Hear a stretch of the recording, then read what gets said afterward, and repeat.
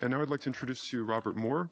He's a professor of psychoanalysis and spirituality at the Chicago Theological Seminary. He's a Jungian psychoanalyst in private practice in Hyde Park. He's the editor and author of numerous books in the field of psychoanalysis and human spirituality, and he lectures widely on his formulation of a Jungian structural psychoanalysis and integrative psychotherapy. Robert Moore. Well, welcome to this workshop this weekend. I want to welcome you on behalf of the entire Jungian community here at the Institute. Those of you who may not be familiar with this Institute and its community, what you're sitting in this building and the programs that you're participating in are the result of enormous teamwork on the part of board of directors, membership, friends of Jung. There has been an enormous burgeoning of cooperation and teamwork in making this possible. Sometime, if you do not know the story of the growth and development of this institute, get someone to tell you about it. It's quite a story. And so I just want to welcome you on behalf of the Chicago Society of Jungian Analysts and the rest of this community. Many of you I see here have been key members of this community for many years, almost as many maybe as I have, which as time goes on seems like a long time. But so welcome to you, and we'll be working on trying to understand some key ideas in both psychoanalysis and the human spiritual experience this weekend. And as I said to you a few moments ago, we will be looking at some ways in which human beings have understood the ideal. We could say God, truth, beauty, on the one hand, and evil on the other. It's very interesting the way in which the ideal and evil have been related in human experience. And so let me just say a little bit about how I propose for us to proceed this weekend. And then I'd like us to introduce ourselves briefly to each other so we'll know who is here and what your interest in Jungian psychology and in this particular topic is, because we will be having an opportunity through the weekend to dialogue with each other about these issues, both in terms of theory and in terms of our experience of them. So let me just say, this morning, what I propose for us to do, which is a very Jungian thing to do, no other psychological tradition would do this, is to look at the pre-modern human experience, the myth, what we would call the mythic dimension, the witness of human folklore and mythology and spiritual experience on these issues that preceded the development of the modern era and preceded the development of psychoanalysis as a discipline. Because the thing that's different between Jung and other approaches to psychology is that Jung always believed that it was essential, not optional, but essential to look at the human mythic experience as you're doing psychology. So it's a Jungian thing that we're going to do first, and that is to try to retrieve some of the old wisdom about these issues of idealization and evil. Then after lunch, we will look at some of the psychoanalytic formulations on this concept of idealization and evil. Why is that something that is of interest to psychoanalysts or persons interested in dynamic or depth psychology? And we will look at a variety of psychoanalytic perspectives on idealization and what it does to humans and how it functions with us. And so we will be working with that material and discussing it, and and trying to get our minds around it and get the ideas into us this afternoon about that.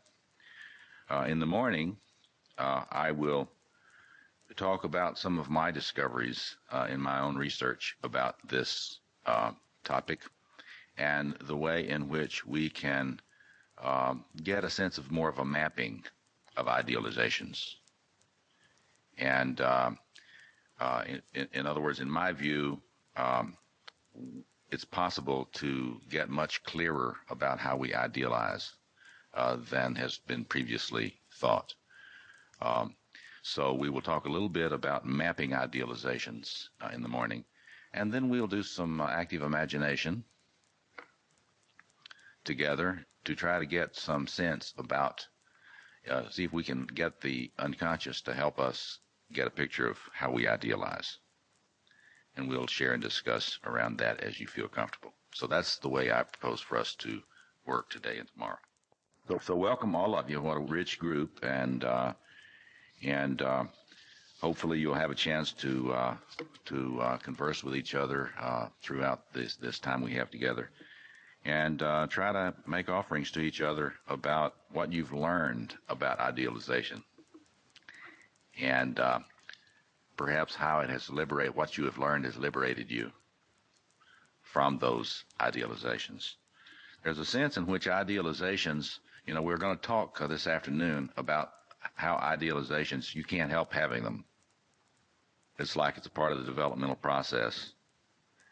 And there are a lot of people that are really in depression and despair because they cannot idealize enough. So we can't say, well, we shouldn't idealize, but the important thing is to try to relate to this idealizing thing in us in an increasingly conscious way. Jung's psychology is a psychology which puts the importance of awakening at the center of the psychology, increasing consciousness. And he really felt that that was how the psyche is liberated from its bondage. So we'll talk about that a lot. Just briefly, my interest in this has been one that's developed over a number of years, and I have been interested in the whole relationship between psychoanalysis and evil for a long, long time.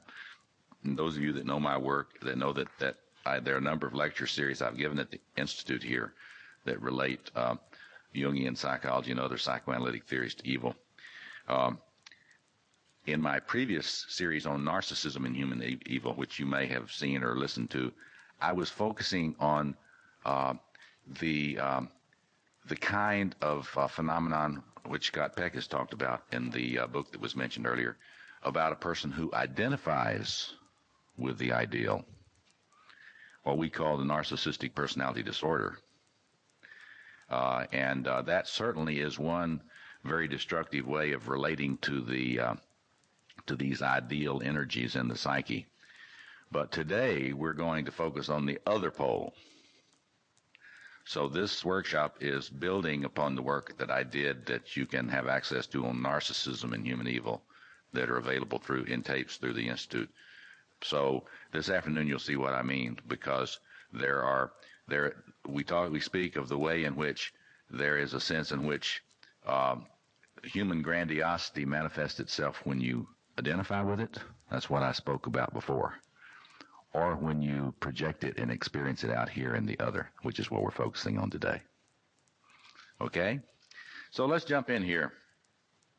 And in the rest of the morning, we'll be talking about some of the pre-modern experience of idealization and evil. And this pre-modern is not so much a chronological concept, really, as it is a way of thinking about different cultures.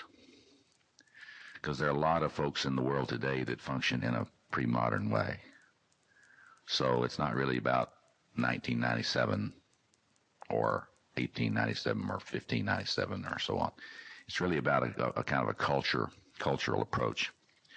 But what I wanted to do is to touch on some of the folks that have looked at these dynamics of the ideal and the human experience of evil, and have studied what used to be called primitive experiences. We don't say that anymore, but but the very ancient, archaic human experiences of the ideal and evil. So I want to go through these. The first is the great French sociologist of religion, Emile Durkheim. And he has a classical book. Have any of you read Elementary Forms of the Religious Life? Okay, now, that book doesn't get read very much now in sociology departments. You know, contemporary sociologists think that they're so much superior to what's gone before. That's often a fallacy. Just because something is older doesn't mean it's not as good.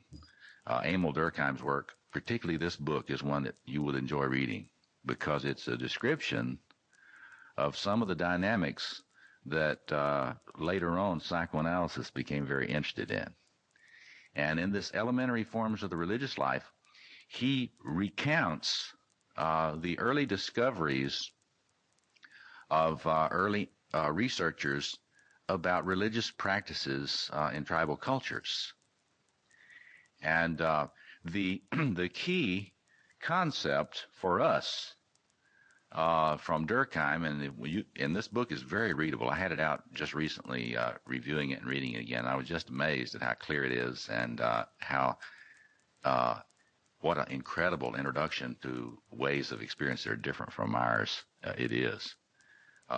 But the totem as center, the totem as center. Quite briefly, these early Western European scholars that were studying tribal cultures were amazed when they discovered the role of the totem.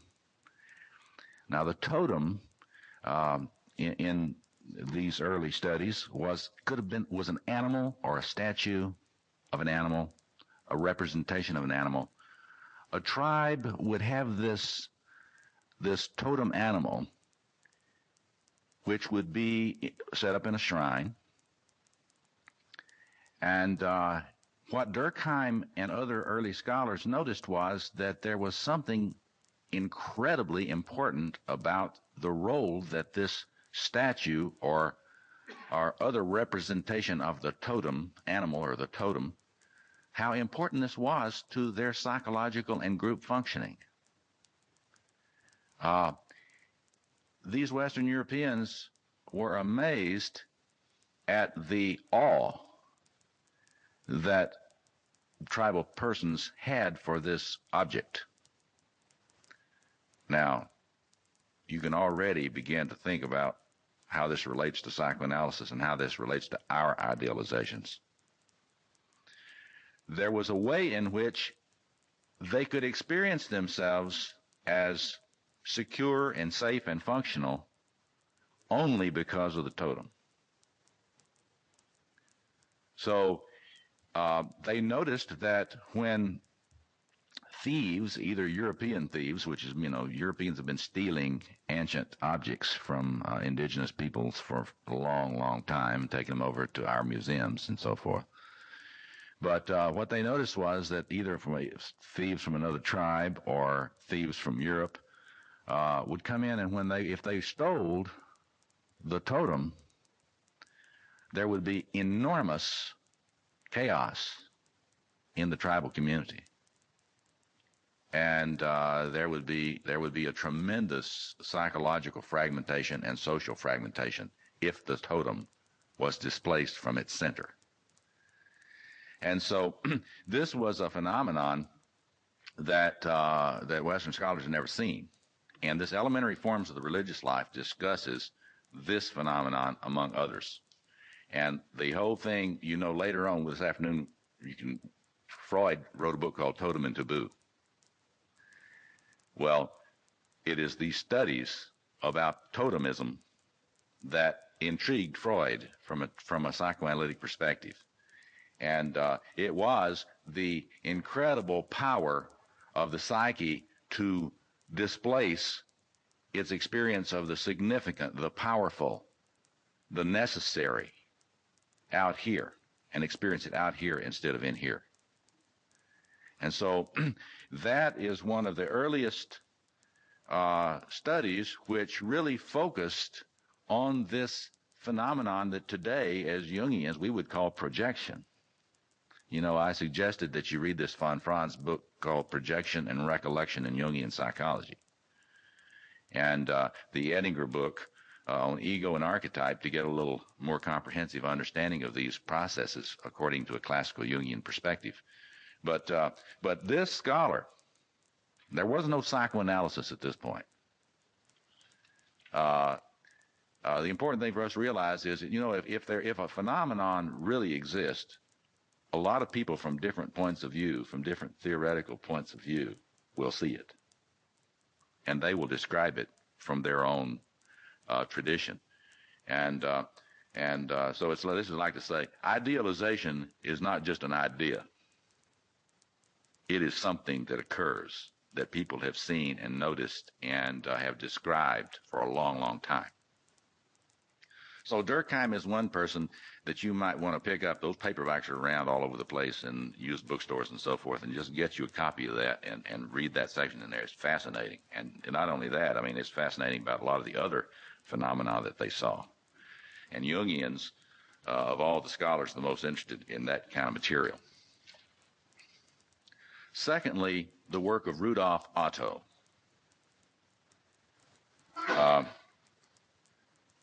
Otto was a German theologian, a Lutheran theologian, but this was in the early era of European colonialism and missions, and he was very interested in the same kind of tribal phenomena that colonialism was exposing Europe to. And he began to be very fascinated about the human experience of the holy. Now that may sound funny, that why wouldn't you just assume a theologian is interested in the human experience of the holy? Well, the truth is that you can write all kinds of books about theology and not have a clue about the experience of the holy, because it's all abstract, rational,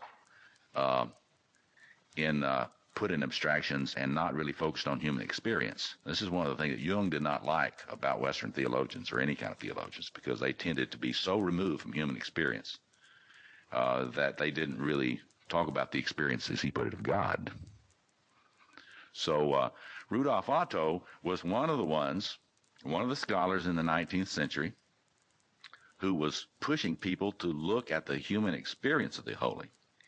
And the key idea there with him is the idea of the ambivalence of the holy. For our purposes, you can read that, the ambivalence of the ideal. The ambivalence of the ideal. Otto said, if you study human experience of the sacred, you will notice that it is never really that simple. It is a combination of what he called mysterium fascinans, the fascinating mystery, and mysterium tremendum, which is the experience of awe and fear. So it's like there are a lot of sentimental Christians and other folks in other traditions that are sort of sentimental and sweet, and they talk a lot about God and a lot about Jesus and so forth. But it's like that country western song, "Me and Jesus got a good thing going." You know, it's sort of, you know, oh, so Jesus, you know, we're buddies. Well, a person that talks like that about sacred things never really had much experience with sacred. That's Otto's point. Because when you experience the sacred, and it's not just some little saccharine idea, you are overwhelmed by it. It's like, you know, that undertow feeling that you get in some beaches, when you are in the presence of the holy, it just pulls your feet out from under you. You don't decide to kneel. You get it? You don't decide to kneel. The power goes out of you, and you experience it. That's what, Islam is about, submission. But what Otto was trying to get at is that when you experience this thing that is so holy that your ego position, we would say, is radically relativized, and you don't feel adequate anymore. When you experience it, you don't feel adequate. It pulls your feet out from under you, and you find yourself compulsively kneeling. You don't. I'm going to kneel now because it's the right thing to do in the service. That is not what Otto was pointing us to.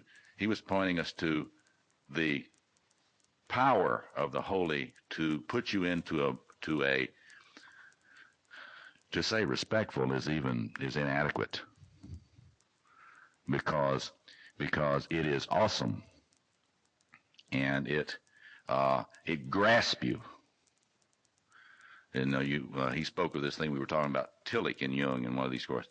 It's Tillich was very, very clear about this because he had studied Otto a lot, and he had studied a lot of these traditional experiences of the sacred, and he knew that when you experience the divine, that it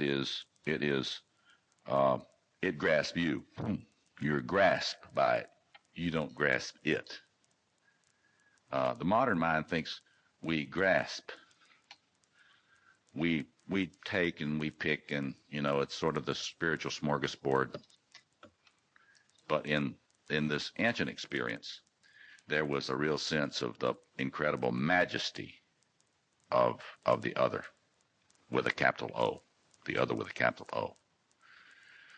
So it wasn't nice. In other words, the experience of the holy or the ideal is when you're experiencing it, it is never something that can be reduced to something nice or something good. See, that's the interesting thing that anticipates psychoanalytic insights. That anticipates our understanding today that if you're idealizing, there's a lot of ugliness close by. In other words, if you're idealizing someone, your hate of them is very close. And your envy is very close. Your envy and hate and rage. So there in Rudolf Otto's work, you get the sort of early intimations of the ambivalence of this experience of the ideal. And of course, the great Eliade's work, the great Mircea Eliade, and I've lectured from time to time on the significance of his work for Jungians. If I had my way, people studying to be Jungian analysts would become very expert in Eliade's work, because he has such a good sense of the grammar of the sacred, the varieties of the experience of the sacred, the role of rocks and the sacred, the moon and the sacred, the sun and the sacred, animals in the sacred, and so on, movement in the sacred. From Eliade's point of view, he was a great historian of religion that taught in Hyde Park, lived right up the street from me for many years. His wife still lives there. He died some years ago. The book you want to look at from him is one called, Otto's book is The Idea of the Holy. That is the title of his book, and you want to look at that. Eliade's books that you want to look at are Patterns in Comparative Religion and The Sacred and the Profane. And in Eliade's work, he talks about the way in which human beings in the old world, and you and I will need to decide, well, now, isn't this going on now in equal ways? But he thought in the older experience of homo religiosus, religious human beings, they would be experiencing a world, a sort of like a desert-like world. And suddenly there would be an epiphany, a hierophany, H-I-E-R-O-P-H-A-N-Y, hierophany, a manifestation of the sacred. In other words, something ideal would glow. Something that he called the sacred would manifest. When the sacred would manifest, there would be an experience of power always. That is, whenever the sacred presents itself in the human experience, it's always experienced as something other than me first. It's experienced out here. And it has power. And we're going to be wanting to think about how the whole psychodynamic of idealization in our lives is when we are idealizing, we experience the power as out there, not in here. So there we see in Eliades' perceptions of the ancient experience of the sacred, the way in which you can be in a world where there appears to be nothing ideal. Read that depression. You know, people that experience a psychological wasteland and who are very feeling despairing and hopeless and cynical. When you're despairing and hopeless and cynical, there's no manifestation of the sacred around. Or we could say it's hard to connect with the ideal. You may be able to see the ideal, but the idea of getting to it is not working for you at the time. Eliade pointed out that for pre-modern human beings, what he called homo religiosus, that not only was it important that you see the manifestation of the sacred, the Star of Bethlehem, you know, the Star of Bethlehem manifest.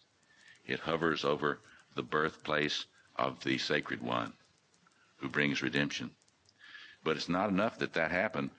If you're a Magi, you got to figure out where it is. Not only do you have to figure out where it is, it's not good enough to figure out where it is. You got to get on your camel and go. And you've got to connect with it in some way. Now, I want you thinking about that psychologically. Because this afternoon, when we talk about Kohut and self-psychology, idealization and merger, we talk about this afternoon. When we feel disempowered, we look for the power and we try to merge with it. If we can. If we can't, we stay depressed and chaotic. But even if we can connect with it and merge with it, it's not always good. It's not always liberating. You follow that? We'll circle back around on that, but that's where we're going. Okay. So I've done a lot of reflection about how if you study Eliades' understandings of mythology and the way human beings relate to the sacred, you can get a lot of sense of the way, as Jung would say later, that the developing human being finds ways to discover and relate to the archetypal self so they can find energy and hope and inspiration and guidance toward wholeness. So Eliade is an important person for you to put on your bookshelf there by your favorite chair. One more. These thinkers in the 19th century were very brilliant people, and some of them began to do things which really anticipate contemporary psychoanalysis on these matters. One of the great scholars of Europe, who was a sort of a philosopher, philosophical theologian in those days, was Ludwig Feuerbach, Feuerbach. And some of you who studied Marxism may recognize his name as someone who Marx learned from when he was talking about religion being the opiate of the people. Well, Marx did get some of his ideas from Feuerbach. And that is to say that and we could say it this way, if you idealize too much, you're going to be in prison. You're going to be a slave. You're going to be oppressed. And what Feuerbach said, he began to think, look at all this discussion of the nature of God and Jesus. And he began to come up as a philosopher with the idea, I wonder if the idea of God is really the way human beings are getting to know themselves. They are really experiencing the essence, he said, the essence of the human in the talk about God and Jesus. And so he began to formulate the idea of trying to understand human aspirations, the aspirations of the human self, by looking at what humans say about God or Christ. Now again, this anticipates this afternoon because, as you know, Jung believed that if you look at the figure of Jesus Christ, you are seeing an image. He doesn't reduce Christ to the self, but he's saying that if you look at the figure of Jesus, you are seeing a representation of the integrated self of a person, an individuated whole person. A friend of mine once wrote a dissertation at the University of Chicago just on the topic, the self and Christ, explicating this part of Jung.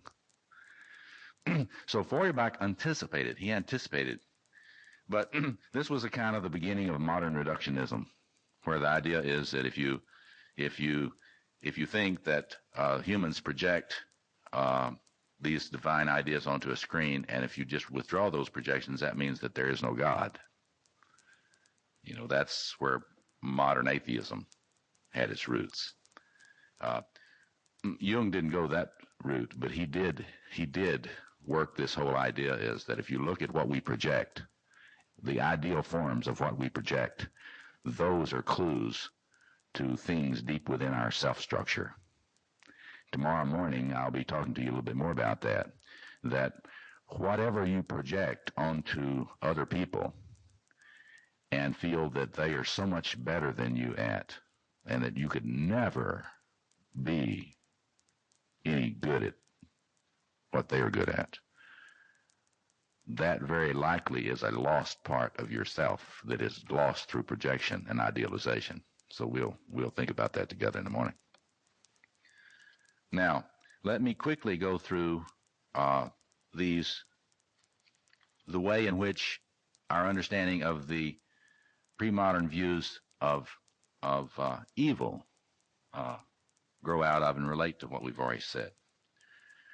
Another reference on understanding the way human beings have experienced evil is the great philosopher who succeeded Tillich at the University of Chicago, Paul Ricoeur, and his book, The Symbolism of Evil.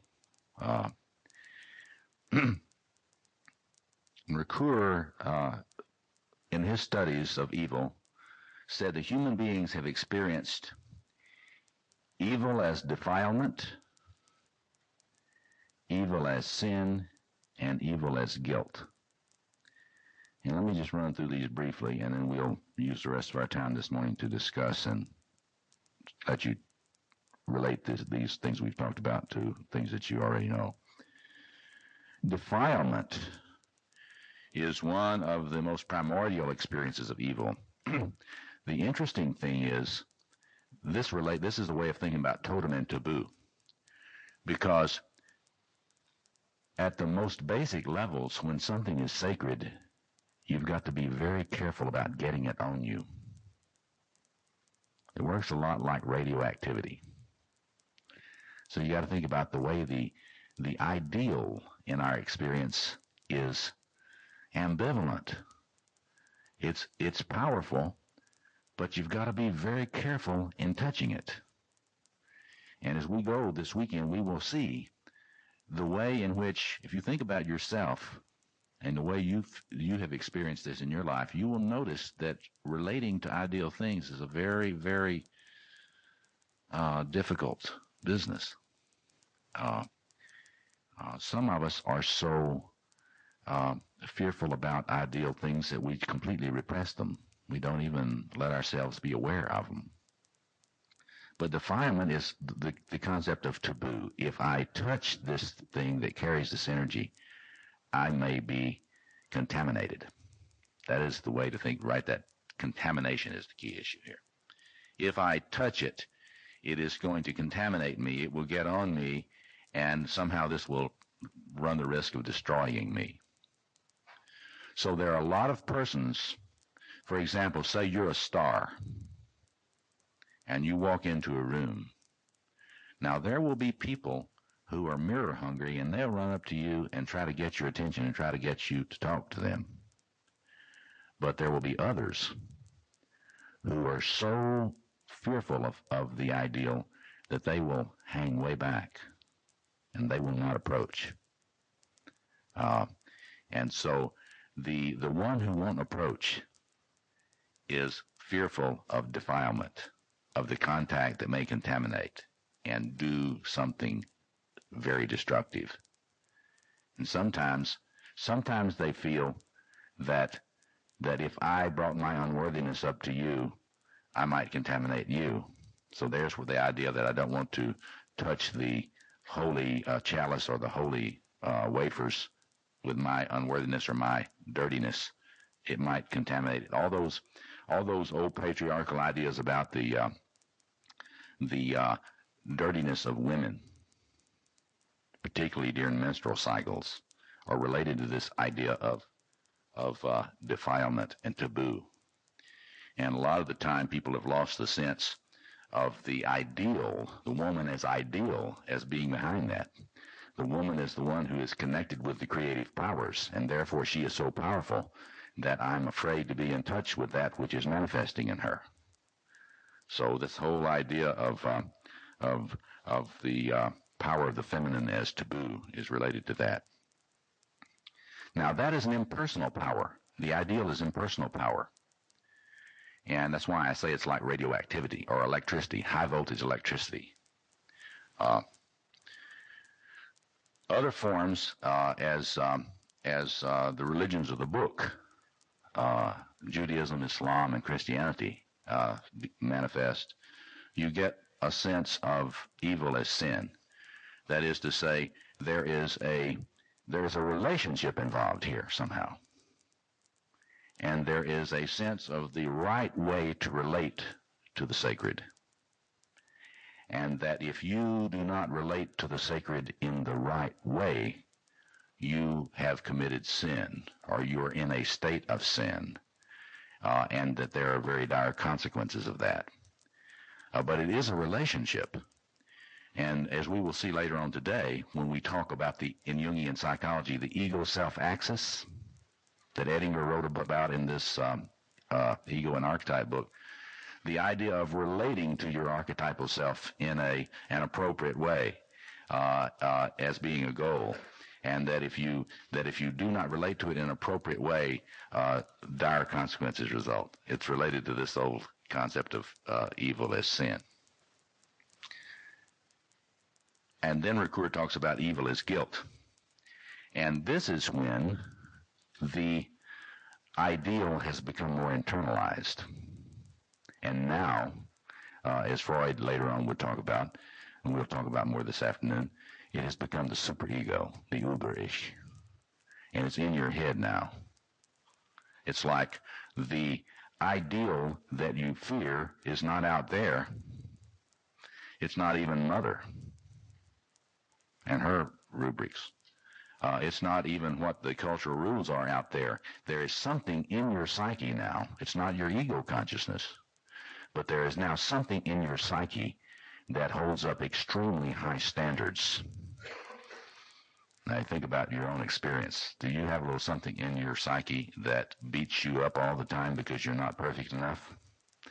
Because this is related to the issue of guilt. One is not measuring up to the demands of a more internalized other, which still remains very ideal and perfectionistic. So you see, first of all, the idealized other is very impersonal and just extremely powerful, but it's not relational in a human sense. Then it becomes more relational, and then it's on the inside. And you've got this idea, the problem of relating to the ideal thing in your psyche.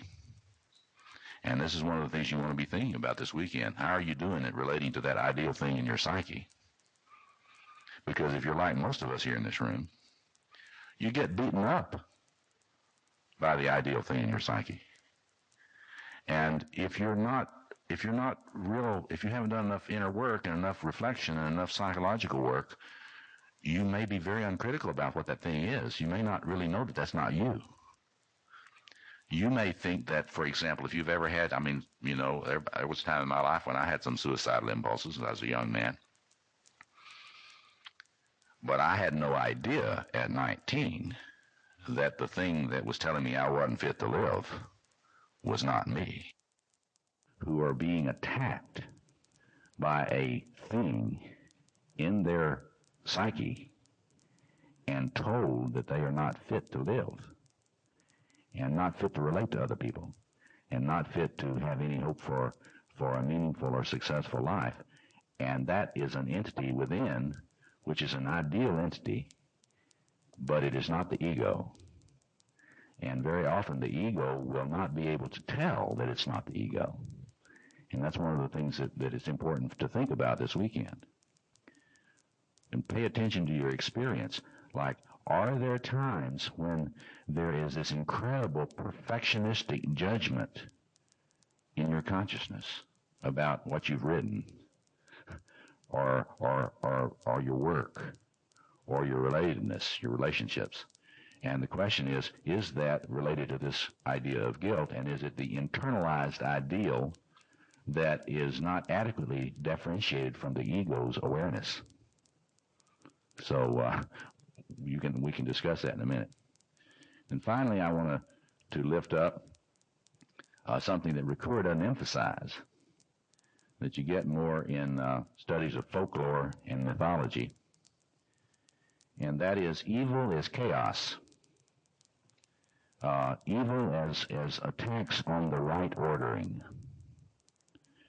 That is a sense that human beings throughout the world have had the mythic idea of cosmos, which means the right order, the way things should be, so that there's a world for humans to live in that's habitable. You know, that whole idea of habitat for humanity, that comes out of a mythic tradition.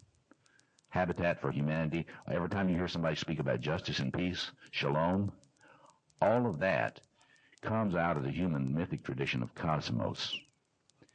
And humans have always known that cosmos is never secure. It's always at risk. There's always something coming in to try to disrupt it. And this is, of course, what Jung was so concerned about, to get us aware that that's not just a superstition. There are forces which seek to bring fragmentation into the psyche.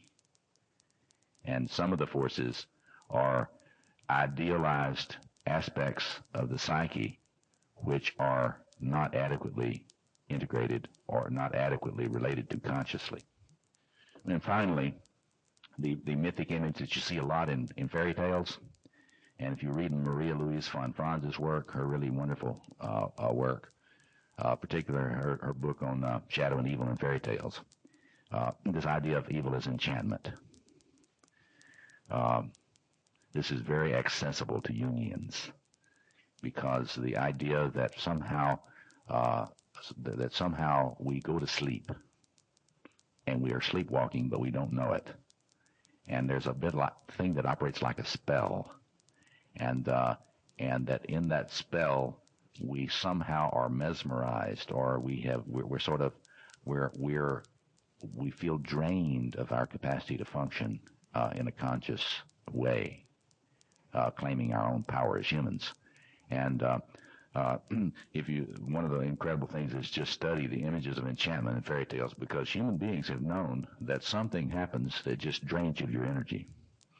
And one of the things I'll be asking you to think about this weekend is pay attention to your experience. And think about the past week and think about the past month. And put your radar on scan mode and ask yourself, when have I felt the energy go out of me? When have I walked into a room and felt somehow weaker or dumber or less capable of taking initiative? because in these old traditions they would say there's some kind of enchantment there going on. And as we will see, looking at this stuff psychoanalytically, there's very likely an idealization occurring. So you have to ask, well, who was I with when that happened? And that'll give you a little idea about who's probably getting idealized. In the business world, this happens all the time. I work with quite a number of CEOs from around the country, and even a CEO of a major corporation has a tremendous struggle with having their energy go away. And one of the things I work with them on is trying to keep those idealizing projections from popping out here, there, on competitors, on staff members, and so on. So this is something that happens a lot in the business world. It's not just in something you would think of as a religious world.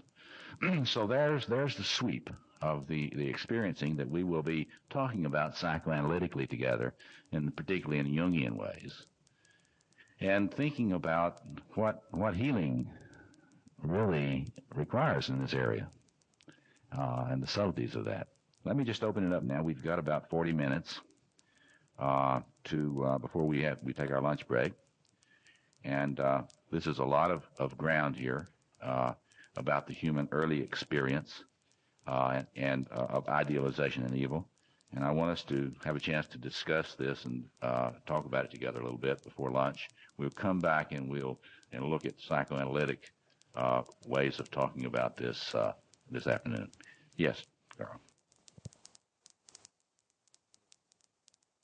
Here a participant offers the thought that this idealization is very necessary for us at one stage in our life, when we need to idealize. He asked Mr. Moore to go into this further because he can remember experiences when he was young, the YMCA and other places, that were very necessary idealizations. Yes.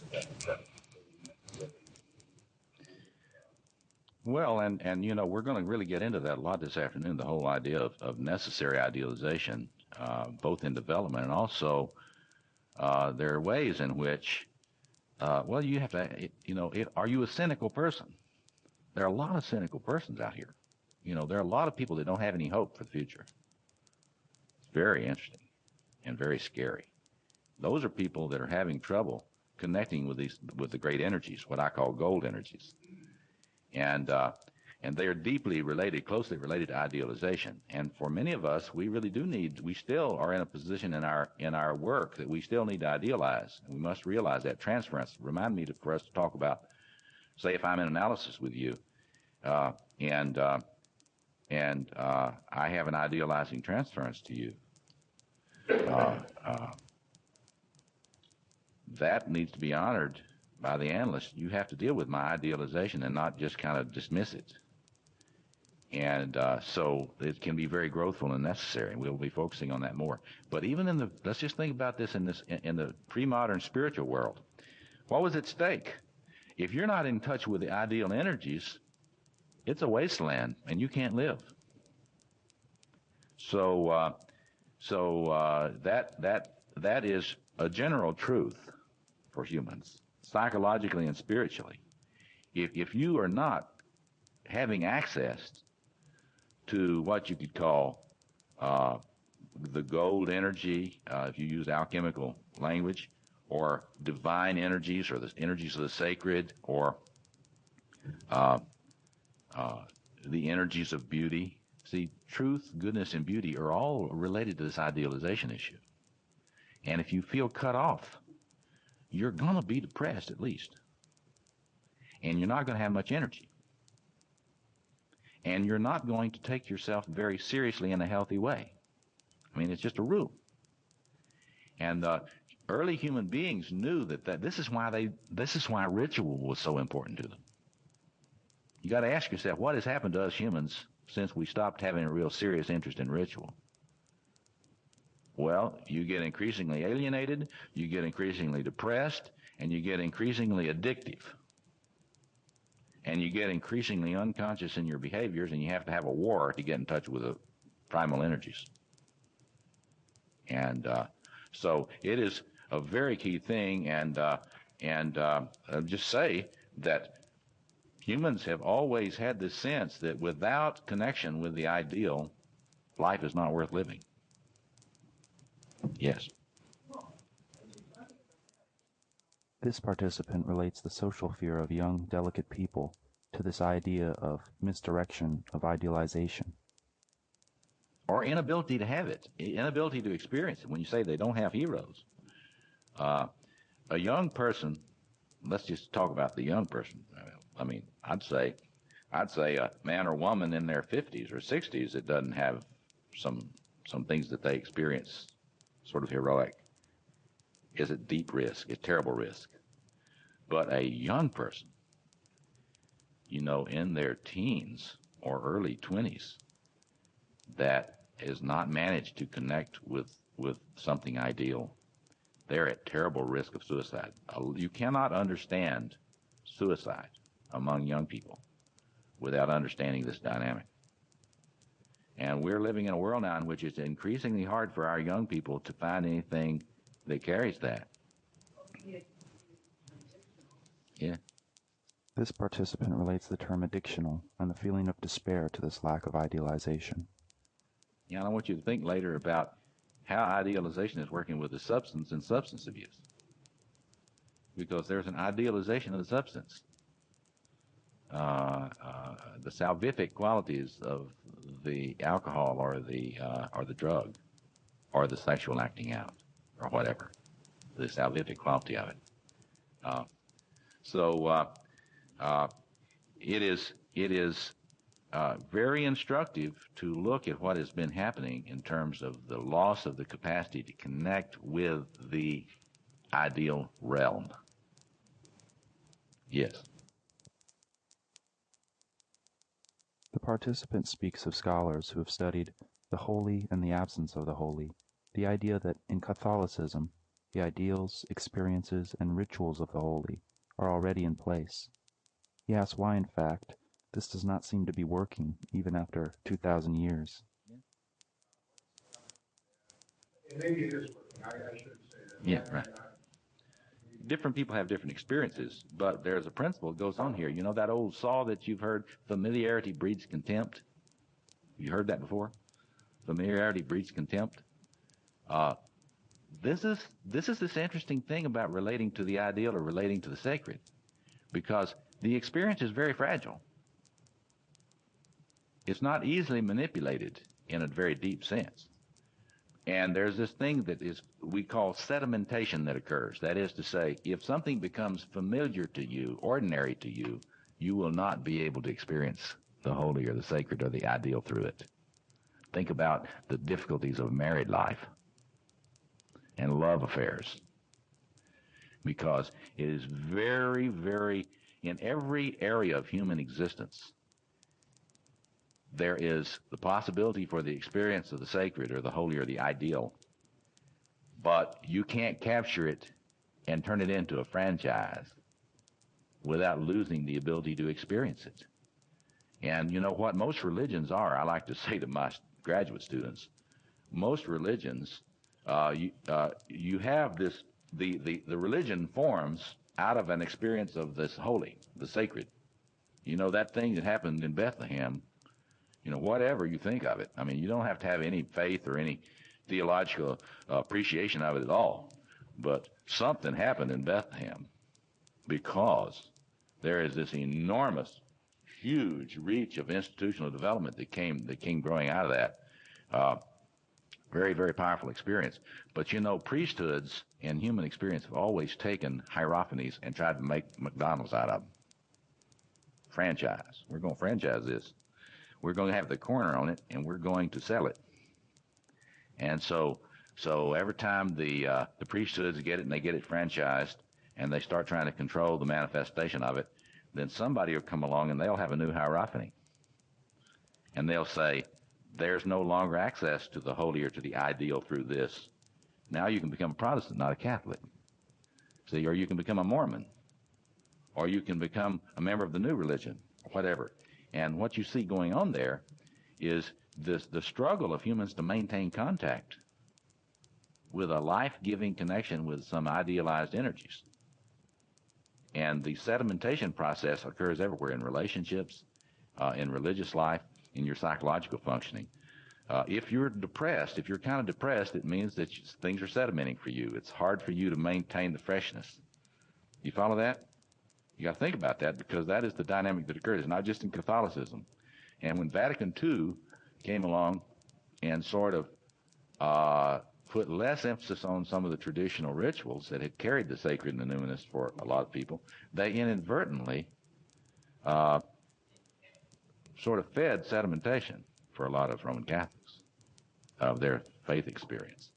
So even Vatican II is many things that happened that people consider positive about that. Those of you who don't know about that, was a conference, a council that changed practices in the Catholic Church. But it was ambivalent too. Because if something becomes too familiar, like me and Jesus got a good thing going, you know, no high church liturgy, only the guitars and buddy-buddy, then sometimes it can risk a loss of the sense of the presence of that great energy that one needs. Other comments or questions? Yes, go ahead. This participant relates that he often feels that guilt or idealizing something terrible. He asks Mr. Moore to explain the connection between guilt and narcissism. Yes, yes. Yes. Yes. This afternoon when we get into Kohut, we'll spend a good little time with Kohut in his version of self-psychology. It's helpful to know about Kohut's work to understand the implications of Jung a lot, because he works with the way this grandiosity, this great energy, and there's this, we'll see this afternoon, there is this thing in us called, by the Kohutians, the grandiose exhibitionistic self organization. It's not you. It's not the person that's looking at me, but it's something in there that is extremely powerful and it's kind of godlike. Thinks it's God. It thinks it's God. And as we'll see this afternoon, that's what Freud was sensing when he talked about the superego. He didn't know it. And if, you know, Jungians sometimes, when they first study Jung, they think the archetypal self is nice or good, but it's not. It's extremely powerful and high voltage, and it'll fry you up if you get too close to it. So this afternoon we'll go into that a lot. It's just to say that you're right to make a connection between that guilt and the narcissism, and the tie is the way the grandiose self in us operates, and we can say that's the image of God, and of course that's right. And this is the important thing for us to realize, that there really is something in the psyche that is not an idea, it's a thing that's in your psyche, and it's not you, it's not your true self, but it thinks it's God. And the dangerous thing is when it starts to convince you that you and it are supposed to be the same thing. And when it can get you to think that you're supposed to be the same thing, it is very, very guilt-inducing. And every time you are not perfect in any way, you feel like you should not live, because that thing feels like you should not live. In other words, there's a very unfriendly, demanding thing in our psyches. And when it is experienced primarily on the inside, it is still a problem. But what we're talking about mostly this weekend is about when it's experienced out there in projected form. But it's really related. When I gave those lectures on narcissism and human evil, I was focusing more on identifying with it. And that's very dangerous. But it's equally dangerous to put it on somebody else, or on a business, or on a boss, or on a house, or on a car, or on whatever, art, you know. It's extremely different. Yeah, Payne. This question is inaudible. You mean missionaries, and when missionaries and folks came in, they would deface the old idols and yeah. that's a very sophisticated question, see, and it covers a lot of territory. You raise the question of the human experience of idolatry, the whole thinking about idolatry, which of course has been thinking that someone was putting an idealization on something that wasn't truly divine. That is what the Judeo-Christian and Muslim feeling about other people's mythic images has been. And so you can see why, for example, Muslims, they won't even allow any kind of representation of the sacred in any kind of animal form or human form. And they feel it's a misplacing of the idealization, see. And so that is related. But you said something else that was very important, and that is the intuition you had that in the totem, the totem as center experience, that the people intuited somehow that they needed to keep that energy out here. And what you were suggesting is there was something probably good about that. It's not all bad. And right, we're about to destroy the world now. We moderns. It's extremely difficult for us moderns to have any real divesting of the ego of its claim to be God. It's hard for moderns. We keep trying. We put it on our husbands or our wives or our girlfriends or our boyfriends or our, whatever, jewelry or whatever. But we're not doing very well ritually with this. I mean, if you idealize your spouse, that's not going to last long. Especially when you start to grow, because then you're going to bring that to an end, one way or the other. And if you idealize a boss too much, you're not going to function well, and that's going to end, and so on. So you're really right to say that they had some intuition about this. And we will see this afternoon, Edinger's writing about it, the importance of forming the ego archetypal self axis, where the ego doesn't think it is the archetypal self. So in other words, the importance of getting that thing where you can relate to it and not identify with it. And so you can see that all those so-called primitive people, my shaman friends from these indigenous tribes say to me, tell me again, how is it that modern culture is superior to us? Tell me again, explain it to me. You're destroying the world. With your greed and your eating, you're eating the world. And tell me again how Europeans are superior. We always thought you were so superior. Tell me again how that is. And what are you going to say to that? What happens when you identify with the great self or the archetypal self or the grandiose self is you have unlimited appetites. You can't have enough money. You can't have enough sex. You can't have enough booze or drugs. You can't have enough land. You can't cut down enough trees. You can't take out enough fish out of the oceans. And you have what the story of the cannibal king used to represent. I mean, you've got the person that is eating the world instead of serving it. And so that's a really excellent point, Pam. And we'll be working our way through that. The importance of not swallowing this thing, taking the totem out here and then swallowing it. That's a mistake. Yes. Okay. Go ahead. This participant brings up a sports department research group that was trying to divide sports heroes of people in different age groups. The heroes identified by people in their 30s, 40s, and 50s were fairly predictable, but the people in their 20s had no heroes. At first, the research group was appalled, but realized that all the heroes mentioned in other eras were celebrities made by the media. The group assumed that these created celebrities did not have the same longevity for the people in their 20s.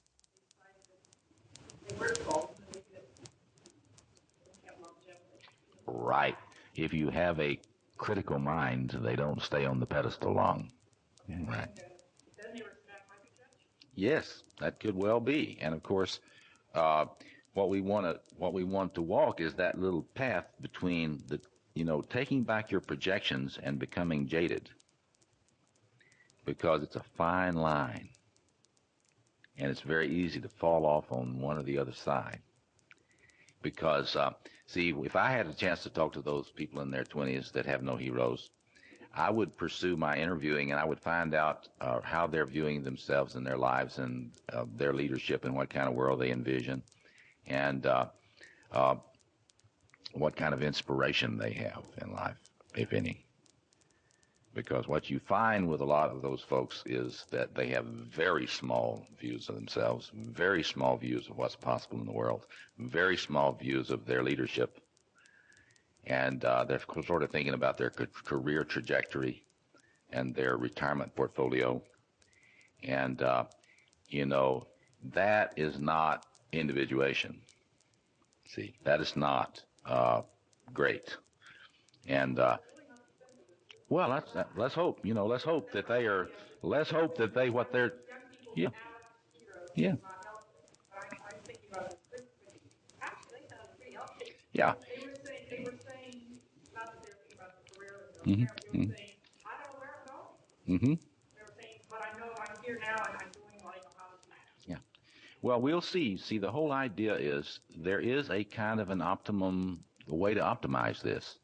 And the optimizing is when you can really be able to see through your projections without disconnecting yourself from the inspiration of the transcendent energies or the ideal energies. Yeah, see, it's you really have to look at yourself or any other person you're trying to understand. And how inspired is this person? How enthusiastic are they about themselves? One of the things I always pay attention to. I mean, I immediately notice how enthusiastic someone is about themselves and their life. And to the extent that they're not, they have cut themselves off from this potential, the inspiration of the ideal energies of the archetypal self. And now, if I got very hopeful about what's happening with those people, I would say, okay, so they are moving into what the great mystic Joachim of Fior called the age of the spirit. They're not going to project on the Father anymore. They're not even going to project it all on the Son anymore. But now they are beginning to experience their own inspiration from within, what they call the age of the spirit. I mean, that's that's possible as people become more conscious, if they do, and as they form the ego self axis, as Edinger talks about, you can be free of your imprisoning projections, relatively speaking, and you can still be inspired and actually much more empowered because you're not giving your power away. So I do believe that is possible, and I do believe that's really where I stand. That is what we need to aim for. We really need to aim for claiming your own, as Jung would put it, your own golden flower needs to bloom. And any leader in any area of human life needs to understand that a leader worthy of the name is someone that tries to get the golden flowers to bloom. Or as that image from Mayan culture, instead of one sacred king that soaks up all the projections of the people and disempowers them, which is the psychodynamics of tyranny. We'll talk about that tomorrow too. Real inspired democracy would be a forest of kings and queens, as the Mayan image. A forest, what you want is a forest of kings and queens, people that have really developed and taken their responsibility for the world.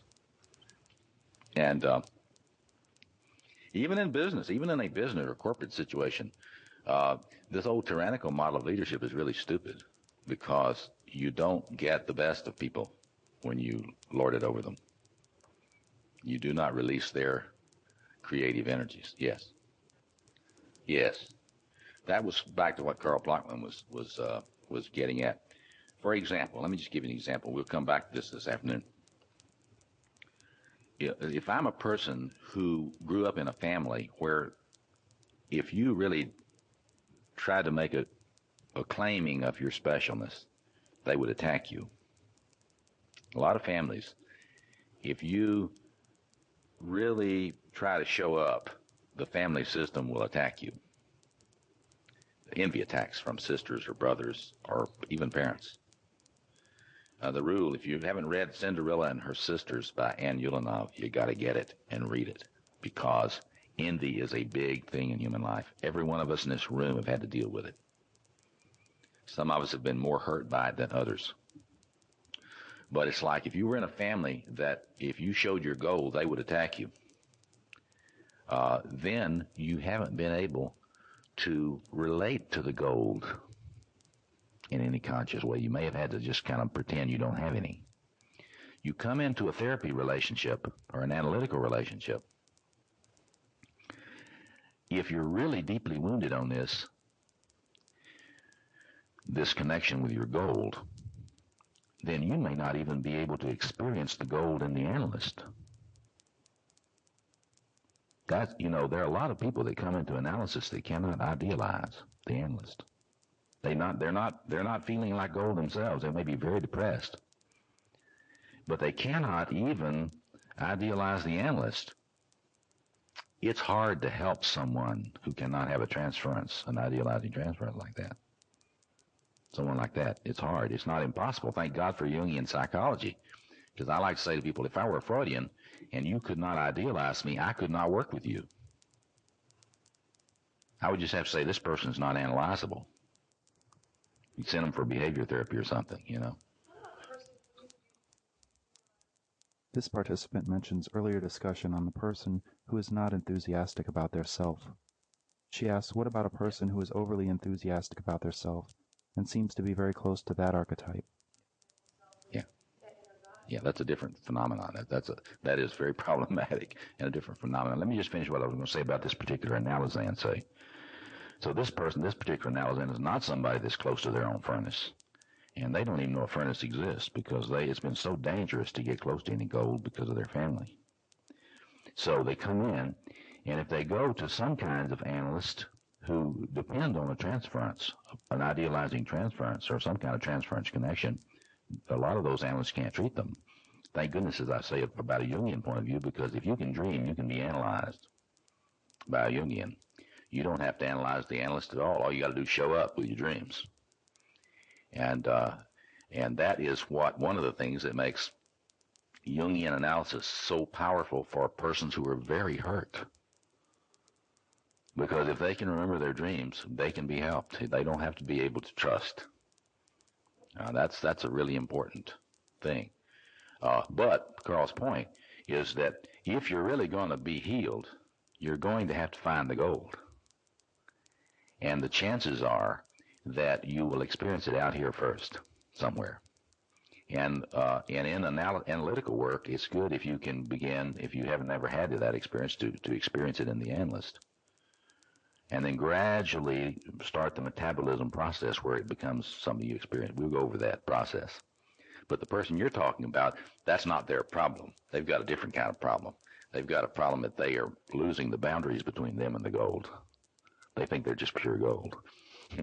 And basically, we should just worship that person.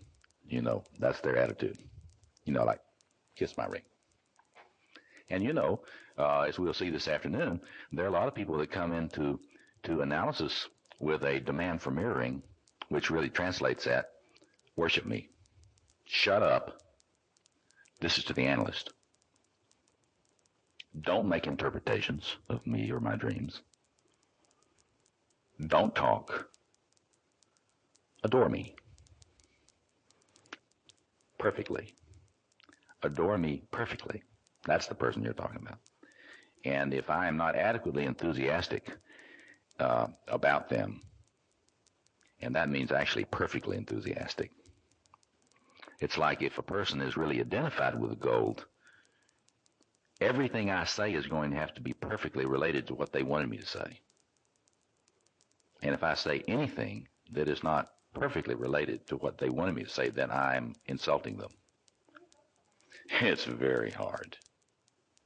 It's very hard. The chances are not good they'll stay in analysis because they're so easily wounded. But it helps a lot if you are friends with your gold. if you're a therapist and you're really friendly with your own gold, so that it doesn't threaten you for somebody else to have some, it's better. It's easier for you to help that person. Like I work with a lot of folks that are very close to the gold, and I enjoy it. But early in my life, I enjoyed it for the wrong reasons, because I wasn't so close to my gold. I was idealizing them. But as I've gotten older, hopefully I've gotten more friendly with my own gold, and so I can let them have theirs without disempowering myself. But that's a very excellent point. Other comments or questions? We got about 2 minutes, 3 minutes. What time is it 3 of? Okay, well, we got about 5 minutes then. Other questions or reflections about any of this before we take our lunch break? This participant asks if cynicism is the fear of gold, the need to stay away from it. Fear. Need to stay away from it. Cut it off.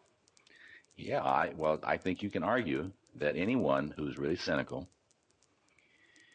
is having real difficulty in allowing there to be any gold around.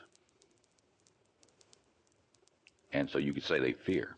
And you say, well, why is it that the gold is so negative for them that they have to completely stay away from it?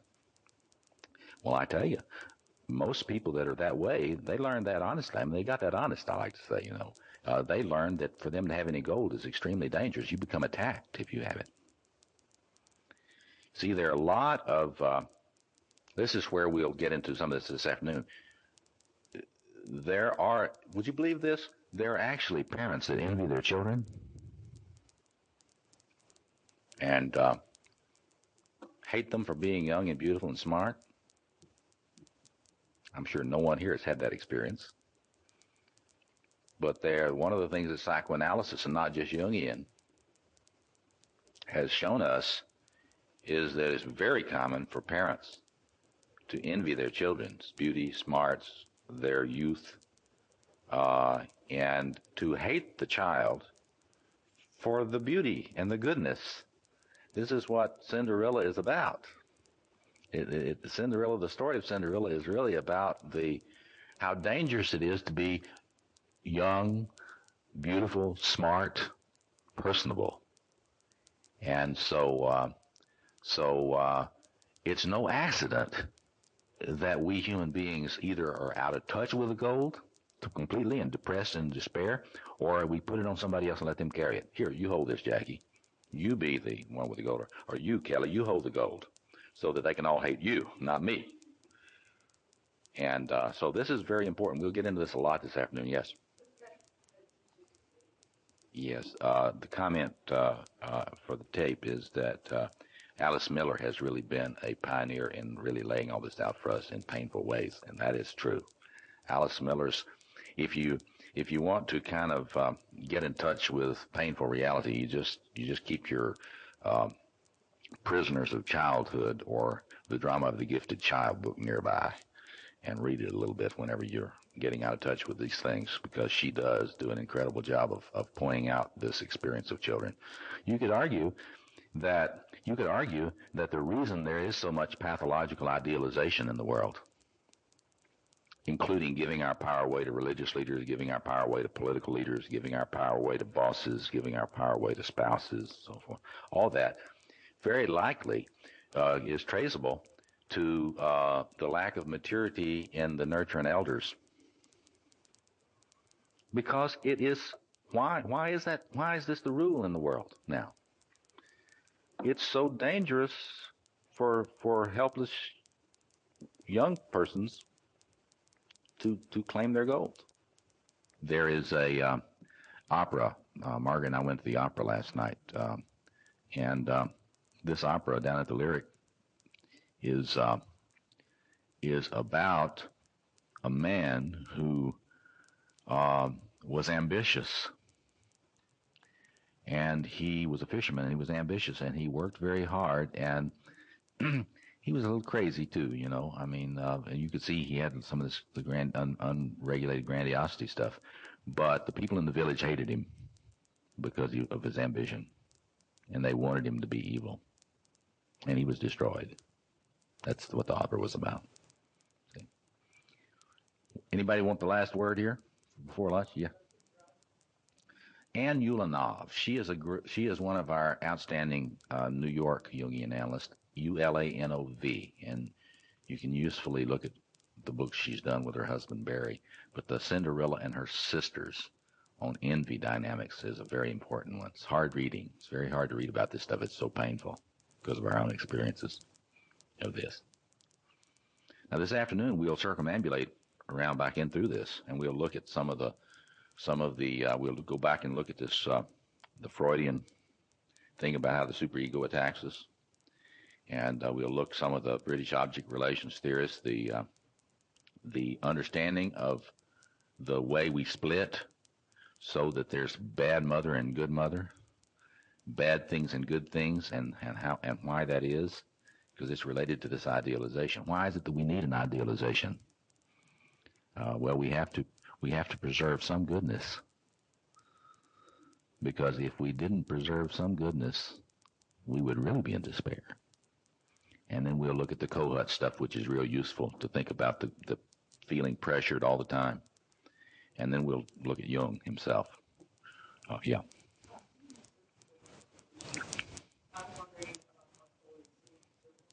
Yes, I think that would be a good idea if we can rearrange the chairs, and some of you can help me figure out how we can best do that when we come back.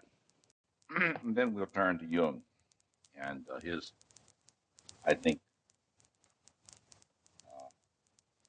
very important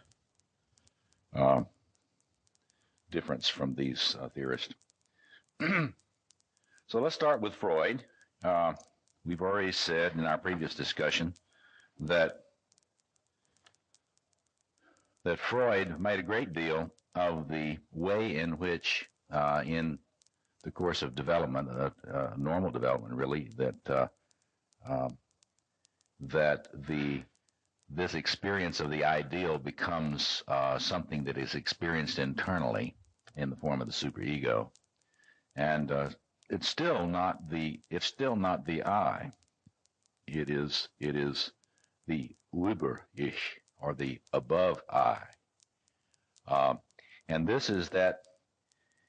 This was Freud's clinical. This was based on clinical observations of the way in which people constantly are driven by perfectionism, and it was his sense. He really thought this resulted from the internalization of prohibitions from the outside.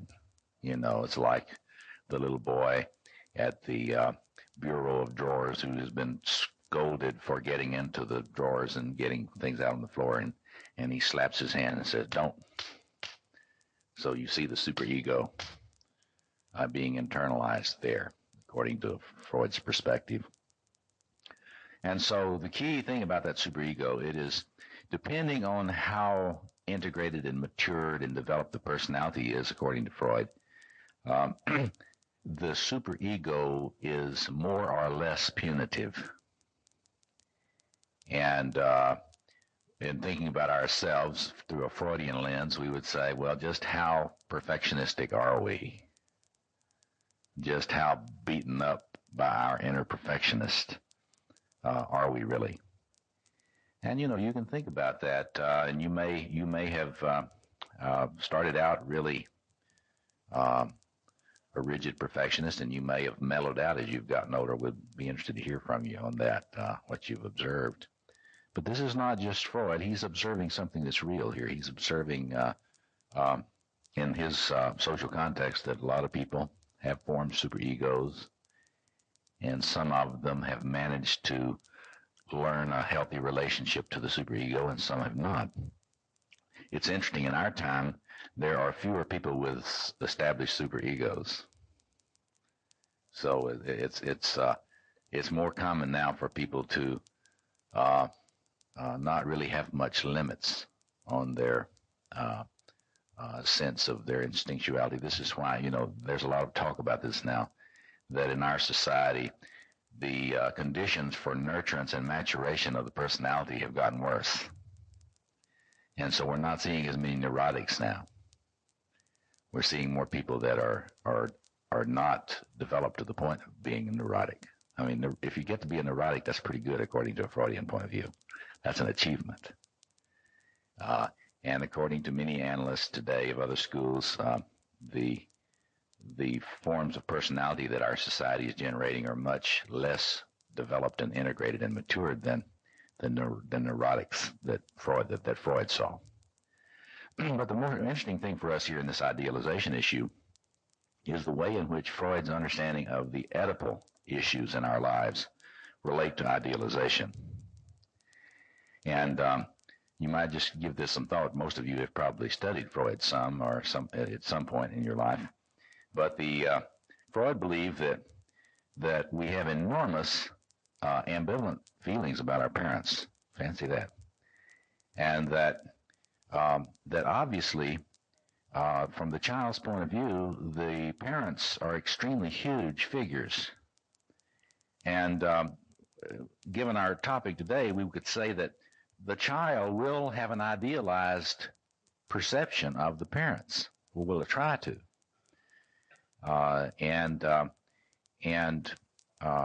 You will the boy will look at the father, and provided that the father is good enough, as some of the psychoanalysts have said, he will be seen as just a huge, immense paternal figure. And then as the boy matures, the father slowly comes down off the pedestal and becomes human. That sounds simple, but it doesn't work so well, because most of us have very ambivalent feelings about our parents, and it has to do with this dialectic between being idealized and on the parental pedestal, and then brought down slowly to human size so that we can see them as flawed human beings like us. And if you don't think about this much or work with people very much, you would think that would be something that's easily resolved. But in fact, most men and women have ongoing idealizations of their parents or parental figures that are not resolved. And when you have an unresolved parental idealization, there's always this pervasive feeling of disappointment in the parent. And why is that? Well, because the child's longings are for a much more adequate being than the parent typically is. And so when you hear a Freudian talking about Oedipal conflicts, the Oedipus complex, that's, I'm not a Freudian analyst, but I see a lot of Oedipal issues in people, and a lot of unresolved Oedipus complexes, where the daughter or the son has not managed to get the parental image off of the pedestal and make a differentiation between the idealized image of the parent and the human being as parent. So you can see in this material. This is all the Freudian tradition here on the left, and they keep on working in this area of the longing for the idealizable parent, and the disappointment in the parent, the disappointment in the mother by both son and daughter, and disappointment in the father. We don't talk about it a lot, but I was thinking about this in my own life recently, about how traumatic it was for me when I had to de-idealize my mother. And I had to face that she was not what I had thought, what I had made her to be in my mind through my projections. And it was when when I was about 19, I managed to keep her pretty idealized until I was about 19, and then she expressed some views that I could not believe that she held. It just didn't fit my parental idealization. So it was a shock for me at that time. When we call that traumatic de-idealization, when you see through your idealization of your parent, if you were able to form one.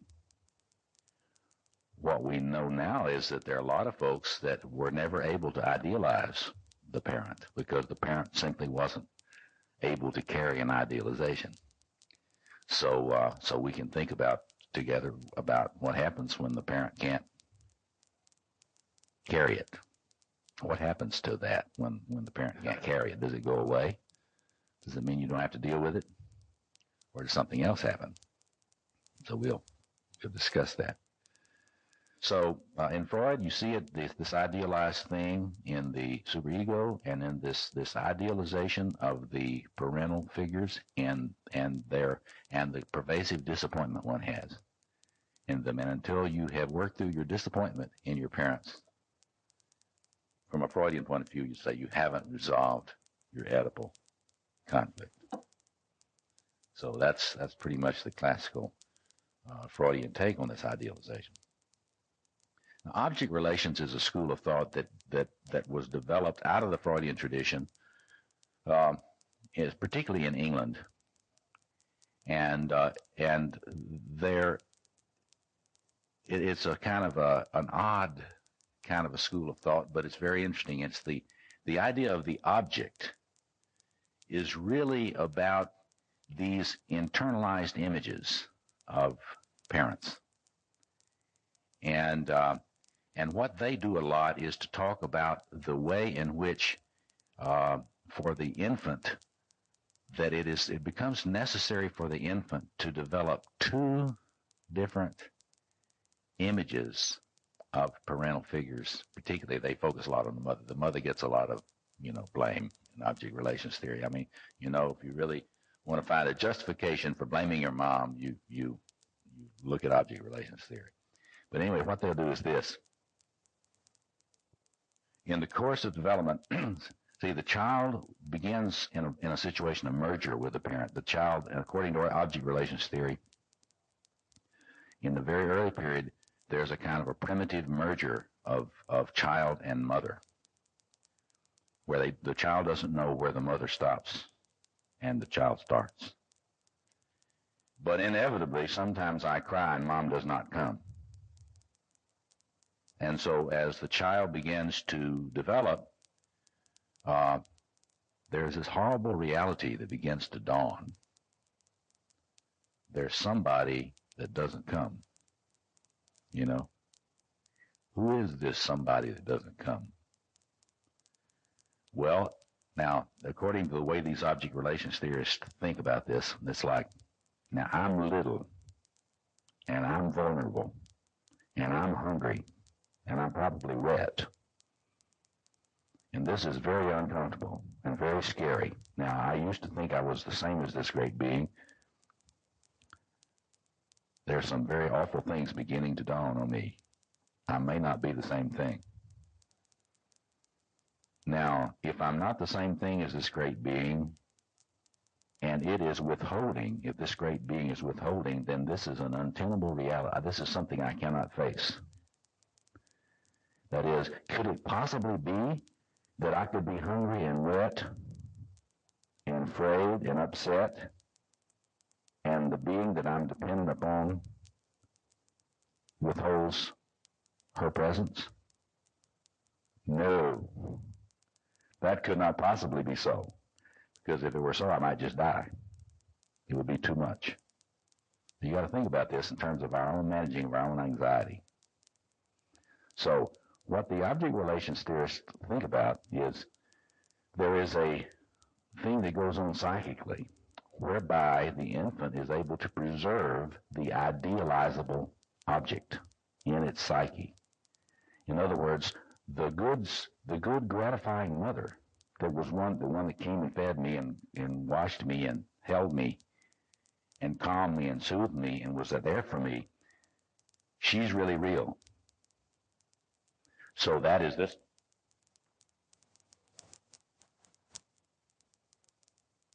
And she really exists. Now, I have these experiences that I have to account for. And they are being upset and wet and cold, and they don't come. So there's somebody else that is very frustrating and withholding, and it's a different being. See, it's not the same being. It's a different being, and it's the bad mom, the bad object, the bad mom, the bad breast. And I must keep these separated. Why? You tell me why. Why do I need to keep them separated? If I'm the infant, just tell me, use your logic and figure this out. Why must they be kept separate? Oh, yeah, in order for me to survive, I need to keep them separate. Now, explain that to me, though.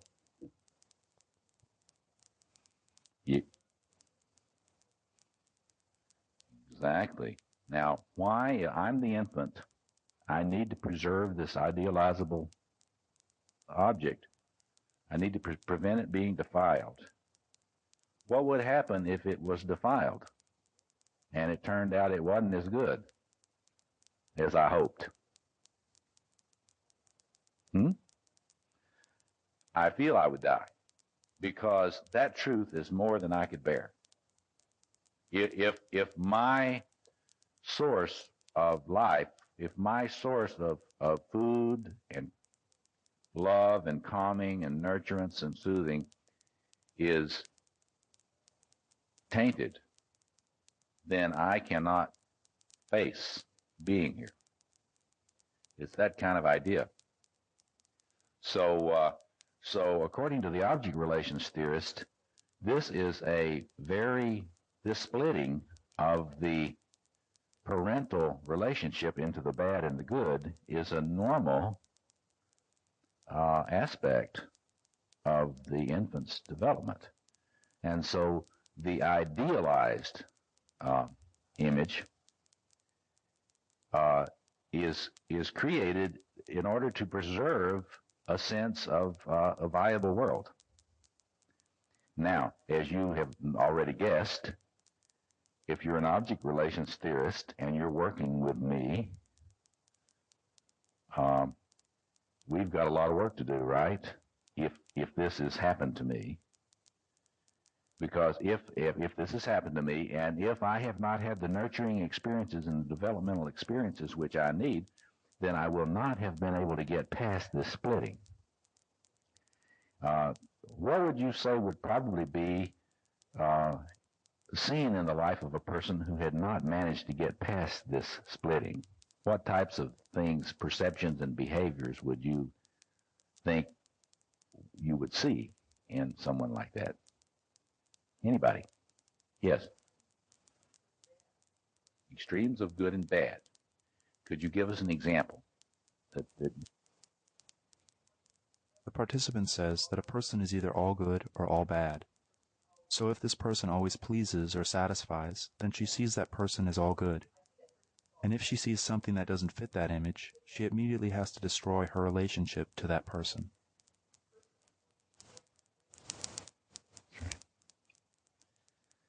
It makes for a constant scanning to test and see if the person that you're relating to is in this side or in this side.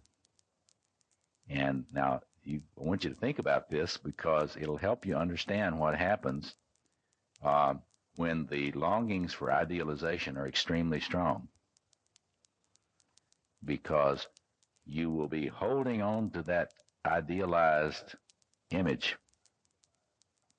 And when I meet you, if you hold your face just right, I may be able to put it on you.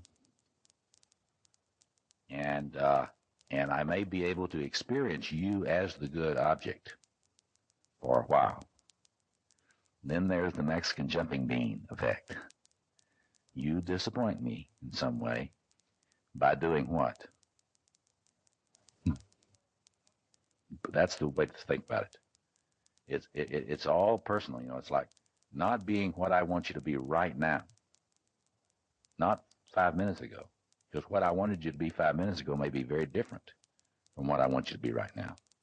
So it's a demand that you be perfectly attuned, we'll get to attunement in a minute, with what I need right now. And if you're not, then it's just not a small disappointment. There is a huge shift in my perception of you. And suddenly you go from being the moon maiden of all my desires to being the incredible bitch figure of all time. I mean, it just shifts completely. And as you can see from an object relations point of view, you can imagine the goal is to help the person begin to have, this is the fancy word for this, object constancy.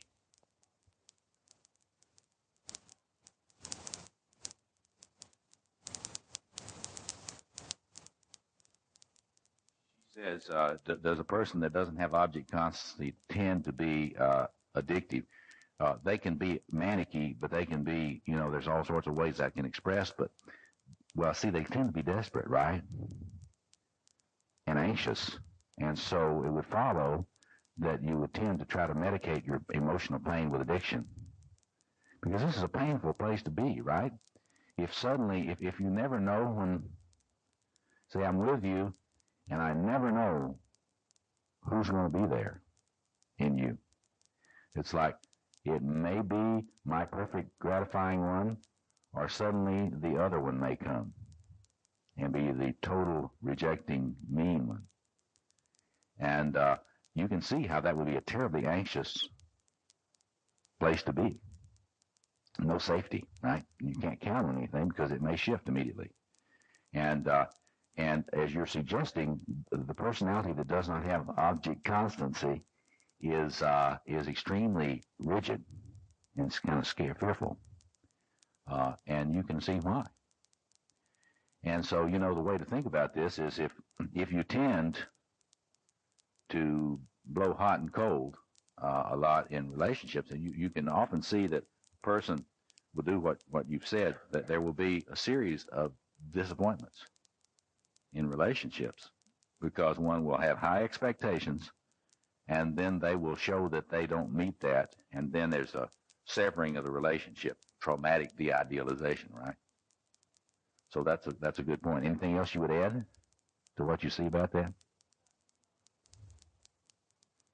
So the object relations theorists work on this thing, and the idea of the ideal is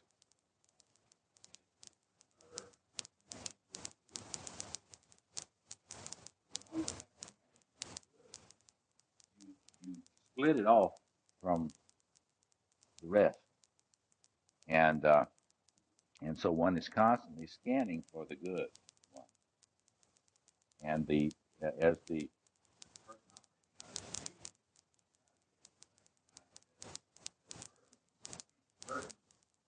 gratifying are also going to be persons who are disappointed. And you can see how that relates to Freud's idea about the parents, that the parent is not going to be as ideal as the child needs him to be. And you can see how this point of view relates to Freud's earlier point of view, that as you mature, you've got to be able to accept less perfect. And as we've been talking today already, you've got to be able to accept less perfect without going into real terrible depression and chaos. And that's harder, right? Because if you have not been able to do a lot of work on one's own individuation, then when less than perfect comes, you go right into the dark night of the soul. And so you go right from the hope of perfect fulfillment into despair. Yeah. At this point, Mr. Moore walks out of microphone range to illustrate his dialogue.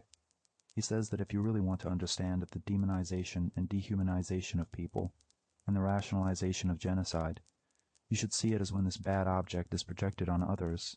They're not humans, they're demons, so it's okay to beat them up. A participant asks how this idea acts within a family and results in the splitting of relationships.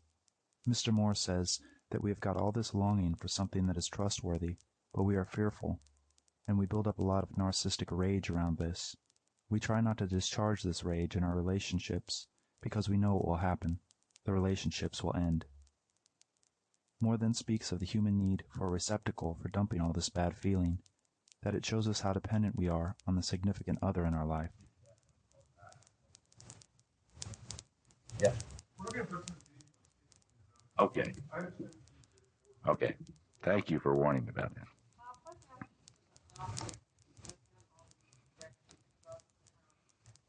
Did you hear that? What happens to the object that has all these things thrust upon them? Well, you are a receptacle for other people's stuff.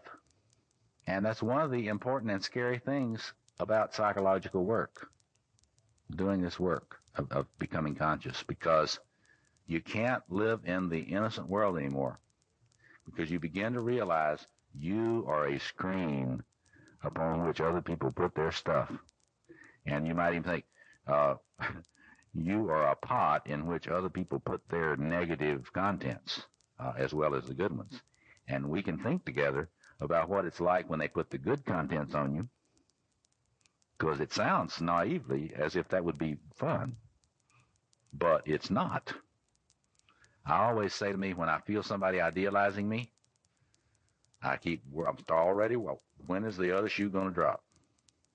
Because when they put you on the pedestal, they're going to shoot you down. It's just a rule. So, let's think about, let's just play with that a minute. Say you're the receptacle of someone's toxic projections of the bad breast. Give me an example of that from one of your friends' experience, of course. What's it like to be the recipient of someone's toxic projection? What does that feel like? Somebody give us an example.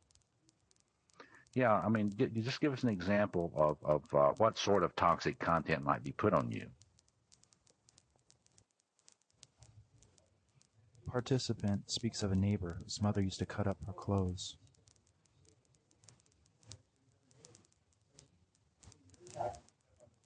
Ooh. She would cut up the daughter's clothes. Now that's pretty clear example of a parental projection on the child. And of course, she says that it's crazy making. Absolutely. But the interesting thing about it is, you study this material, the interesting and scary thing is you can't protect yourself from it. It's like, if you're not doing this, you think you can, I mean, if you're not really working deeply in this stuff, you think that it won't affect me. I'm going to become psychologically enlightened, and it's not going to affect me when people project on me. Well, you can become conscious and you can be aware when it's happening, but you cannot keep it from getting through. It comes through. And this is where we have the concept that comes out of object relations called projective identification. That is, a person can put a content into you. For example, say someone has got a lot of rage because of their experience of the bad object. They come in and they look at you and they see you as someone who is hating them. Now, you may not know them from anybody, but they are they can relate to you in such a way that pretty soon you will be experiencing the hate. You'll be experiencing hate toward them. And the object relations theorists talk about that as that they have put this content into you. It's not that simple, but it is quite clear that when you're the recipient of a projection, it has an effect on you. And the only thing we can do in terms of our psychological work, our inner work, is to get to where we're aware when somebody is putting a psychic demand on us, whether it's good or bad.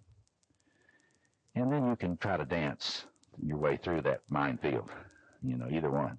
But that's the bad news, about psychic reality. The world, as Jung, this is Jung, we'll get to Jung in a little bit, but the world is this incredible geography of projection. Do what? Oh, yes. There's all this projection flying around. I mean, just flying, zing, zing. And so our challenge is to just stay as awake as possible and try not to identify with the projection, at least to slow down and not identify with the projections as fast as we used to. Yeah, Ken. This participant says that another aspect is that you can't really negotiate with it because, through the objective source projection, if you respond with aggression, then they stay awake at night trying to retaliate.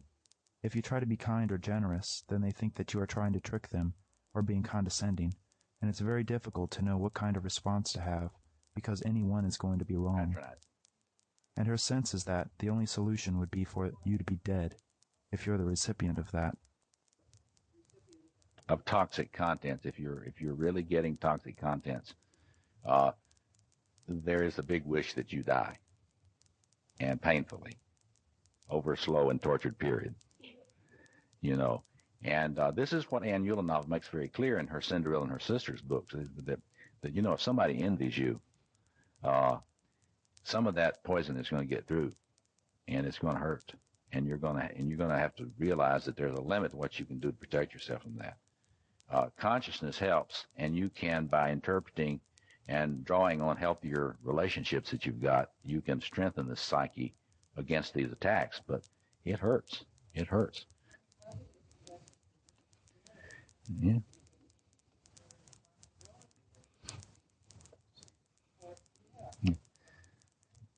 She's saying that positive projections are just about as difficult to work with, and I think that's very true, because there's a tremendous demand in a positive projection. A demand that you be what is needed, you be what I need you to be, not what you are. You be what I need you to be. And of course the deal is, and if you're not, then I'm gonna be enraged with you. So anyway, let's turn now before we take our. Yeah, sure, go ahead. Yeah. The participant asks, and going back to the original splitting, the child psyche cannot accommodate the, quote, good and bad in the same object, because otherwise it may become unreliable or unsatisfying. What is that mechanism? Not satisfied. What is that? Well, you got to get a feeling for helplessness and being little and powerless like us humans. And the child's experience is sort of the paradigmatic experience of that. And so it's like, I need such clear, pure goodness. I need to be in touch with that so unambivalently that if you start telling me that you are really not as good as I need you to be, then I experience this as totally devastating, and I cannot maintain my being. So you got to get a feeling for the how much our need as humans is for the good not to be sullied, and it's a direct the need for the good not to be sullied or ambiguous in any way is in direct proportion to how vulnerable and fragile we feel. So if I'm feeling really under the gun and really feeling a threat, that you can understand fundamentalisms. The appeal to fundamentalisms is directly related to what we're talking about. Because if I'm really in a desperate situation, then I must have an uncomplicated, perfect God. Don't give me any process philosophy or any of this stuff about God not being omniscient. Don't give me anything about God not being absolutely good. Don't bring me any Jungian ideas about God not being all good. Don't give me that. See, I need an idealizable God. See, and this is why you find so many people that will ascribe to God all sorts of horrific things because they need to believe that God is all-powerful. Because if God is not all-powerful, that's not enough for me to sustain my being. So it's a paradoxical thing. I can say, well, God willed this baby to die. And why would I say that? Well, because if I said God doesn't have all the power, then God would not be idealizable enough for me to sustain my being. You don't think that's interesting? You'll find all sorts of people that will ascribe to God terrible atrocities. And you can see this in, and we'll get to this more as we go, my longing for things, for me to have an idealizable contact, I will idealize that being, whether you're my guru or you're my mother or whatever it is. It doesn't matter, as long as this is my idealizable contact here. And you can do anything in the world if my longing is bad enough, and I will not be able to criticize you. See? And this is why there are so many of these gurus that are heavily idealized, and they do all kinds of things. But if a person is needing the idealizable object enough, they will not be able to see anything wrong with that guru. Do you see that? What has happened? They have not seen somebody else other than the guru. You see that? They protect the guru from any badness. It's somebody else's badness. Somebody that's not of our religion. See, a Jew or a Muslim or whatever. Yeah. The participant asks if this is the force behind people who eat too much or smoke too much, this effort to kill the bad me. Oh, yes, there's terrible shame of the bad me. But see, the interesting thing is that until you start working on the psychological work in some significant way, you may not be at all aware of the shame. Because it's like Jung says, the unconscious is really unconscious.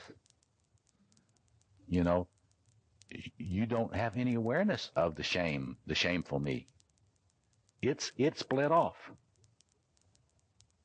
And it may come out and do some shameful things, but I still am not really, it's a split.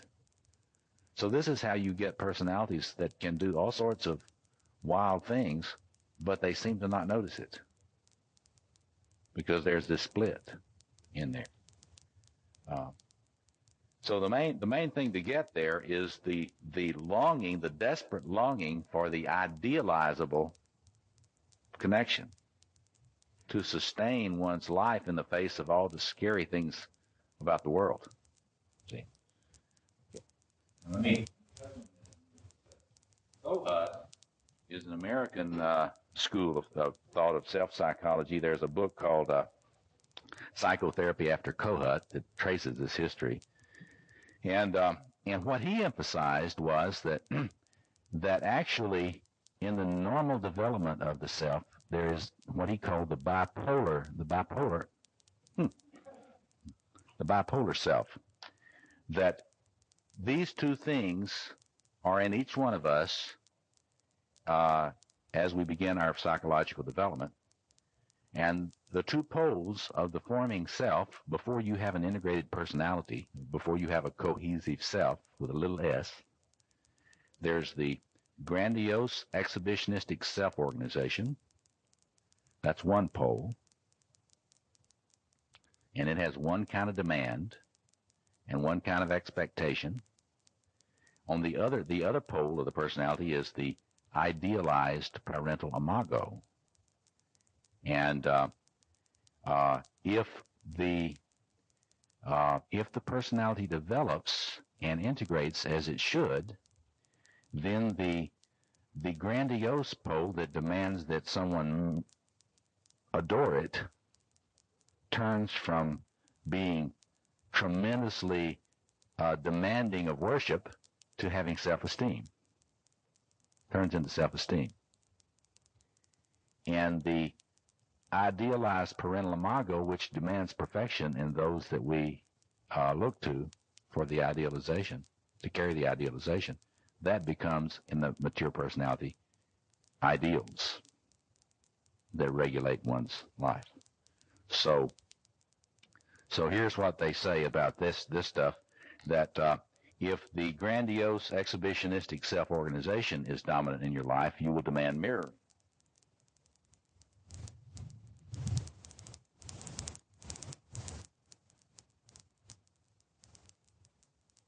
And if the idealized parental imago is dominant in your personality, you will demand that someone carry your idealization. You'll constantly be looking for the one who will carry the idealization. So if in your family, if in your family you were of the sex or the birth order or whatever to get a lot of attention and be seen as the wonderful one, the chances are you would have gotten your needs, your exhibitionistic, grandiose exhibitionistic needs met to some degree. They may have let you be the princess or the prince. And if the parent needed for you to be perfect and not human, then you may have developed into a narcissistic personality disorder. Because if your parent needs you to not be human but to be perfect, in order for them to maintain their sense of self, you can't really grow out of demanding that people treat you as a god or goddess. You follow that? This is why some people say that pampering leads to the narcissistic personality disorder. It's more complicated than that, but it depends on how they relate to you. However, if you were in a family in which the child was supposed to be maybe seen but not heard, and certainly not seen or celebrated, then you did not get any help with being great and wonderful, and then gradually turning that into self-esteem. See? In other words, if you were going to have any contact with any gold at all, it was out there somewhere. And now here's the interesting thing about that. If you were, say, a daughter in a family where the father had to be the great one, this occasionally happens, I understand, and the father could not value you as yourself, but gave you good strokes if you saw him as the god, Zeus, then you can become a kind of father's daughter who constantly must find a male to idealize in order to maintain contact with the gold. But you never become gold. But you're in touch with the gold. See, it's better to be in touch with the gold than not in touch with the gold. Get it? I mean, even though you can't spend it. Right? So if it was not okay for you to have your own gold, but you could be kind of okay if you were connected with Big Daddy, then you would have a deal where you get the sense of self. What little sense of self-esteem you have is because you're connected to the one that's got the gold. Follow that? See? Okay. Now, the bad news is this. You know, there's a lot of ways this can work, but there are a lot of people that Dad was so abusive that you couldn't really idealize him. He didn't mirror me. He didn't see me and celebrate me. Not only that, he was so abusive I couldn't idealize him and relate to the gold that way. Now, what is this going to do to my need for idealization? Somebody tell me, give me a shot at that. If they didn't mirror me and they weren't good enough to be idealized, then what is that going to do to my longing for an idealizable container? Anybody got an idea? Yeah. Yeah. And she says that forever after, I'll be looking for someone to carry that really very archetypal, primitive, powerful idealization. Now here it gets even more subtle than that. It's like if that thing is so, if I need to find that being a lot, I may not even be able to admit to myself I'm looking for it. In other words, if my longing for somebody to idealize is so powerful and so important, I may not be able to admit it to myself, to my conscious mind. Now here's a kind of a technical thing on this. This is what they call defending against your self-object longings. Now think about that. I have this immense desire for somebody that could carry my idealization, but it is so radioactive that I cannot even admit to myself that I have that longing. So how might I act? How might I actually move through life then?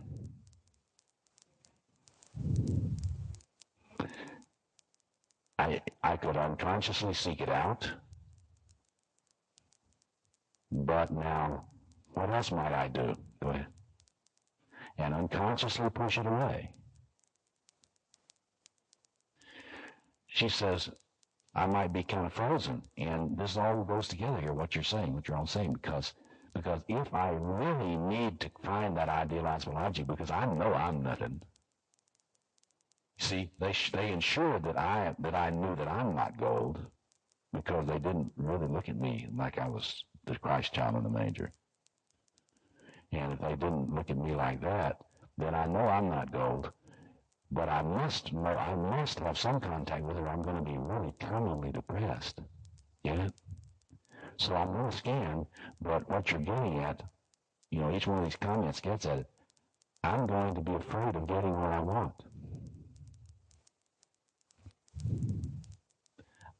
She says, I may not feel as if I'm entitled to it. Absolutely right. Of course I'm not entitled to it, because if I'd been entitled to it, they would have responded more positively to me.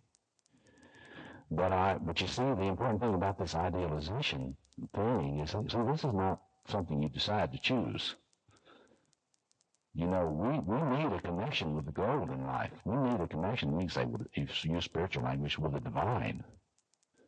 Because if you're not in touch with it, you feel like you're in a wasteland with T.S. Eliot's wasteland.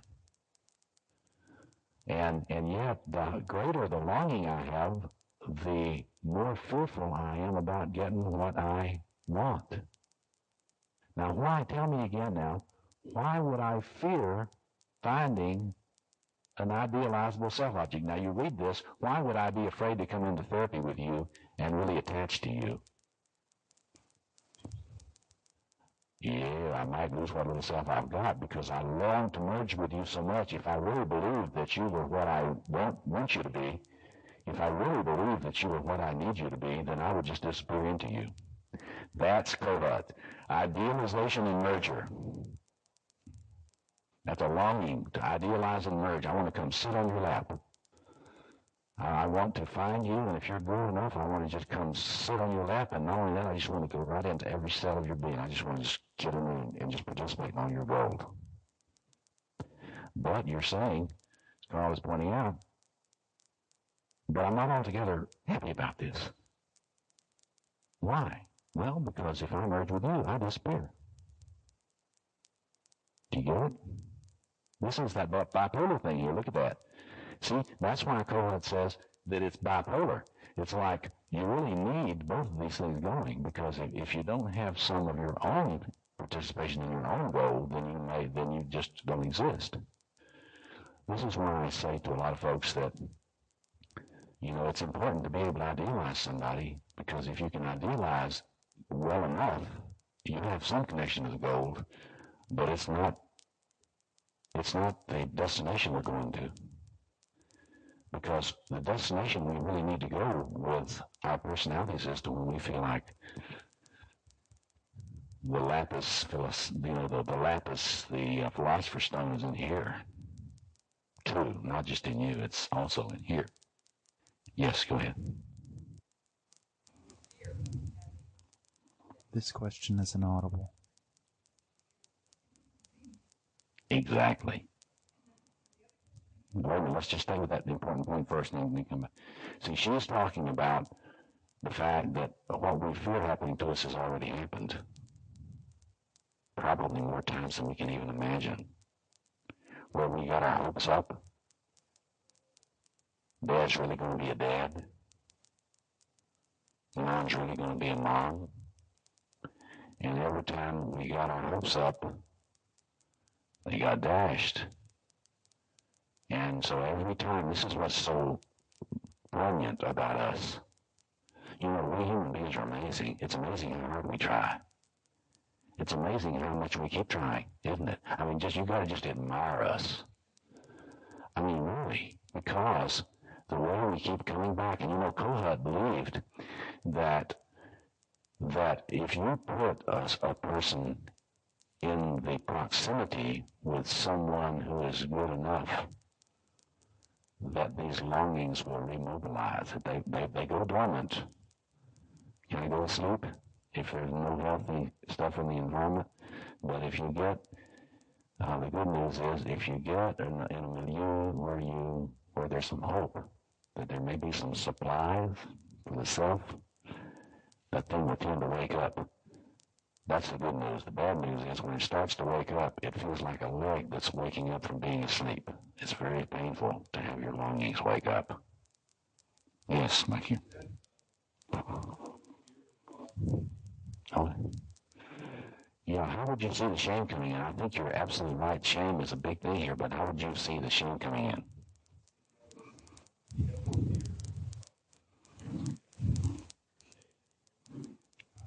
Yeah. Yeah. And so the shame thing, it's like we've had so many experiences of being rejected over the years. Each one of us has got this incredible repository of shame. And it's like one of the reasons we act out so much is to just stay away from that feeling, that shame. Because the shame is the accumulation of all the times that you tried to kind of present your treasure of yourself to someone and had them kind of sneer at it. Whenever that happens, and it happens to us a lot in life, from early time on, from early childhood on, each time that happens, we kind of get a little deposit of shame in our shame banks. And there's grief. There's grief work that has to be done related to that experience. And probably each one of us here has got ungrieved grief relating to all those disappointments and all that shame that we had when we brought ourselves up there and we said, see me? Am I okay? And the parent was either too tired or too depressed or too preoccupied or too narcissistic or whatever to be attuned. And depending on whether or not just how crazy the parents were, and it's always a continuum, depending on just how toxic the parents were, that has a lot to do with how much one has been able to cook this stuff to become self, you know. And this helps us understand, you know, a lot of people think psychoanalysis takes a long time. Well, there's a lot to be done to undo a lot of what's happened to us. Now, you have one other comment, and then we'll. Well, see, it's an achievement to be able to idealize. You got to get that it's an achievement to be able to idealize, even if your idealization is primitive in its form. Yeah, I understand. And you got to understand that abusive parents or abusive relationships, you got to understand that it makes sense for people to, you know, you got to understand that human beings do what they got to do. And when we kind of make fun of people for staying in abusive relationships or something like that, we just don't understand what's at stake. And we don't understand how desperate they are to try to hold on to the good. And how they have desperately trying to not know the bad. Do you get that? Desperately trying to not, I must not know the bad about you. Now tell me why I must not know the bad about you. Why must I not? I'm dependent on you. If I have to face that you are not what I need you to be, then I will die. And you know what? People actually die. I mean, that's not just a figure of speech. I mean, the longer I live, and the more I work with people and I talk to people that work with others, I'm more aware of how much we choose to die. I mean, we really choose. A lot of the time we choose to die. If it's bad enough, we will find some way to die. you know. And so all I'm saying is we really got to work on being more, not to condone people staying in abusive relationships, not to say that that's good, but we have to have more empathy for what they're holding on to, because what they're holding on to is the gold that they see. And they have not been helped yet to know that they have gold and that they don't deserve to be mistreated. You know, yeah.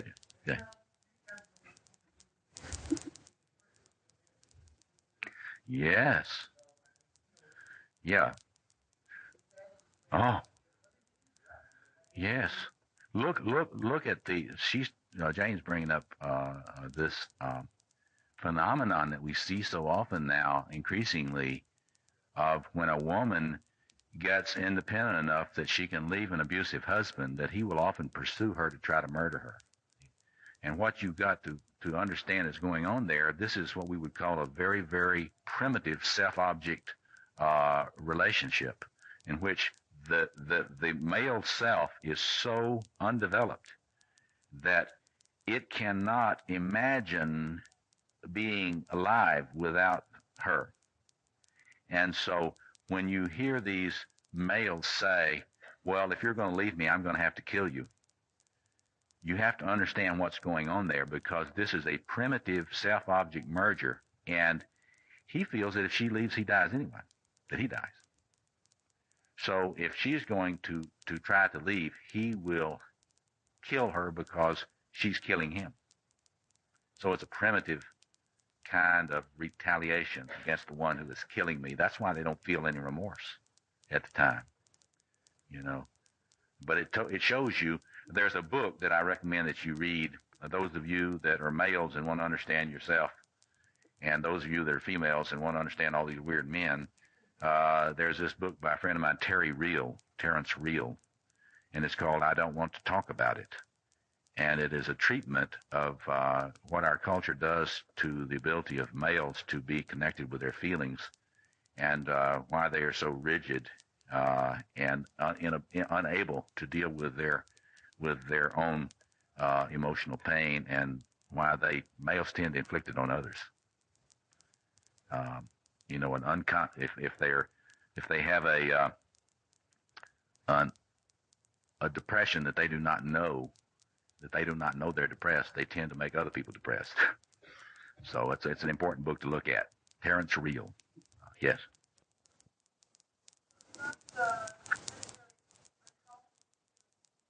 The participant asks if it's not necessarily unhealthy to have a balance between idealizing someone and making sure that they have some awareness of your own goal. In that person who has great need to have somebody carry his or her idealizations, so much so that they have repressed it for years and years. Yeah. They are in the process of developing toward more integration. See, as we get the Jung this afternoon, the goal is integrating. The goal is bringing these things all up where you can see them and feel them, and consciously. And Jung always points out it's not easy and it's not pleasant. Jung always said individuation is there, people can do it, but most of them won't.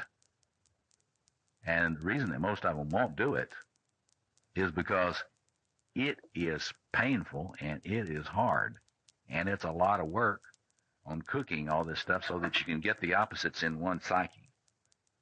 We'll see in after our break.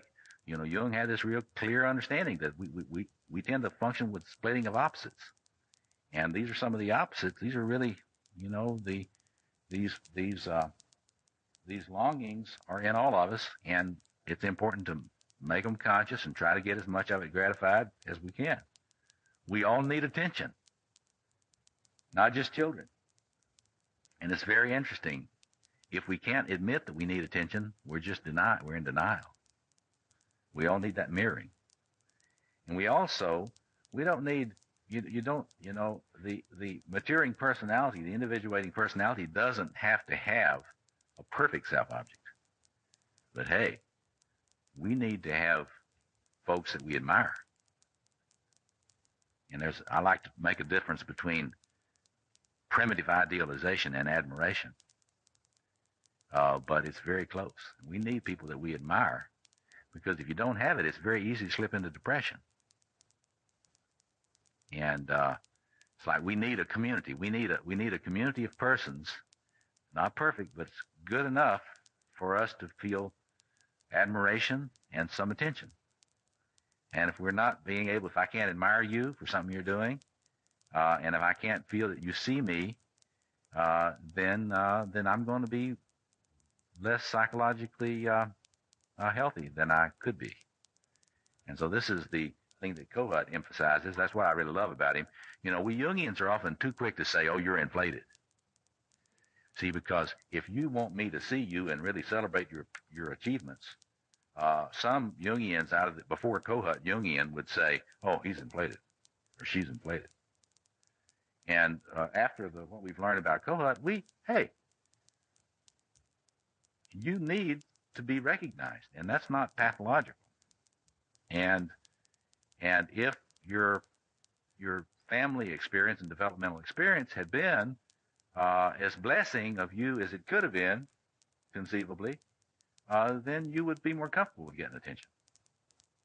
See, so it's really quite it's really a kind of encouraging influence, I think, from that school of self-psychology. It makes us feel less crazy when we want somebody to see us and recognize us. Let's see now. Let's take our break now, and let's come back in about 15 minutes, and then we'll look at Jung on this stuff.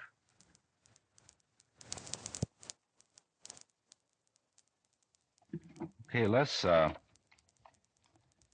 take out this piece right here, the diagrams on Jung's understanding of the unconscious. These are a series of diagrams, and many of you have studied this a long time and could lecture on these. Some of them are from the one down the bottom left is Edinger. We'll talk about Edinger in a little bit. A number of the others come from the Jacobi, Yolanda Jacobi, Psychology of C.G. Jung.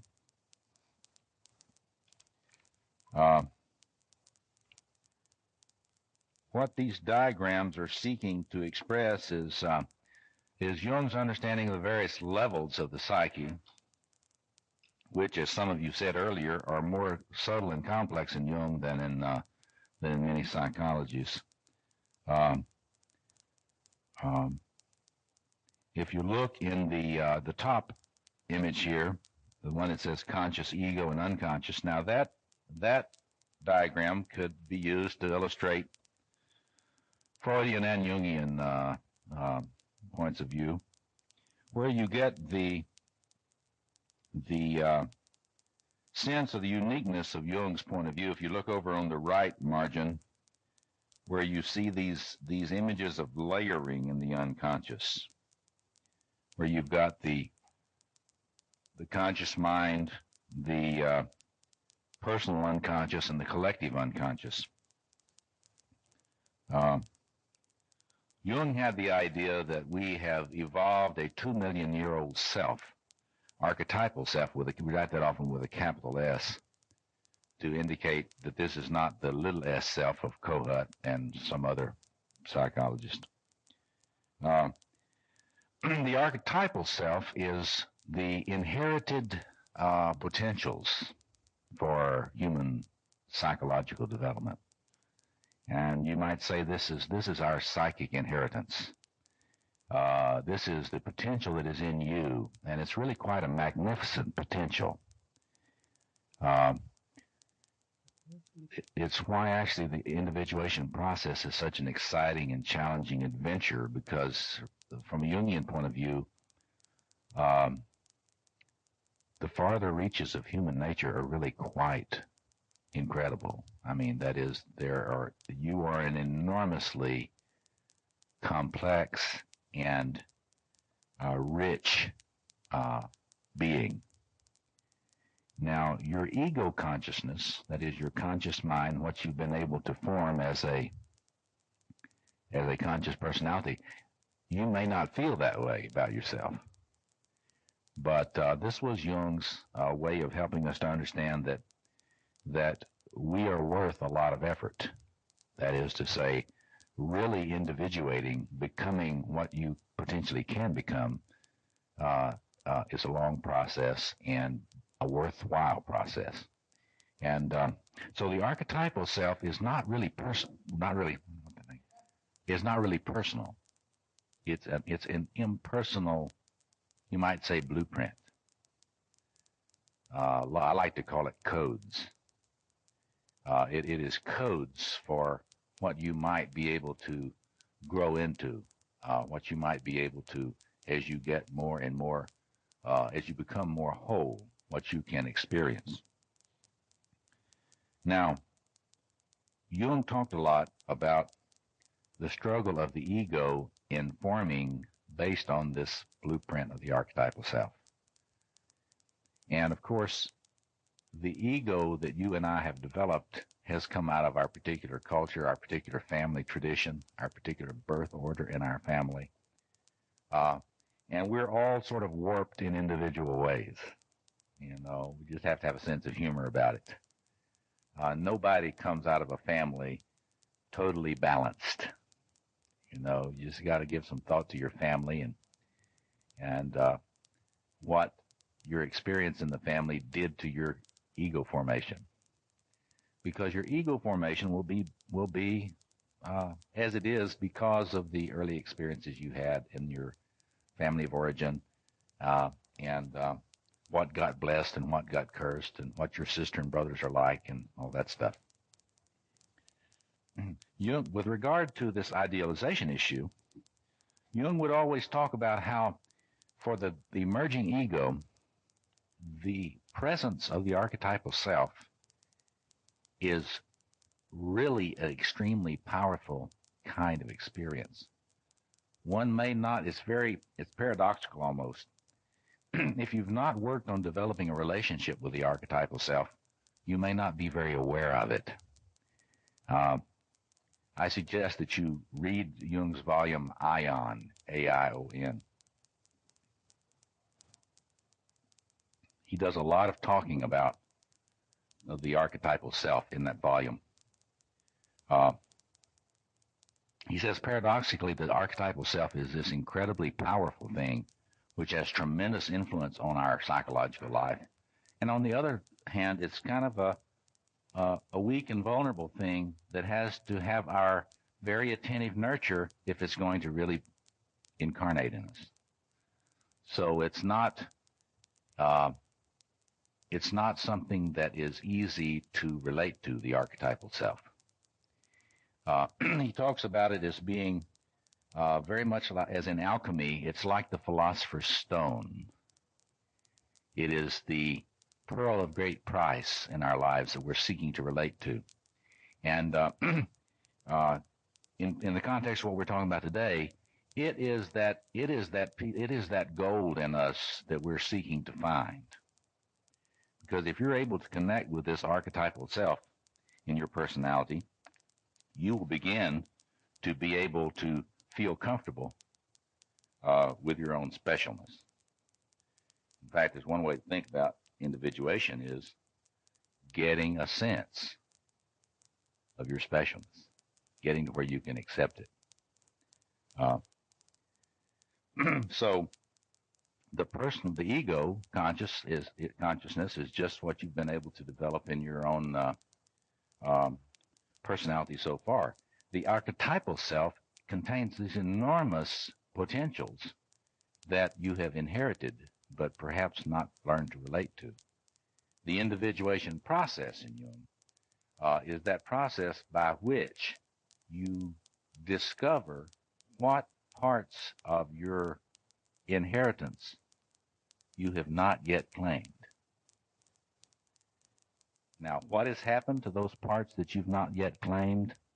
The chances are they are being projected onto someone else.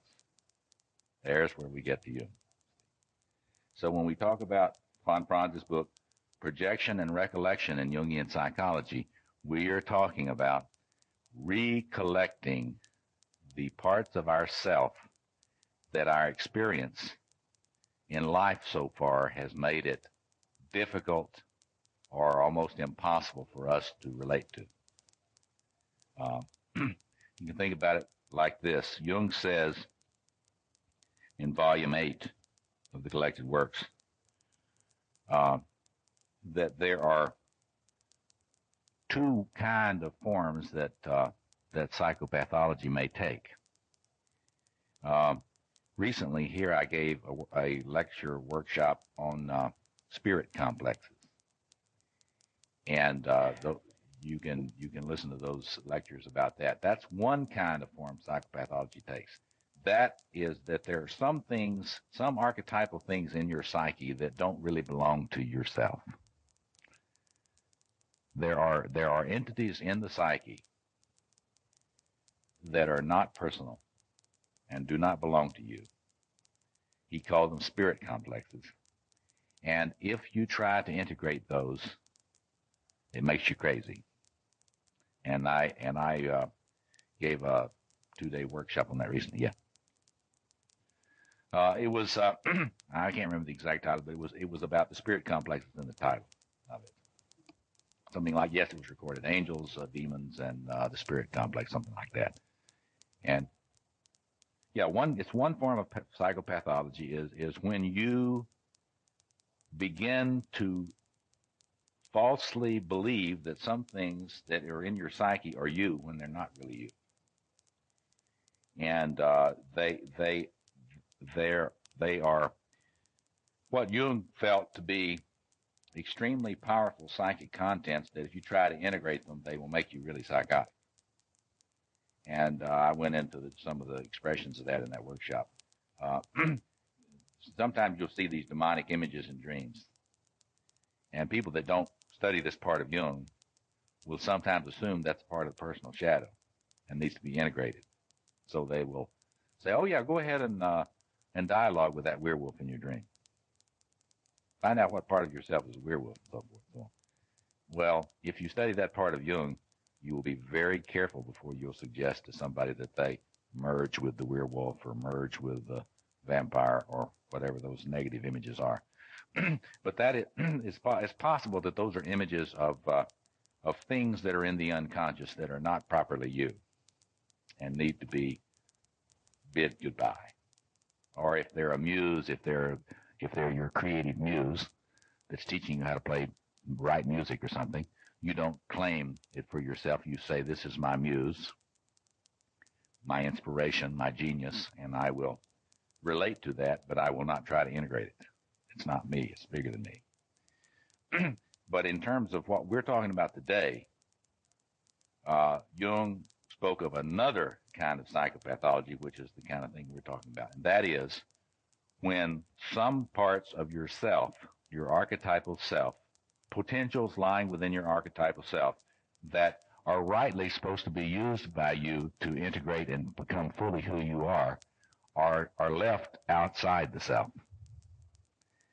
And so these are what he called the personal aspects that are supposed to be integrated.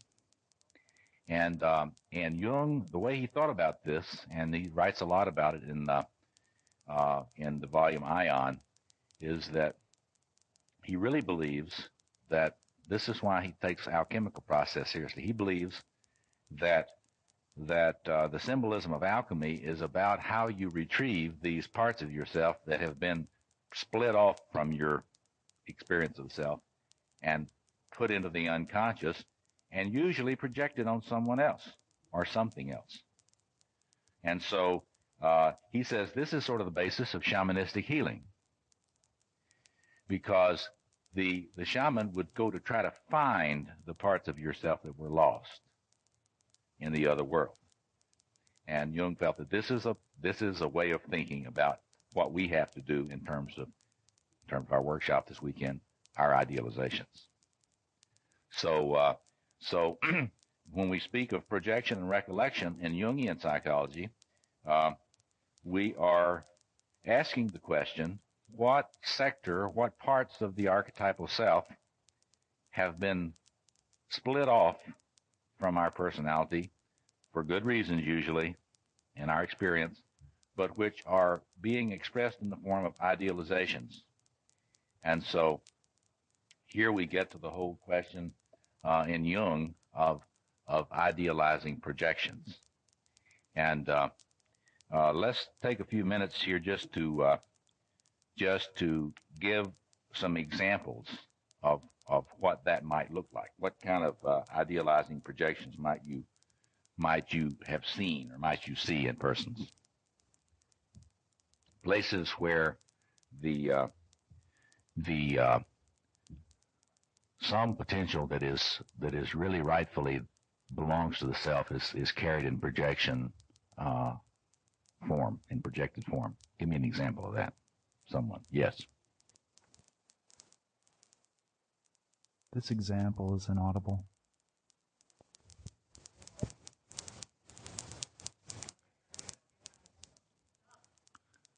She was talking about you.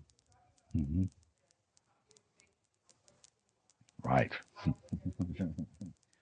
Right. Right. Right. See, you were being idealized, and if you take the Jungian point of view, some part of her self was being split off and experienced through connection with you, but was not conscious experience of herself, but it was put onto you. Has that been so long you can't remember what it was being put on you? Yeah. Yeah. Yes. As we see tomorrow, that sounds a little bit like a royal projection, sort of a queenly projection. You're having these children, and you're having community power, and I could never be that powerful or that prominent. And so often that you can see that. We'll talk about that in the morning as a sort of a royal kind of projection. Any other examples you can think of, things where you've really seen specific contents projected either onto you or someone else? Give us an example. Anybody? An example of a projection you've either seen or experienced of a particular content of the psyche. Think about it. Take a risk. Anybody? A participant relates an experience she had after losing some weight and beginning to try and dress attractively. Suddenly a group of women acquaintances began to dress just like her. At the same time, another group at work began putting nasty notes in her mailbox.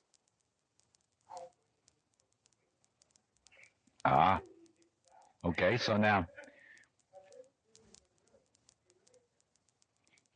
so there was you were carrying for this particular group of people, you were carrying some sort of energy relating to dress and appearance and attractiveness and that sort of thing.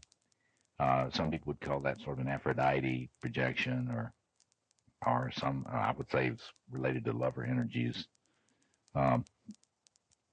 Anything having to do with shining, showing yourself as attractive and being embodied and showing some beauty.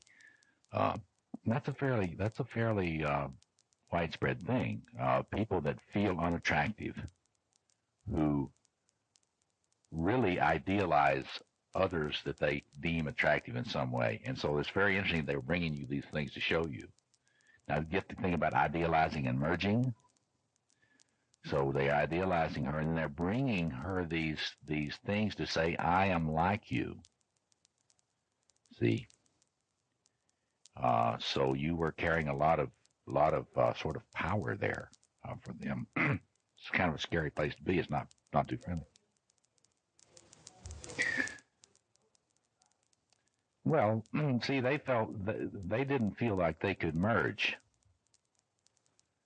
because it's like the ones that felt like they could imitate, they had a chance of being more like you.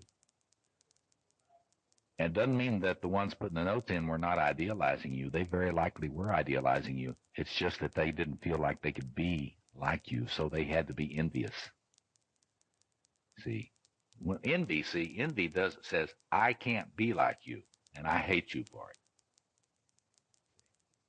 So that's a good example. Others that you can think of. Got to work on this projection thing, because you're the targets of these all the time. Yeah.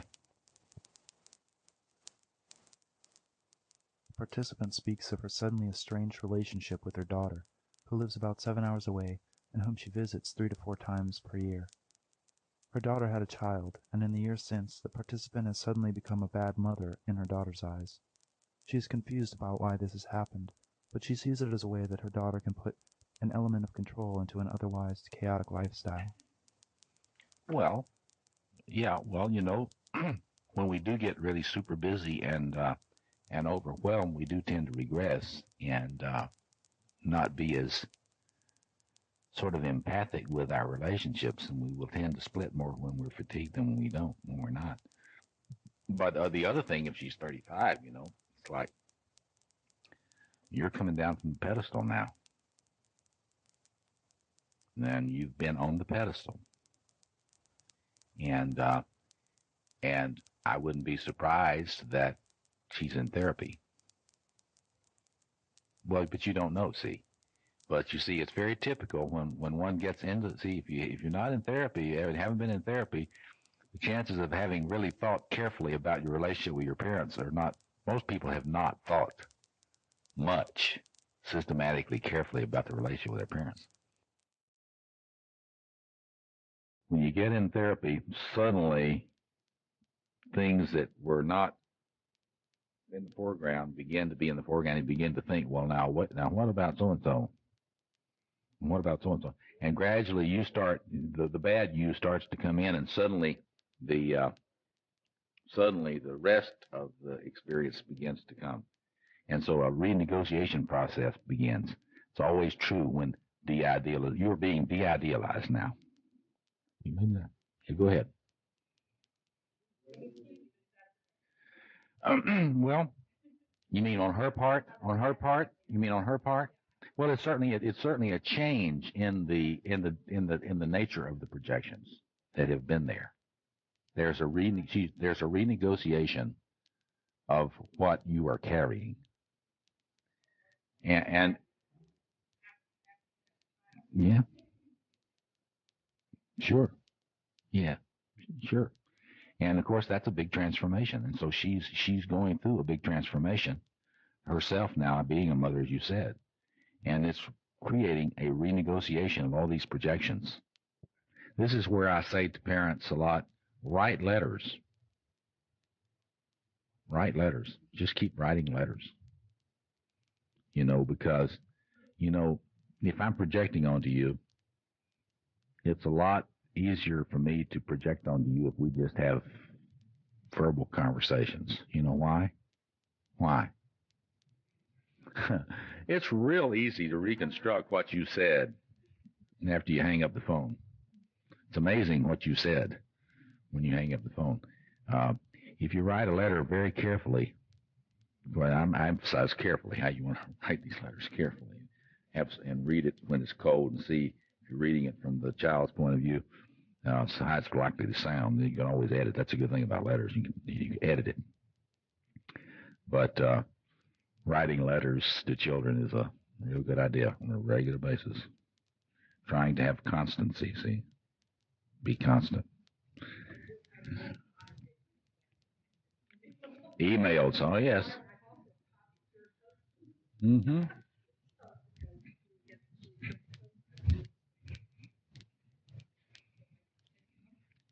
Sounds like a challenge.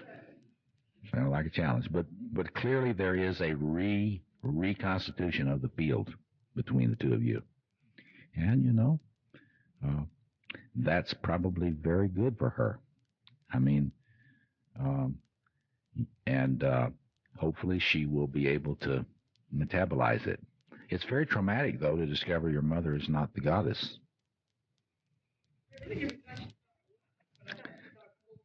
Chances are that you were carrying a lot of idealizing projections that you may not have been aware of. Other examples that you can think of. Yes. Mm-hmm. This participant wonders if it is possible for a child to become disillusioned with childhood, to de-idolize or de-idealize it, and the parent doesn't like it. Therefore, unconsciously, since they don't like the child becoming their own person, they don't try to control that. and now you've got a legitimate problem.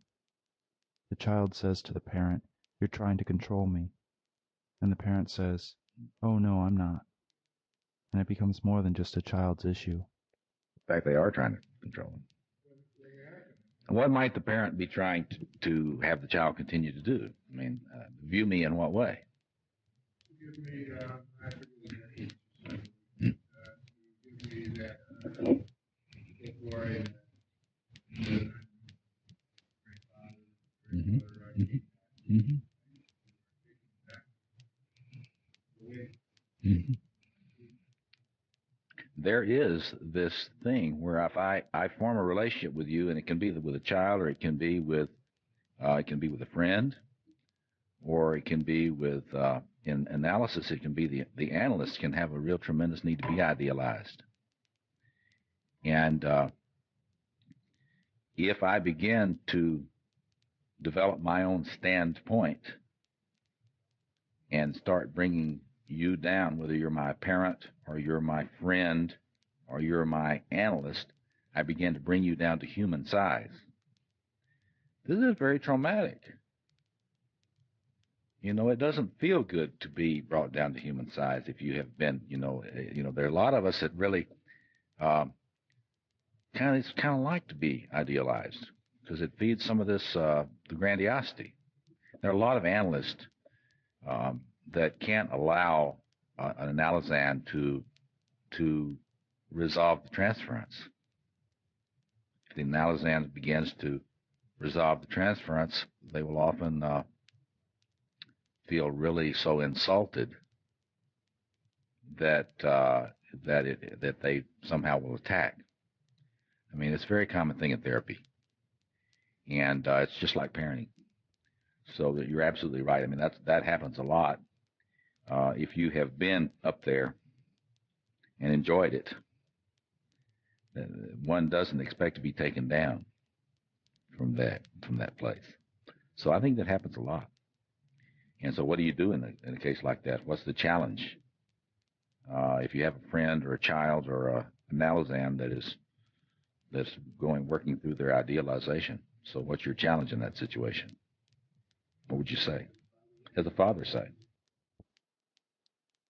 The participant answers that the challenge is to try and understand the values of this child for himself, and to let it go, and to let him grow. Well, it feels like letting them go. You said let them go. And it feels like a loss because it is a kind of loss. It is a kind of loss.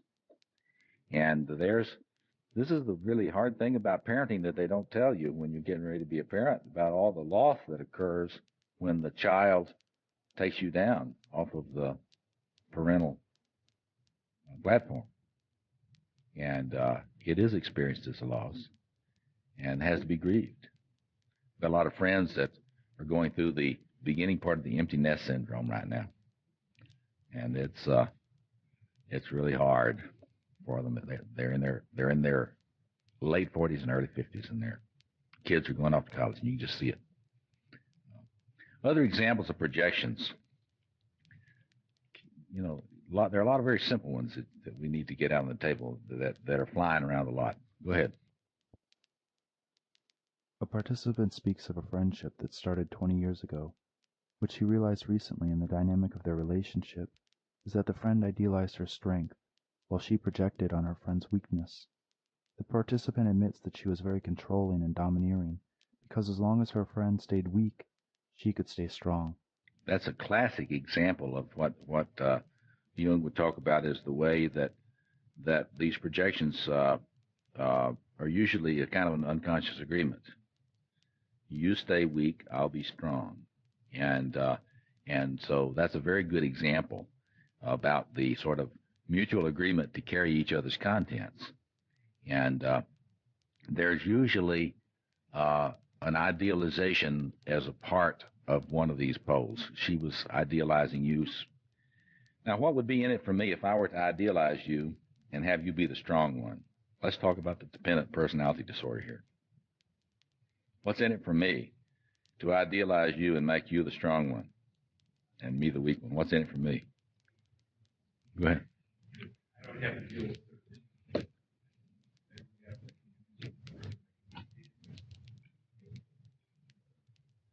Yeah, and I don't have to take responsibility.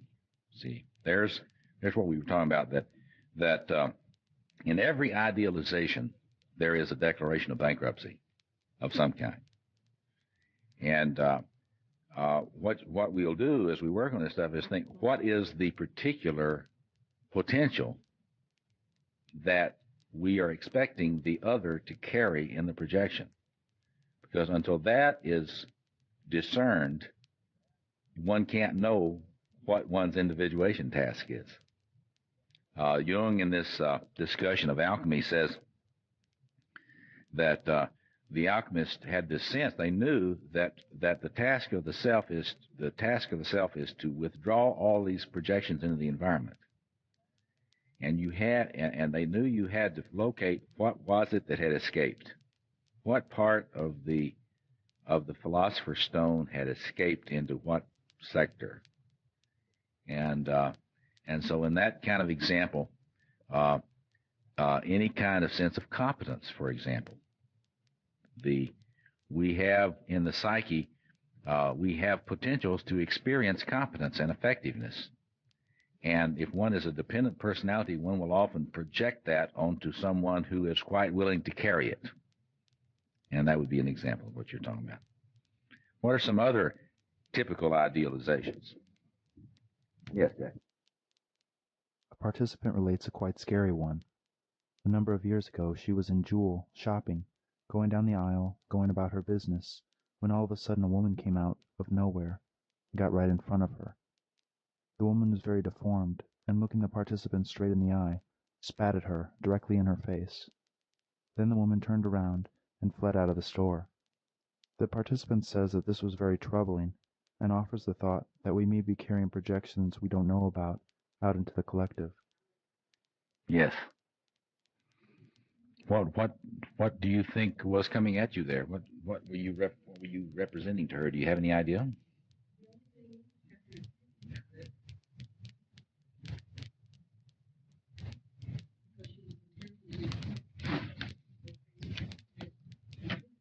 Mm-hmm. Mm-hmm. Not deformed. All right. So that could have been an envy attack. See, that could have been an envy attack. It's possible too. That's right. That's right. Mm-hmm.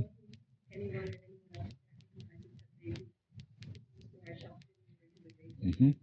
Mm-hmm. Mm-hmm.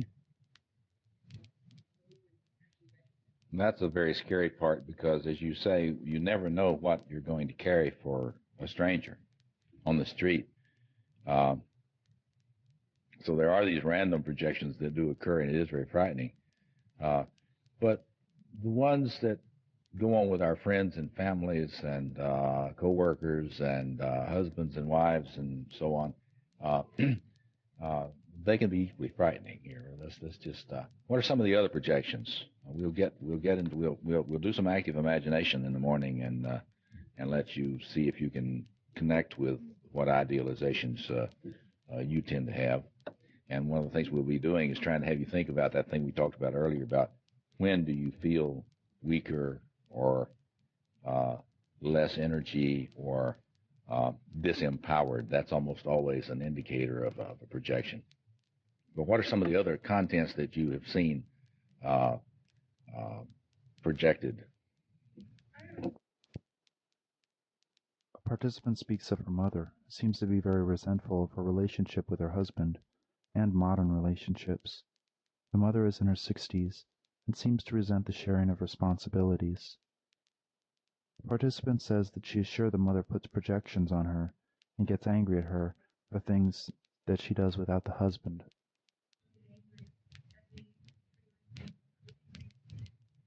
Mm-hmm.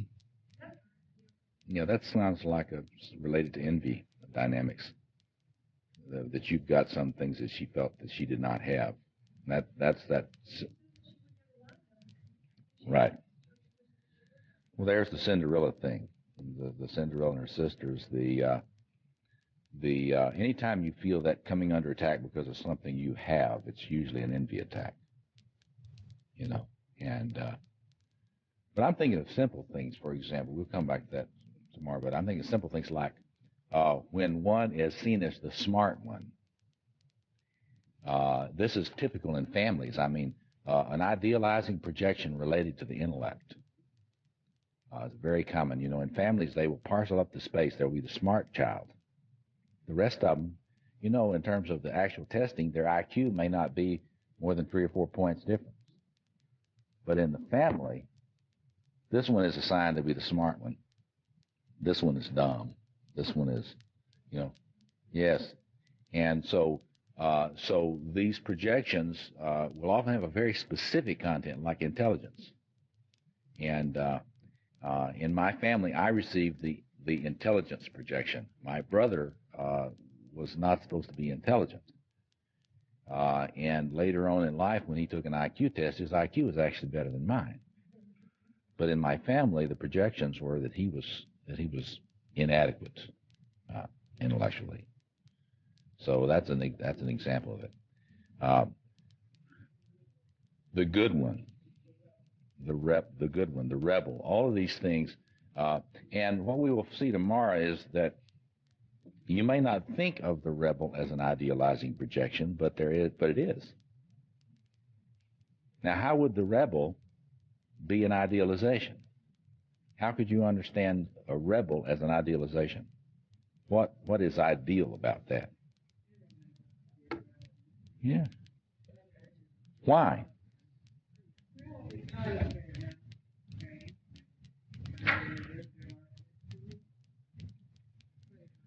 That's right. It's the power to stand against authority.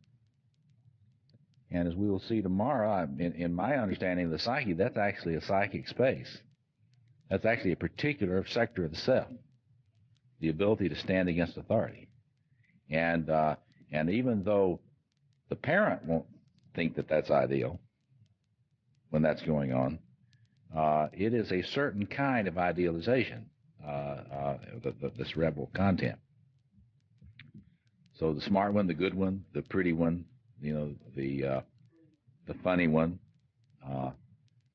all of these things are specific contents, and the really the scary part is that they get assigned, and as Jung is trying to help us see, these things is when they're assigned, and that projection sticks, then that is a certain imprisonment of the psyche, at the splitting of the psyche and an imprisonment.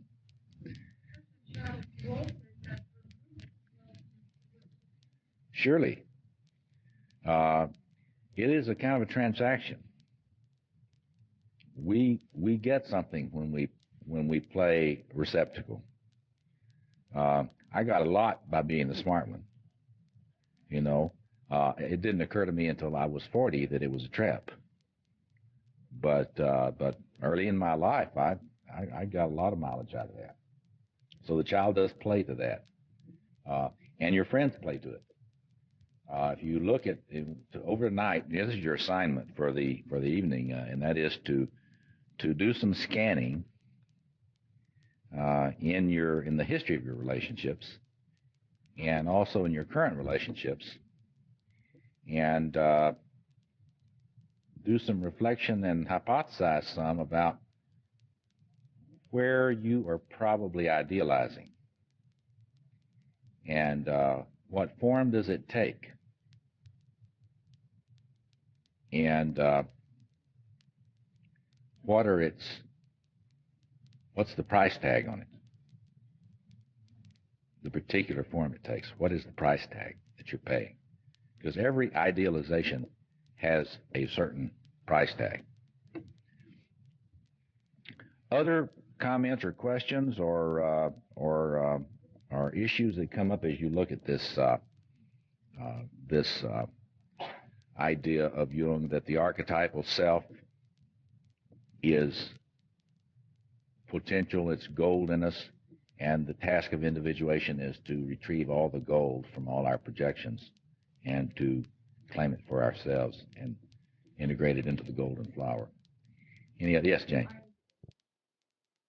The participant speaks of the relationship where you have the strong person and the weaker person, that it's almost as if they're one person. She asks if the struggle for idealizing is also like a weak person. Well, let's think about that. Say you're the one that carries the strong end of the stick, and you've got a friend that carries the weak end. What's in it for you? Could that possibly be an idealization of your friend, the supposed weak one? In what way could you argue, if you were to argue that there's some idealization in your relationship with the weak one? What would you say? Anybody? Well, she said, I get a sense of empowerment. Of course, that's true. But now, what about the supposedly weak friend? Is there any idealization in my view of them? Yeah, let's just think about it, because it's more subtle than you might think. It's very subtle. Yeah. Yeah. And what would the need be? Okay, that is certainly that is the ego side of it, for sure. When I decide to feel effective. But what is it that a person has that doesn't claim effectiveness? Do they have anything? Is there any positive content in that? Doesn't look positive, but is there anything in that? Can you imagine anything in that? Yeah, right. Yeah, there's that archetypal thing they call Hestia in female archetypes. The person at the hearth. That is not assertive, not no emphasis on competence, not doing. You gotta give some reflection to these things overnight, and look at both ends of the stick. Jung was always trying to get people to look at both ends of these polarities and try to get some sense about what each end represents. Not doing is a certain kind of achievement. If you talk to any of your workaholic friends who are trying to get better, they're not as happy about being effective as they once were. Right? I mean, they get to where what would it be like not to always have to be the competent one? What would it be like to be able to let someone take care of me?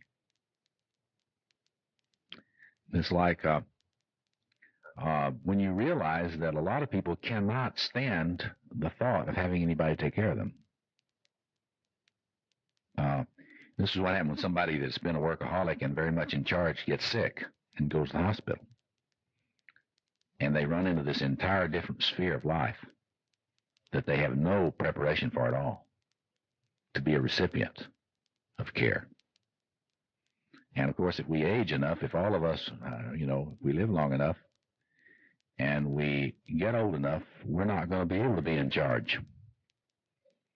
And there's something about being able to be cared for that is an achievement. And there's something about not being in charge, being able to be with not being in charge is an achievement. And not in our culture, that's not very conscious. But it is something for us to think about, because that dependent one who doesn't have to run the show, it's a totally different world that is a human space that I, as a workaholic, have not achieved. See, so that's worth thinking about. Always think about both ends of the stick of the projections, what you're carrying and what the other is carrying, and they both have some positive. Jung was always saying these things are always bipolar. They are always two ends of these archetypal realities, and they both have value. And the important thing, as Jung would say, in the individuation process, the important thing is to keep both ends up in consciousness and valued. Easier said than done, yes. This question is inaudible. Yes.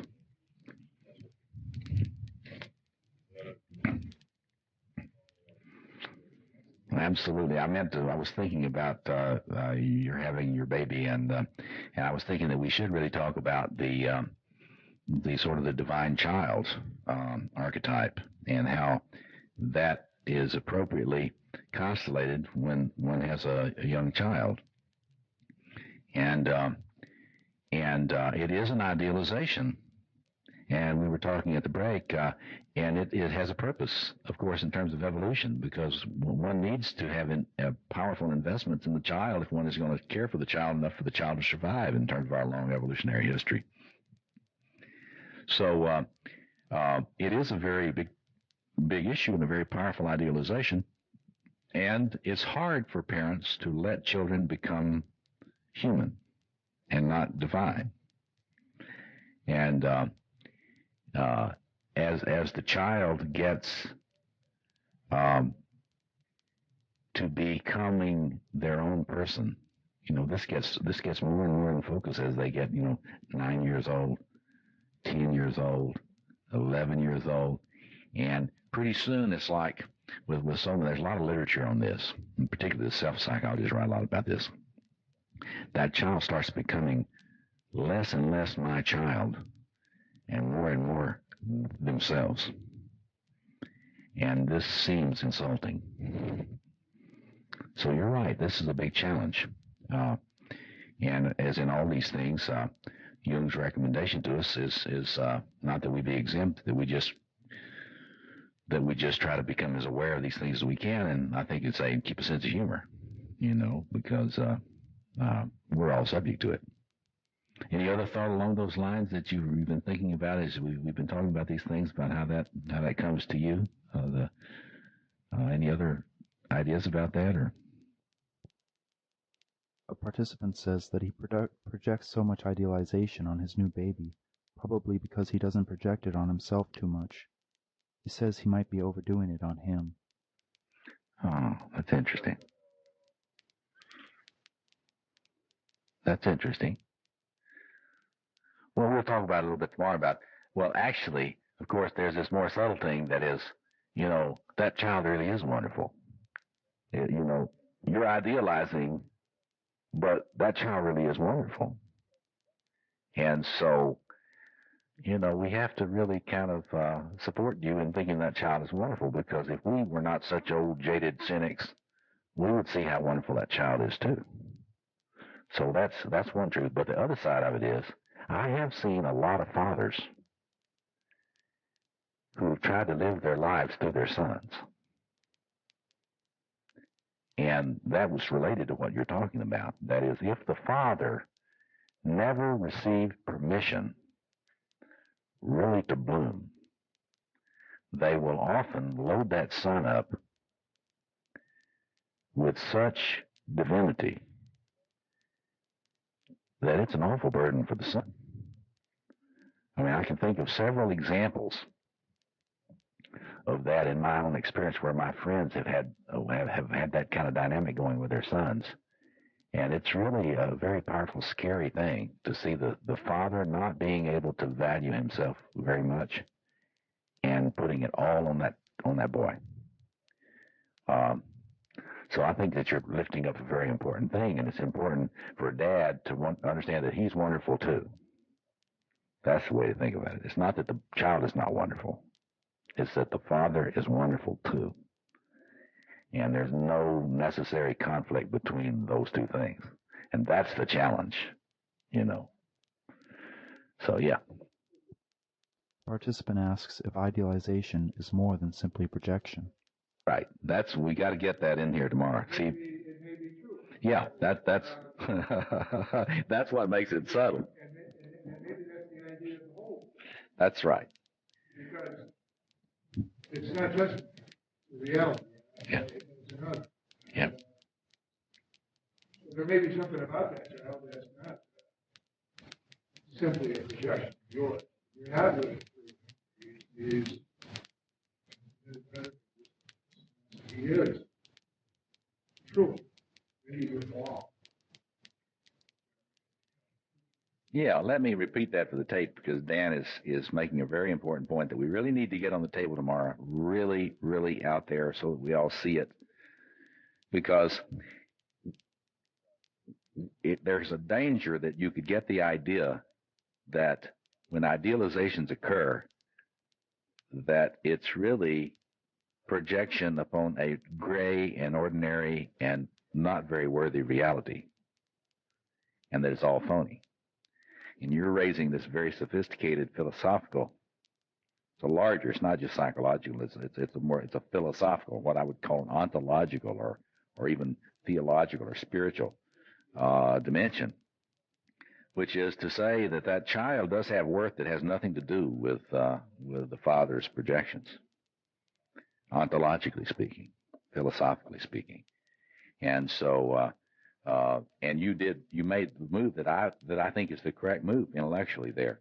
You said there is a sense in which the holy is manifesting through that child, really, and that there's a certain disclosure of something real through that child that's not the result of the father's projection. And I think that's absolutely right. This is Heidegger. We're in the realm of Heideggerian ontological existentialism here. And that is to say, Heidegger had this incredible thing. He says, human existence is such that we're constantly having all these things conspire to keep us from seeing things as they are.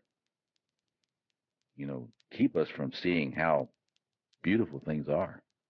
Keep being from really shining through. It's as wonderful as it is. And Heidegger believed the purpose of philosophy, the whole purpose of philosophy, totally different from what modern philosophy before Heidegger had been.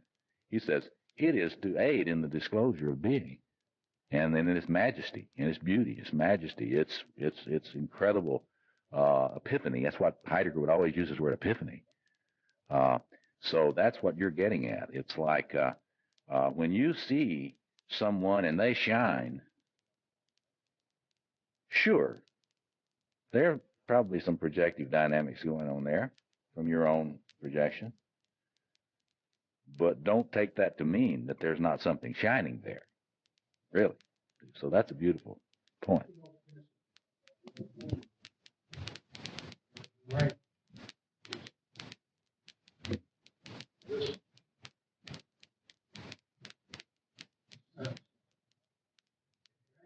Unlanguaged. Do you hear what he's saying there? It's unlanguaged.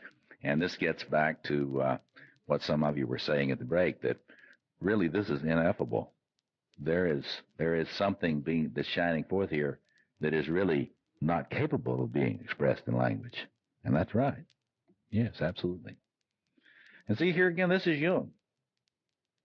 Because anybody that would interpret Jung to think that when something shines, it's only a projection. It's only a projection. They do not understand Jung. That is not what he is saying, because he really has a sense of the gold that shines through all sorts of areas in life, and he has a sense of the way in which, because of our wounding, it's often very difficult for us to see it when it's there.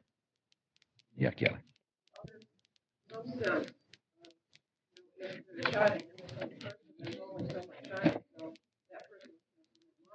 Yes.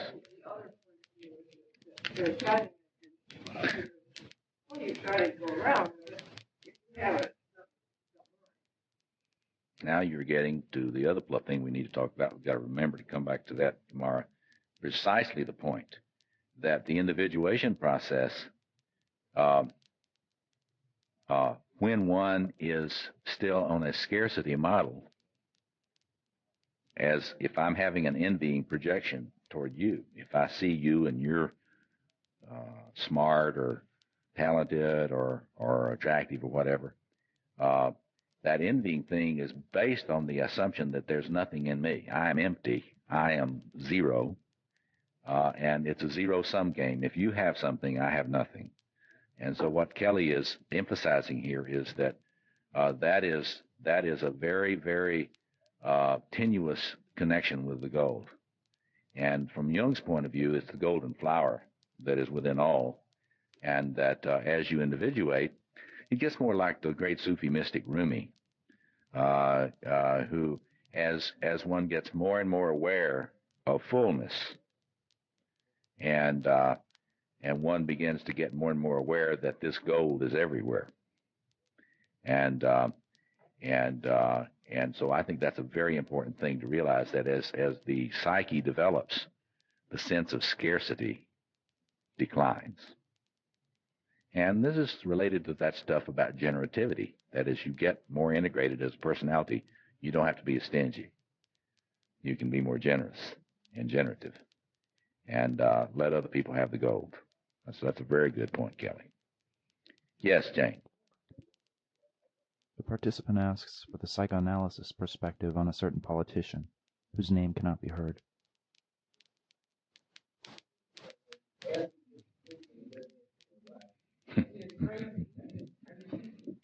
Yeah.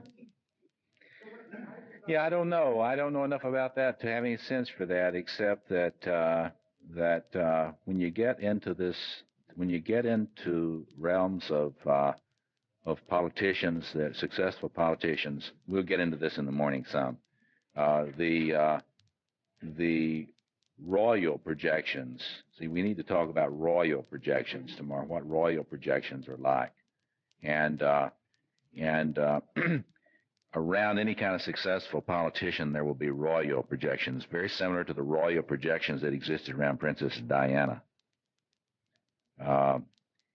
And those are very complicated dynamics around that. Royal projections include sort of a polyerotic kind of expectation, and so we'll have to get into that kind of thing. What sort of projections occur, but powerful men often get into identifying with these royal archetypes. And well, she may. I'm not saying she does. I don't know enough about it, but I'm just saying that you see this a lot in celebrity. There will be a kind of a royal projection on the celebrity. And there will be a kind of an unconscious polyeroticism around the figure, the person, and because in that royal projection, the royal figure owns everyone anyway. There's no such thing as sexual acting out if it's the royal being. The world is their body. So. Well, but you see, if I give away my royal projection, if I see you as royal, there's a king killing thing and a queen killing thing. Well, I'm not saying that. Don't get me wrong. I'm not saying this is what you're doing. I'm just saying that any time, say, if I project the queen on you or the king on you, there is part of me that hates that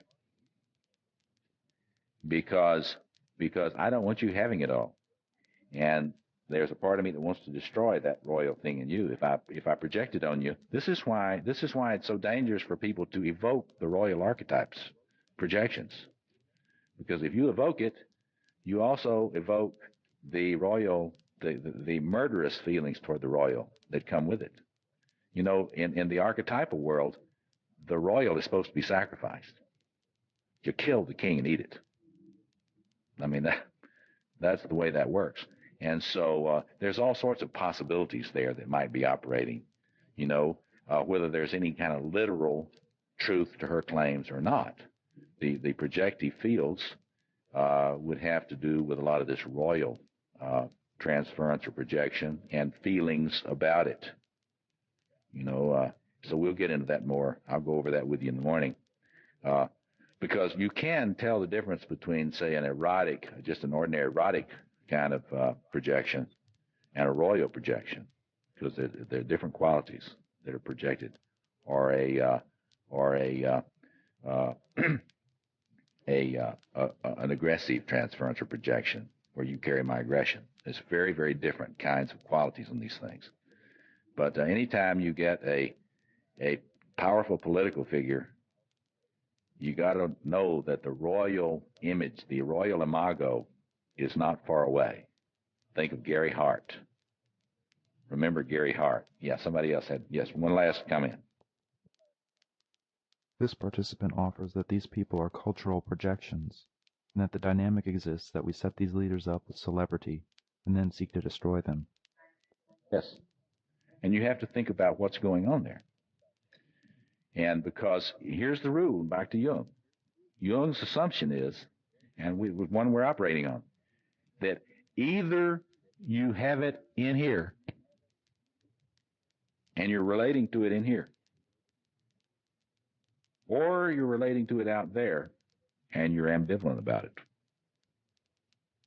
So you got to say, if you're relating to it out there, you're ambivalent about it. It's not comfortable. That is a root. And so to the extent that someone feels inadequate and has to have a celebrity, connection with a celebrity, you know, I adore John Lennon and I want him dead. See? I adore Princess Di, but something wants Princess Di dead. See? I mean, it's a dynamic that is related to the archetypal self. And Jung's thing on alchemy is our challenge that we're talking about. This is what we're talking about this weekend. Our challenge is to try to bring the self, to get the self connected inside, in an ego self axis, inside, in your own journaling, in your own meditation, in your own dream work. So you don't put it out there in a way that makes you feel like you're living out of scarcity. Because if you're living out of scarcity, something bad's going to happen in relationship between you and the people that carry it. So that's a good place for us to stop. So you've got your assignment. Do some scanning of your life in terms of what you think are the sort of projections, particularly idealizing projections that you have experienced in the past, and what has been the price tag. Let me remind you about the evaluation forms that the Institute needs for you to fill out. We'll try to stop at about 5 of 1 so that you can do that and still get away when you hope to get away. I have to ask your forbearance today. Ever since my mother's death in August, my immune system has been taking a beating, and I'm fighting a bug. The outcome is not determined yet, but we are struggling, this bug and I.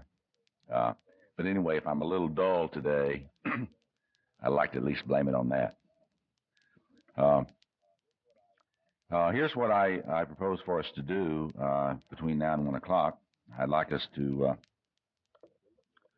debrief a little bit about last night and your reflections about this material. If anything came to you that you wanted to bring up and ask about or reflect upon together, then I will present my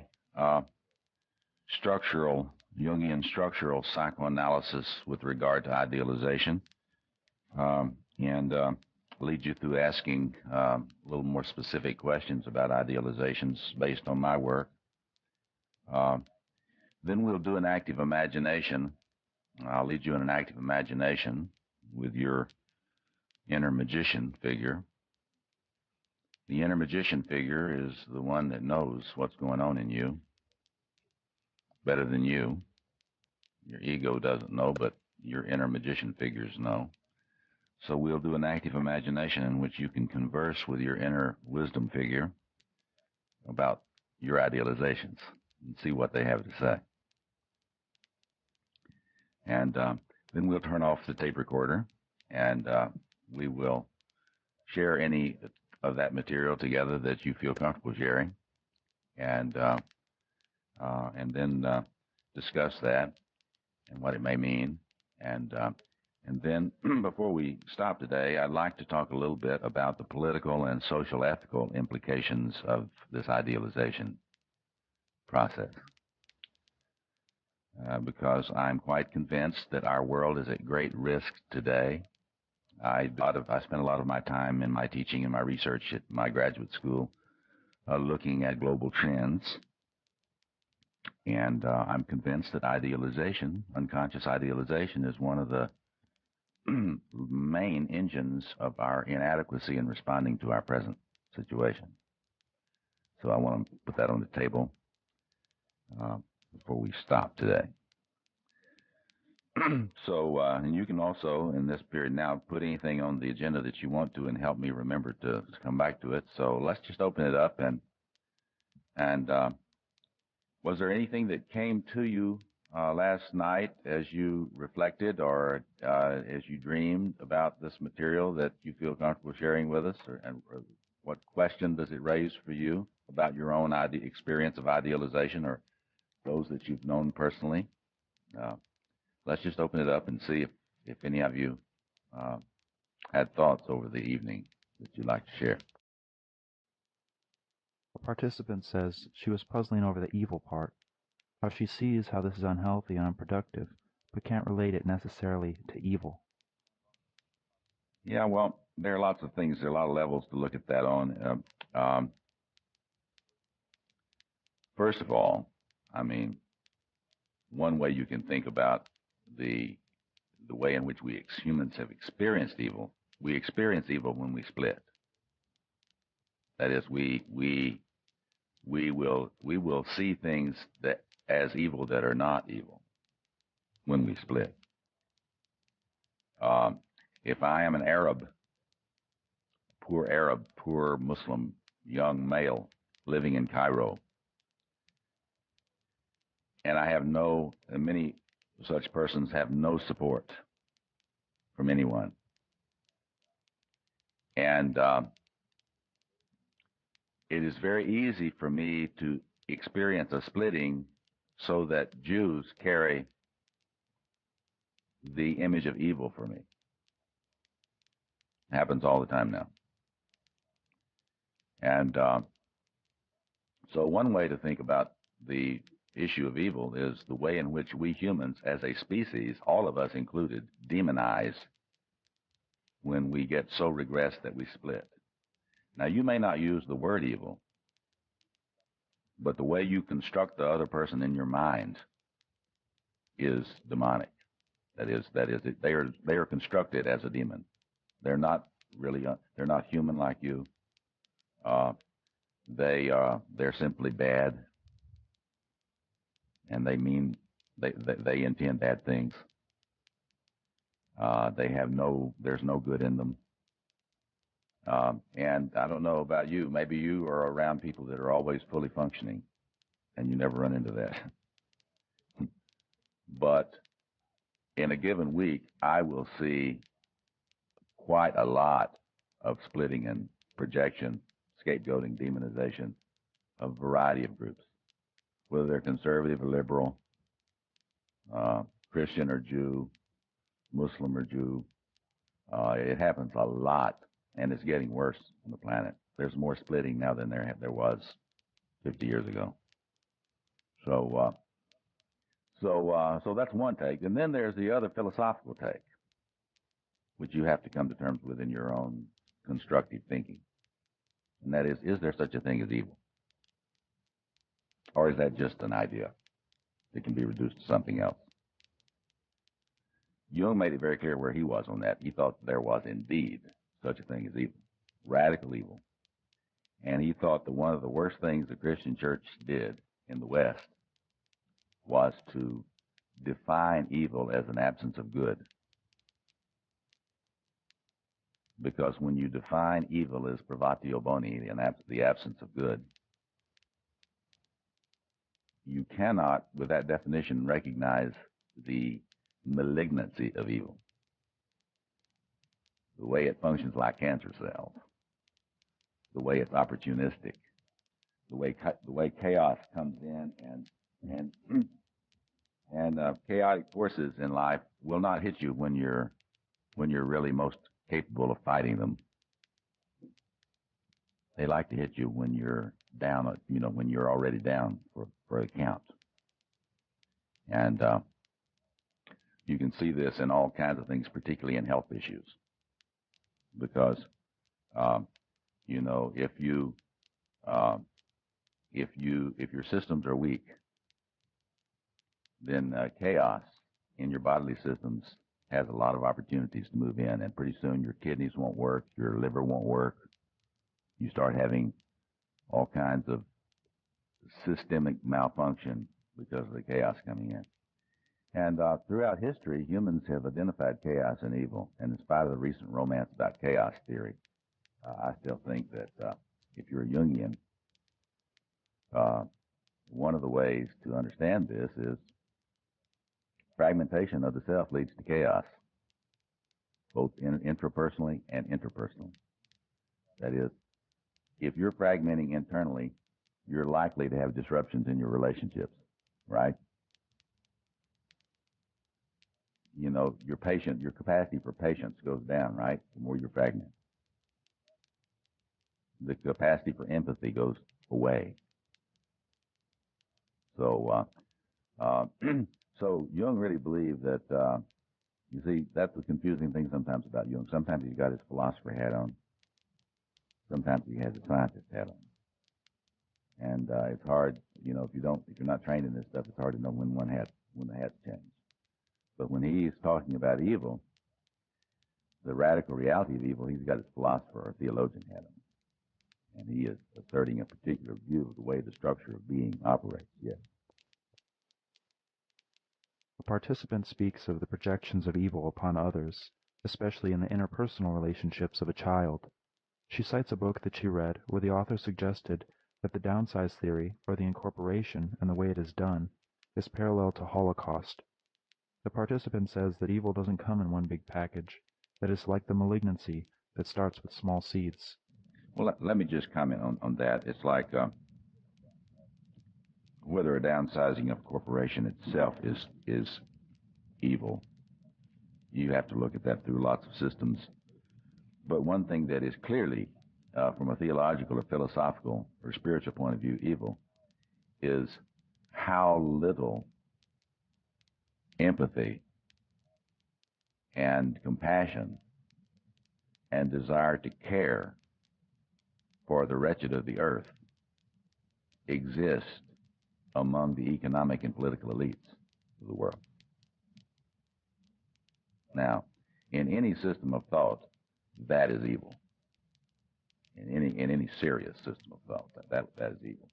And you can say it's also, back to your thing about what is psychological. See, when I teach this, I teach the relationship between spirituality and psychoanalysis, and I'm constantly helping people look at the way that you relate theological and philosophical conceptions of evil to scientific conceptions of human destructiveness and pathology, because they are very closely related. It's not as simple as Scott Peck wants to make it in People of the Lie book, but it is it is a very interesting thing to think about. But for example, narcissistic pathology leads to lack of concern for the poor. That's psychological. That's a psychological way of talking about it. So anyway, there's a lot that can be said about this. I teach graduate courses on this where we have 30 hours to talk about the relationship between psychopathology and evil, and even with that much time, you don't have time to get in. So if you feel like I haven't done a thorough job of explaining that, you're absolutely right. Yeah. Yes. A participant says the discussion on the previous day brought to her memory the Christian mythology of the stories relating paradise, where they ate from the tree of good and evil, and how that upon touching the apple, Eve begins to interpret good and evil, creating the splitting of humanity. Right. See, if we had time, another course perhaps sometime, we'll do the whole thing on Jung and evil, and looking at that, because as we'll see in a little bit, I think it is I don't think evil is the opposite of good. I don't agree with that. I think that is a misconception, and I think it's confusing. I think evil is the result of not balancing opposites. But good and evil are not opposites. You got to think about what are actual structural opposites, like eros and aggression are opposites. Like, and we'll see in a minute, world building and world destruction or world criticism are opposites. And Jung's genius was to understand that in the psyche and in ontology, that is the structure of being, you have to balance opposites. The idea, though, that evil and good are opposites leads you to believe that you should integrate evil into your life.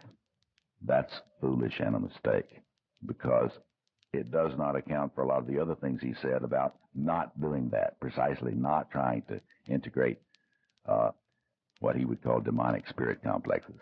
So I mean, there's an inconsistency in the way he talks about this that leads some people to be confused about it. There's no question that you have to integrate the rebellious part of you, but that's not satanic. People tend to equate the rebel in you with Satan, but the rebel in you is needed. It's not evil, and so we'll get into that. We'll get into that more in a little bit. I'll show you how I think about that. Any other insights that you had overnight? Yes. A participant says that yesterday, after speaking all day about idealization, it was never characterized. It was not given dimensions or a definition. Where does it come from? Who sets the standards? So after the workshop yesterday, the participant went down to the library and picked up volume 20 of the collected works, which is a 700-page index of all the terms used by Jung. For example, projections is referenced over 500 times, but idealization has one reference, and he made copies of it for the workshop group.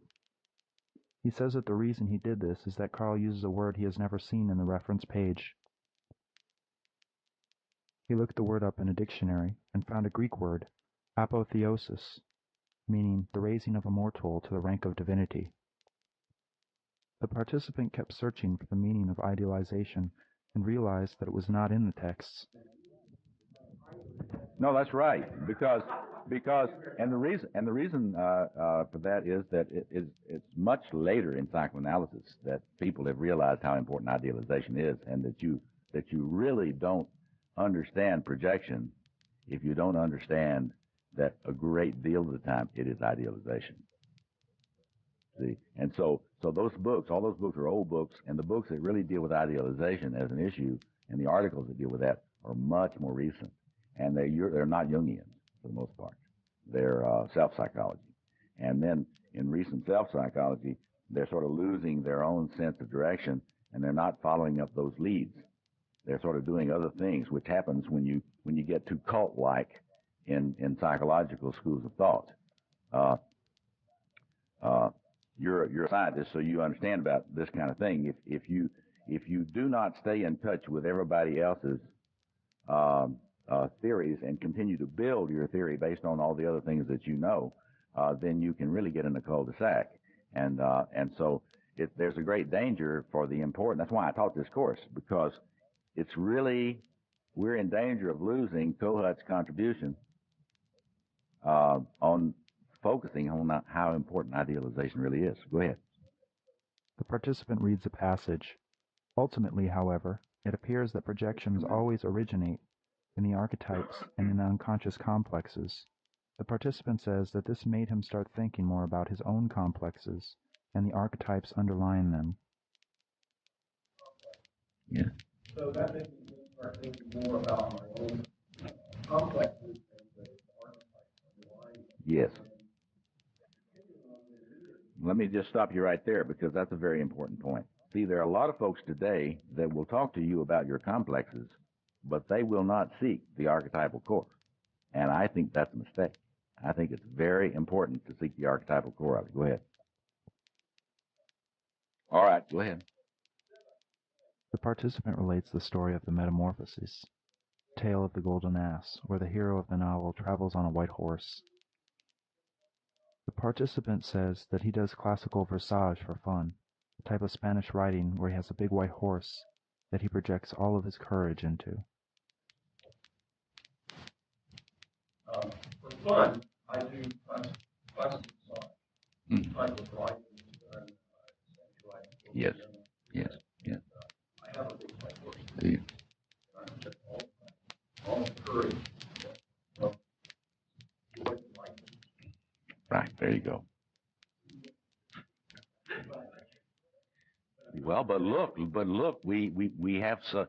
I appreciate your courage and your honesty in sharing with us, because it's like you help us understand how Equus is not just something. The play Equus is not just somebody's literature. I mean, you're sharing with us the way in which the divine manifests for you through your horse, and how you connect with these wonderful energies of life through that horse.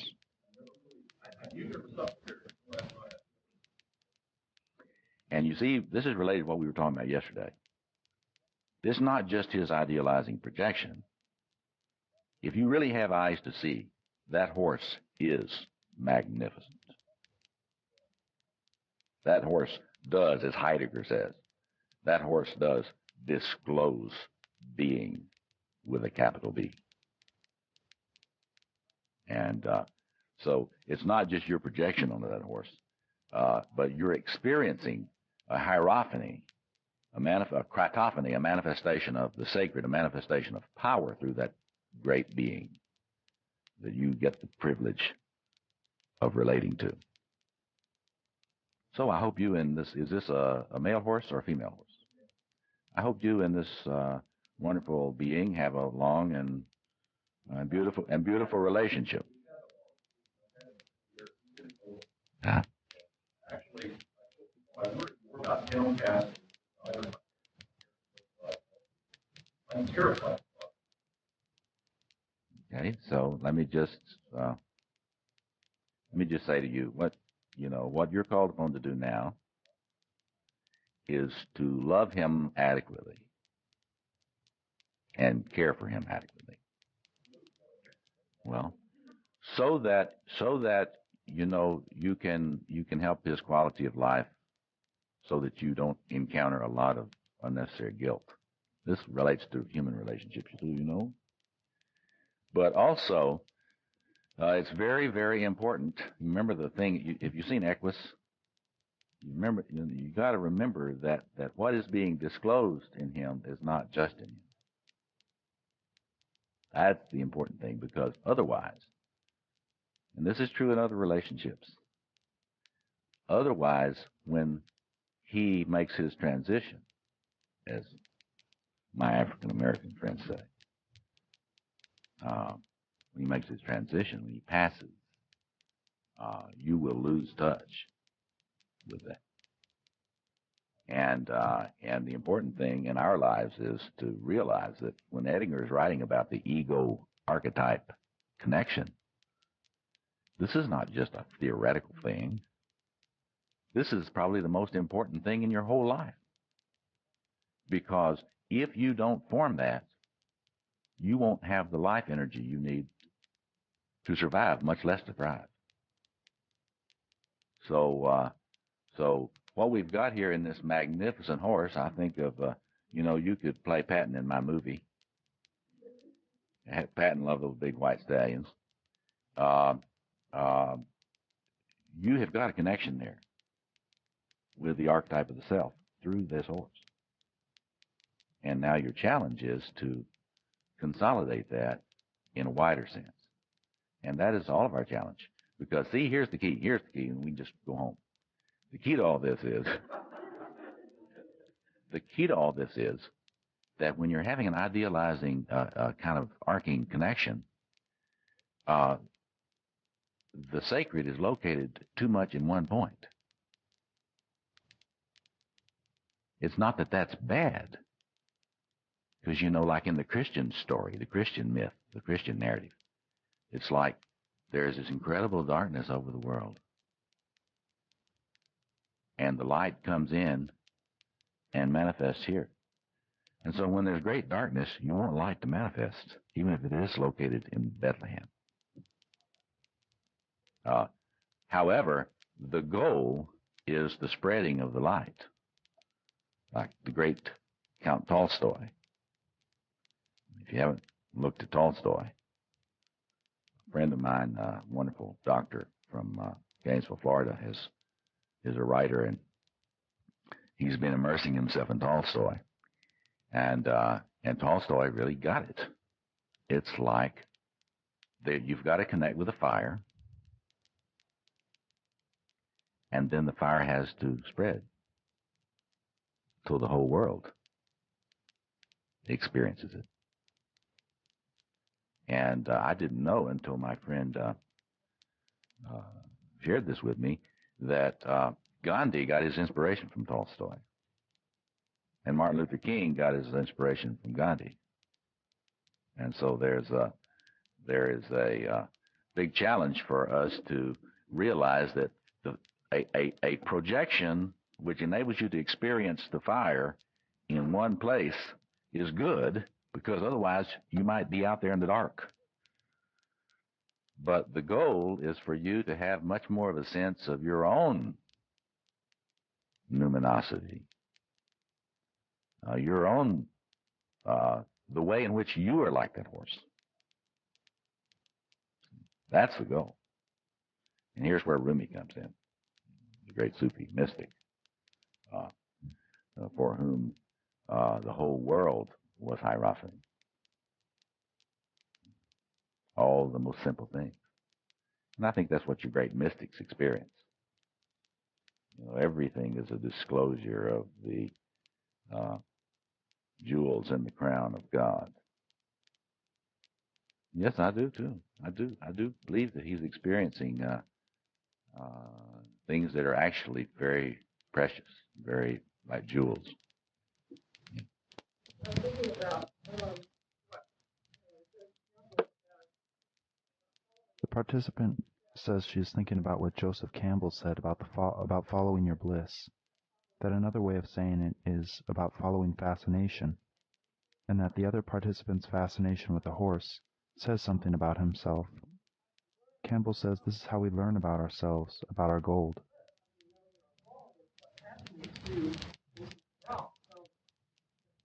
That's a very good point. See, but you've got to context that in the individuation process. You got to think about this in terms of what our challenge is, which we got to get to do that. It's like you want to follow the rainbow. It goes over to the pot of gold where you're seeing it shine. You want to do that, but you don't want to do it unconsciously, because if you don't know what you're doing, you'll just be chasing rainbows everywhere. And as soon as you get there, the shine will be gone. It'll be fool's gold. That's what happens to people in relationships all the time. They see the shine, they chase it, they get there, and it's fool's gold in their experience. So you have to know that what you're doing is trying to have form an arc, form an arcing like in electricity with that point, the purpose of which is to light up everything. It's not to assume that the only fascinating thing in the world is that. And so Campbell is right, as long as you put it in the context of the individuation, the sort of the awakening process. Because it's like there are a lot of people whose bliss is very narrowly circumscribed. You know what I mean? The only place they really can have joy is in a very narrow range of activities. You know what I'm getting at? That I know men, very powerful men, who only experience that when they're trading derivatives. But they really do experience it when they trade derivatives. I know men who experience a connection to the numinous, which is parallel to what you experience on a horse when they're trading derivatives. They can feel it. There it is. But that's the only place. So the goal is to, wherever it comes in, you know, makes sense to adore it, right? But realize that it's supposed to spread so that it includes you. Yeah. This question is inaudible. Yeah. Mm-hmm. Right. Right. and you're touching on something extremely important. I have this wonderful friend that I love dearly, and his name is Martin Prechtel. I've mentioned him to you probably before in some other places. And he's this shaman who studied in Guatemala for many years. And he talks a lot about grief and praise,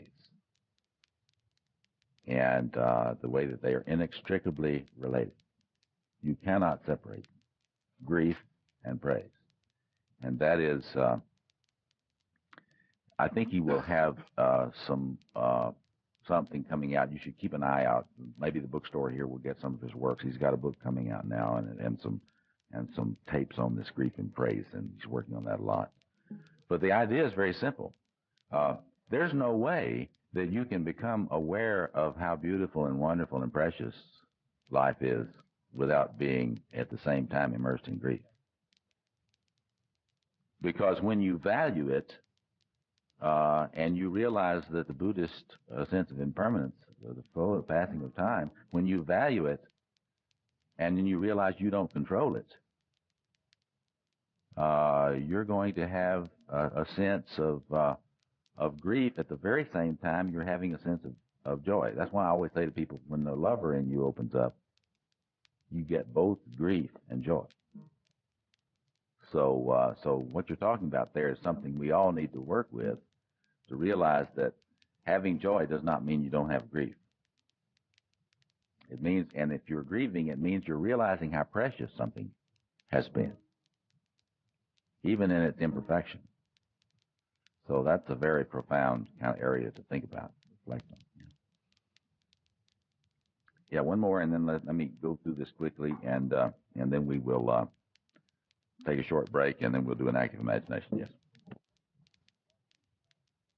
His name is Martin, M-A-R-T-I-N, with an accent over the I.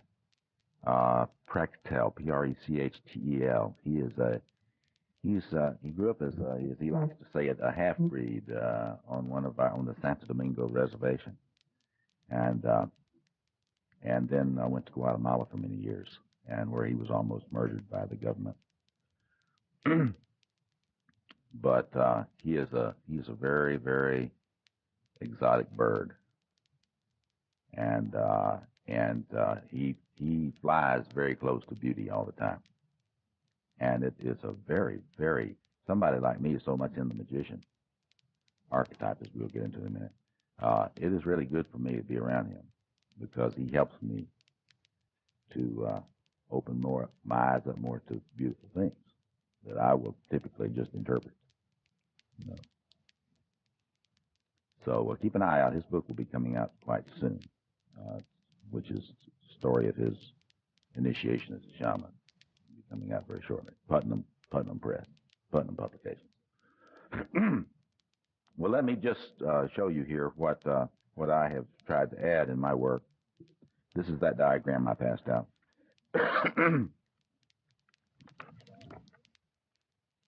We take the idea of an idealization, and you have to realize that when you are idealizing, you are actually trying to recruit someone else to do something for you. It is an unconscious recruiting process. You need them. The self-psychologist in the work of Heinz Kohut and Ernest Wolff, and again, let me just say that I'm very indebted to my wife, Dr. Margaret Shanahan, for teaching me this material.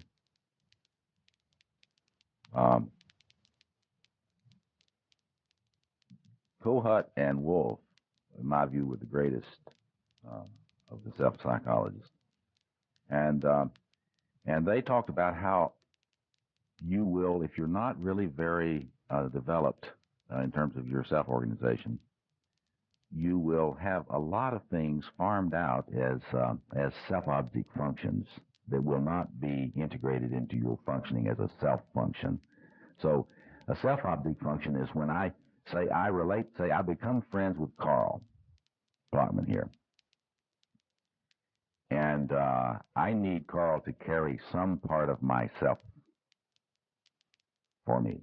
because I don't have any confidence that I can carry it myself. So I get Carl, through my friendship with Carl, to sort of be that for me. And in my inner world, I feel more complete because Carl is my friend. Now, if I'm very unconscious, I can imagine myself to be complete. I am, of course, not complete. But I imagine myself to be complete. And as long as he behaves and doesn't do anything that ruins my self-object transference to him, I can imagine myself complete. If, however, he starts going off and going places that I don't want him to go or being things that I don't want him to be, then that kind of upsets my apple cart. Can you follow that? And I have to confront my lack of integration. You see. So when you are carrying my sector of the self that I can't integrate, that's what the self-psychologists called a self-object function.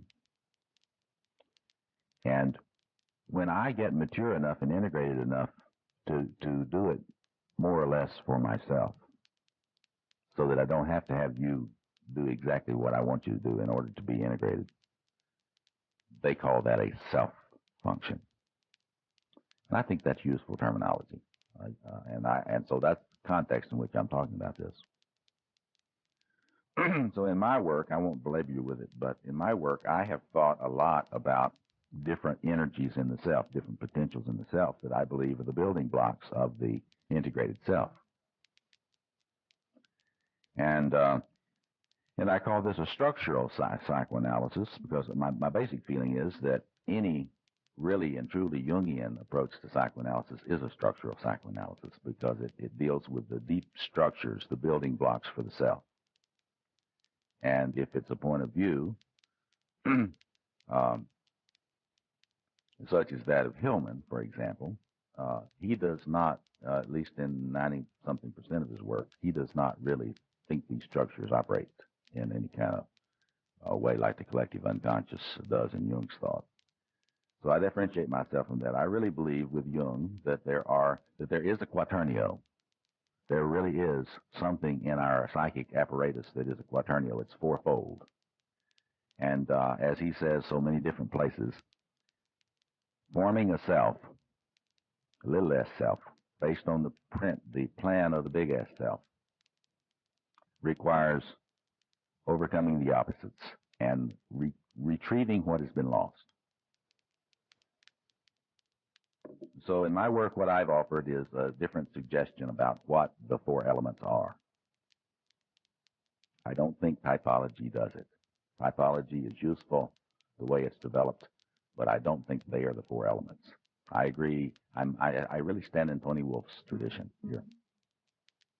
There are really structural forms that are not typology. And that mythic images relating to kings and queens have to do with a royal line, what I call a royal line of development. It is a line of development in the psyche that has to do with centering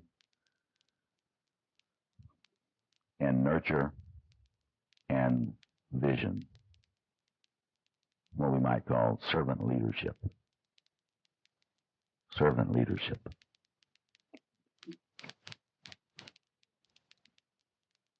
Has to do with ordering, nurturing, and vision for the whole, for the whole. And that's very important, for the whole. This is inclusive caring. Nothing is left out. The Christian image of the Good Shepherd has to do with this line of development.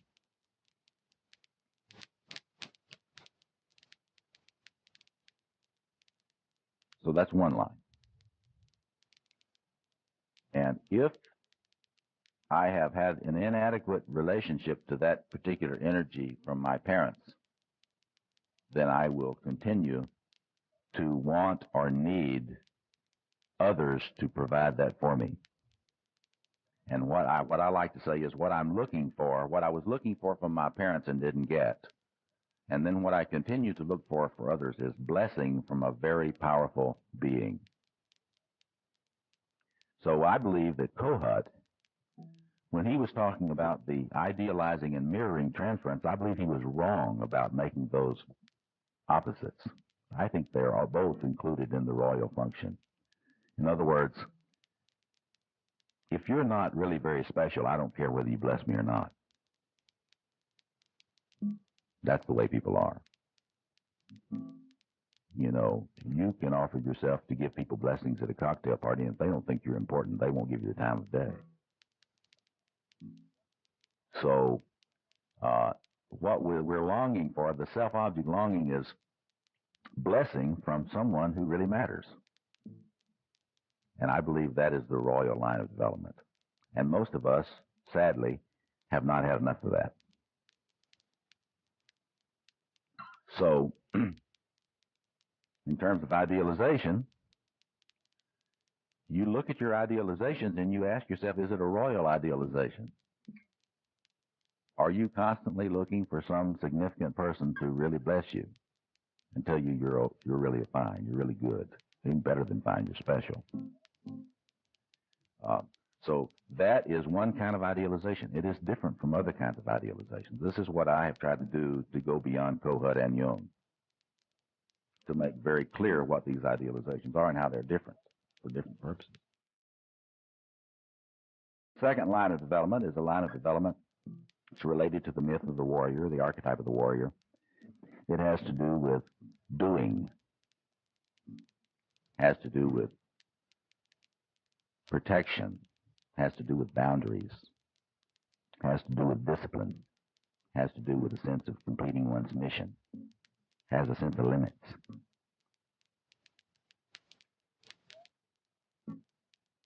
So if that was not adequately blessed in my development, I will constantly be trying to find people who will carry that for me.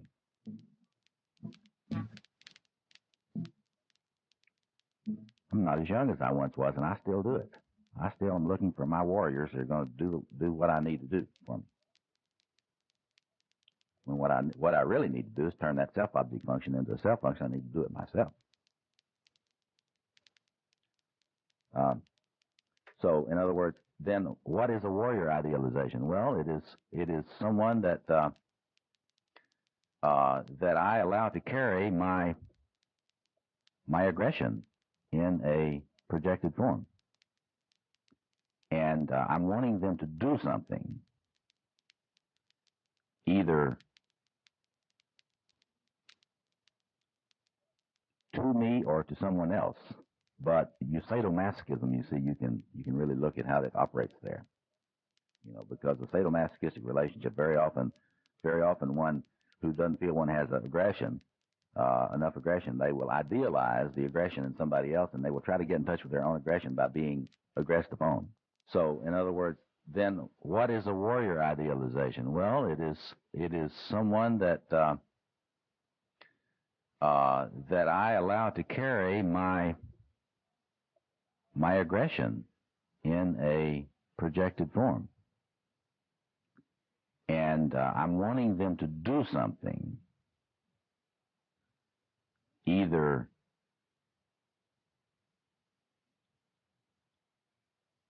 to me or to someone else. But your sadomasochism, you see, you can really look at how that operates there. You know, because the sadomasochistic relationship, very often one who doesn't feel one has enough aggression, they will idealize the aggression in somebody else, and they will try to get in touch with their own aggression by being aggressed upon. And there are people that don't want to face that is a dynamic, but they're wrong. It's a very common dynamic. And so the challenge is waking up to the fact that one must carry one's own aggression. One is responsible for protecting oneself. And in patriarchy, we set it up so that we teach females that they are not to protect themselves. They're not responsible for protecting themselves. Males are responsible for protecting them. And so we create ways of socializing people in which females are sent out into the world without adequate understanding of how to protect themselves. It's a classic split in patriarchy, particularly Victorian versions of patriarchy, such as classical Jungian concepts got formulated in. But anyway, so I want you to express aggression for me. That's the idealization. You have to do the aggression. Third, the mythic image of the magician. It includes the wise person, the priest, some aspects of the prophet, and so on. That has to do with knowing. It's a line of development for cognition, reflection, contemplation, interpretation, and wisdom. And if I have a magician idealization of you, then I expect you to be the wise one for me. I can be stupid, you be wise. I can be smart, you be dumb. It's like I have been socialized in my family to think that I'm not very smart. Therefore, I've got to find somebody to carry the self-object function of intelligence and knowing. And of course, our society supports, really pushes that, because it has the idea that education is something for professionals. And the ones that are supposed to be smart are the professors or the people who are professional educators. And so we think, well, we should turn our children's education over to professional educators. Just like they have the idea we turn protecting ourselves over to the police or to the military-industrial complex. Later on today, I'll comment on that. So in any case, here I want somebody to know for me. I'm not going to know. I want somebody to know for me. And so in a transference or an idealization, a lot of therapists think all these idealizing transferences are the same, but they're not.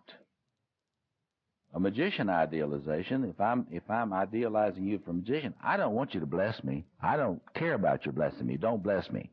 I'm not interested in blessing you or blessing me. I want you to tell me what you know.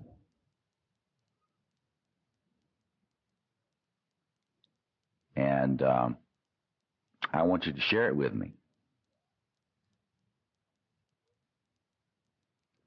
So this explains a very, very different quality in the relatedness and in the transference in a lot of analytic relationships. Because in some analytical relationships, the analysand is really longing to be blessed. And in some relationships, they're not.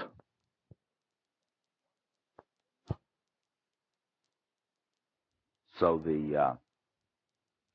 so a magician idealization has to do with knowing, interpretation.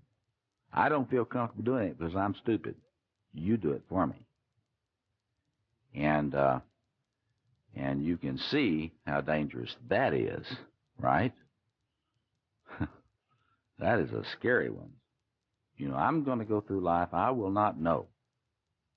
And all you smart people that go to Yale and Harvard, you know. I'm just a little Chicago boy, and I just went to Triton Community College, or Oakton Community College. And so I don't know too much, but you people that went to these Ivy League schools, you know, and therefore you know the right thing to do. See? Ooh, that's scary. Yeah, Jane.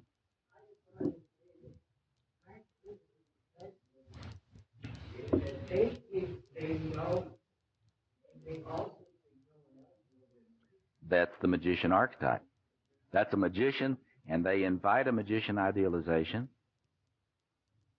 and we are all too happy to do it. Not always, that's right. But you're right, Jane. I mean, it's spooky when you start to think about this. When you start to think, we'll get into this a little bit. Think of how many people think if they go to the hospital, their doctor will take care of them.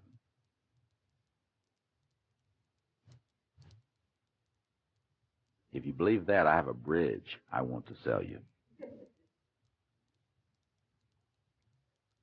And then finally, the lover line of development, which has to do with embodiment, has to do with affiliation, has to do with relatedness, has to do with sexuality, has to do with the capacity to experience joy in life, capacity to really love. And there are a lot of us folks who had that part of our being under attack in our homes when we were children. And when we went up and tried to express affection to our parent, we got a very wooden, negative message in response.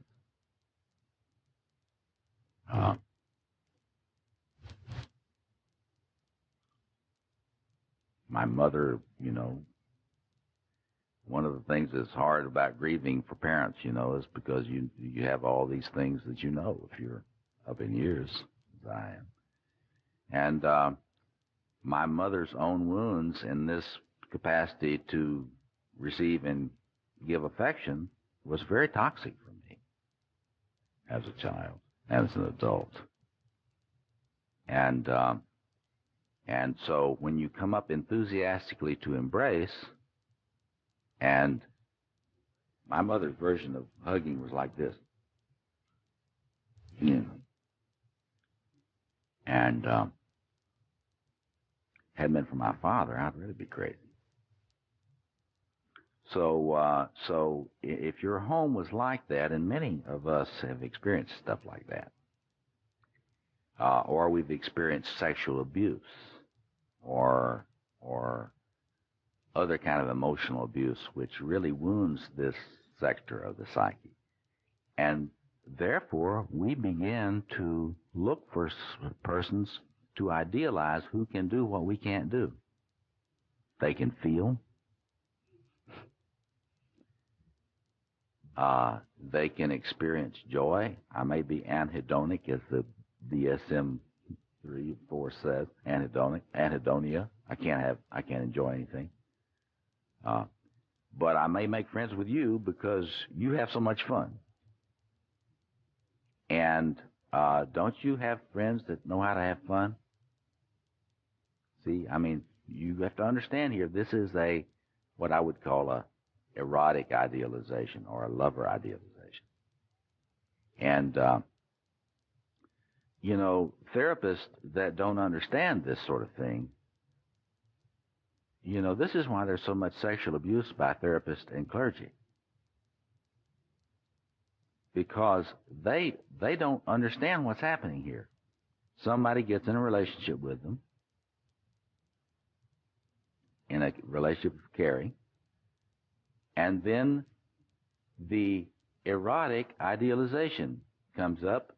And remember what my principle has been, that whenever you're in a place where you think they may help you heal, the self-object longing will come back up. And so I can trust you, so I'm going to bring to you the part of my psyche that has not been integrated.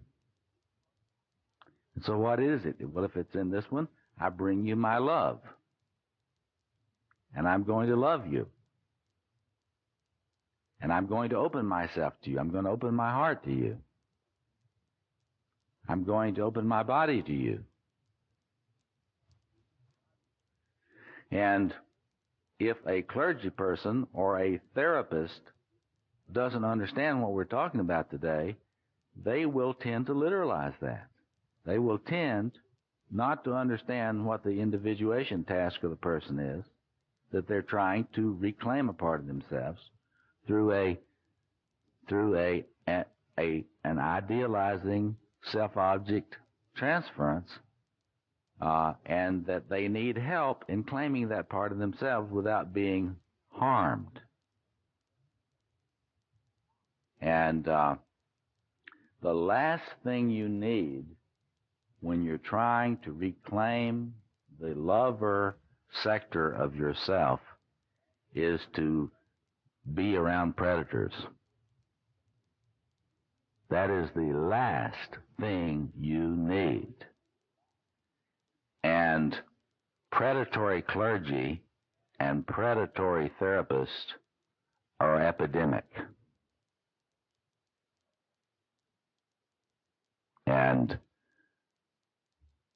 well, I won't get on my soapbox about that here, but the point of it is that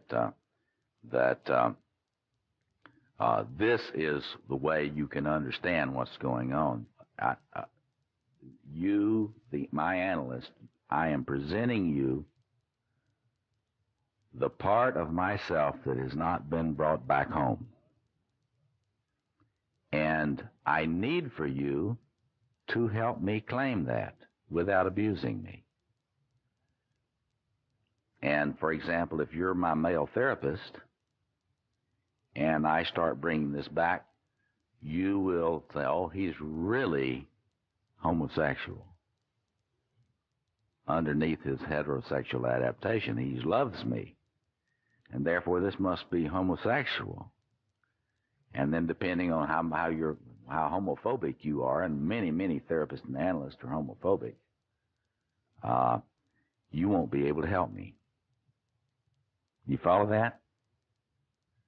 So this is a very, very sticky business. Now, my helper has told me that this is time for us to take a break. So let's take a break now, and let's come back. Let's try to keep these breaks short because we've got lots to do. Let's come back in no more than 10 minutes, and then we will do an active imagination.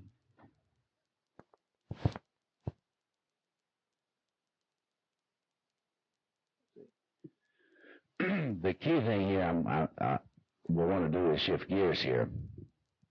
And as I say, we need to do more active imagination because it is something you can do even in those dry spells when you can't remember your dreams. And you know, the dastardly thing is that when your life is going really rough, and before you've reached the end of your rope, you will tend to your dreams will begin to dry up because those psychological sphincter muscles in your psyche will start to close down and say, you know, please, Mr. Custer, I don't need any more information about what's coming up. I'm terrified already. And then, of course, if you really get terminally anxious, you'll start having nightmares. But there are dry spells in dream work, even among Jungians. And so active imagination is very important. So we're going to do a little active imagination today. And we will not record our sharing and discussion about it, but we're just going to do an active imagination with your inner magician or wise person figure. And we won't know who that is or what form it will take until you get in there. And then I will lead you in some questions that we will ask of this figure. And then it's your responsibility to carry on the conversation. If there's something else that you want to know that I did not ask, I want you to ask them. And and then I will bring you back here. And you don't have to do this. This is voluntary. You can just go for a walk or sit quietly or something. We're going to do this. It won't be very long. It'll seem like a long time, but it won't be very long. I want you to begin breathing deeply and slowly, and give yourself a suggestion to stay awake. because this is, you probably didn't get that much sleep last night, so that'd be easy to drowse off. And if you do, it'll be fine, because you need some rest. But I want you to start breathing slowly and deeply. Close your eyes. I want you to sit straight. Make your spine straight. Try to put both feet on the floor if you can.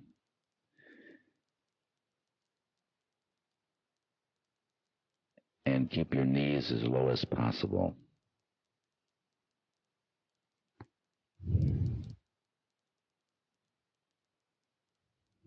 And I want you to just be breathing slowly now. Take deep breaths. And let them out slowly.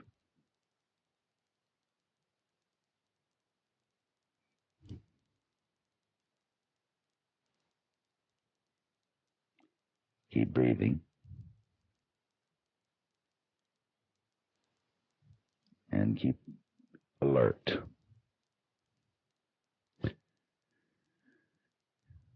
Now I want you to envision a hallway which will take you to the room where you will speak with your wisdom figure. Visualize the hallway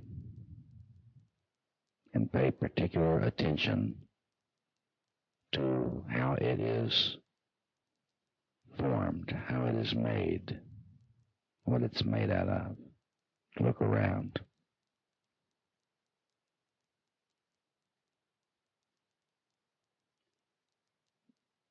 And when you're ready, begin to walk down that hallway,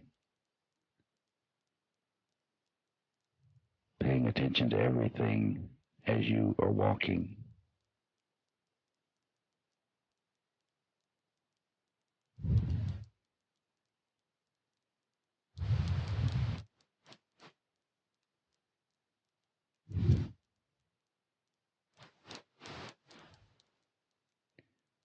Soon you will come to the door that leads to the chambers of your wisdom figure. When you find that door, stop in front of it and wait a moment. And just look at the door.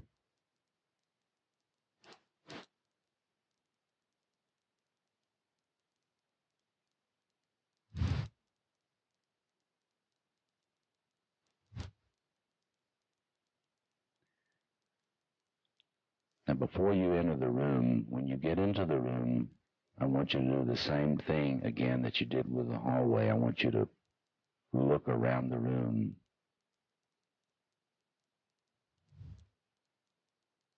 The wisdom figure will probably not be in the room when you enter. When you enter the room, I want you to look around the room. I want to see what culture it's from. I want you to see what era it perhaps is from. I want you to look at all the decorations and furnishings and take note of all of them.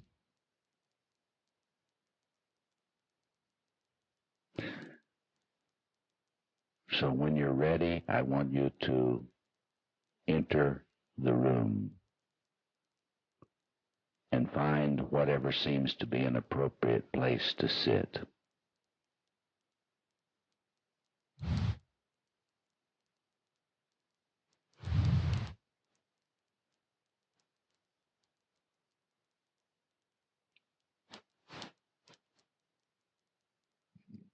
If at any point you become anxious, you can come back down the hall and come back here to your body and wait for the rest of us.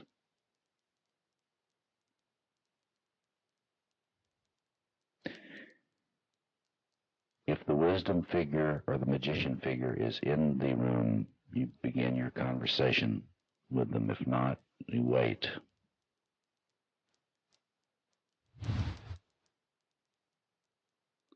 And will that the magician figure enter?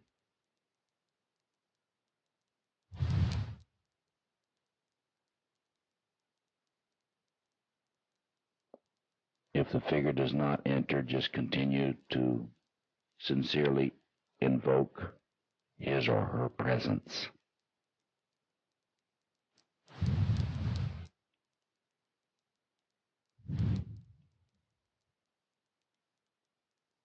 When the figure enters the room, greet them. And when it seems appropriate, sit down together. Look at them carefully. What race are they? What cultural background?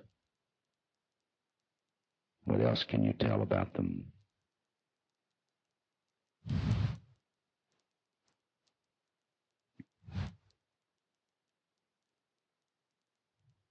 And now I want you to look at them, look in their eyes if you can, as directly as possible, and ask them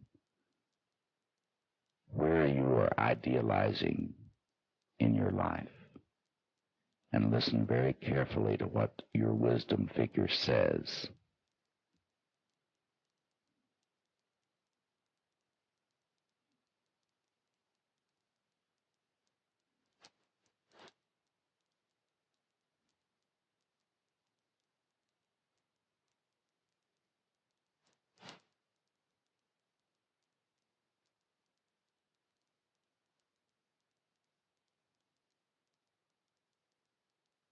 Continue the conversation and be sure you ask what form, what energy you're asking the object of your projection, your idealization to carry for you. Make sure you ask them what it is you're disowning of yourself, and listen carefully to what they say.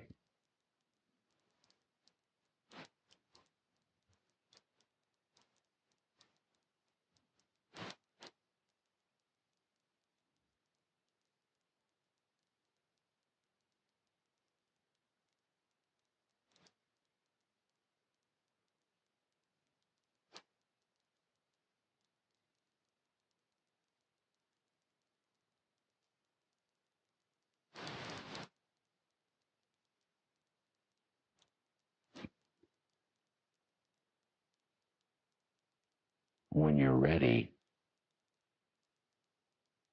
ask the wisdom figure what they think you need to be working on at this point in your life in order to move toward individuation. And listen carefully to what they say.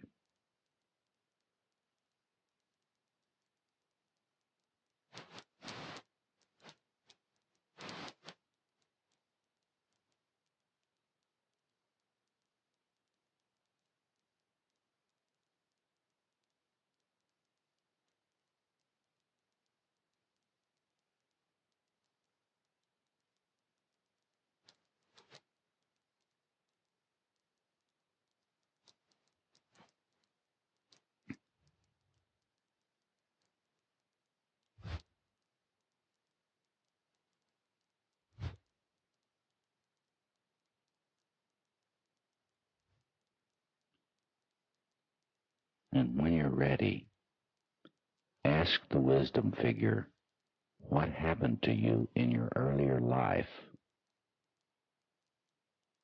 that led to this particular tendency to idealize. And listen carefully to what the wisdom figure says.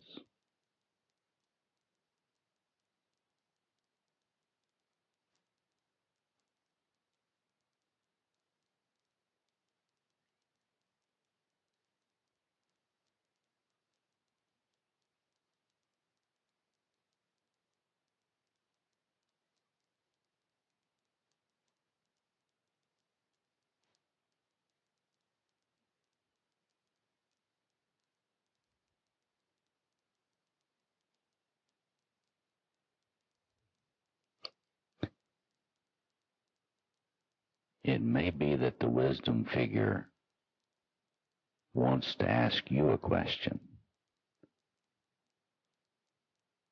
ask them if they would like to ask you a question, and then attempt to answer what they ask as authentically and honestly as possible.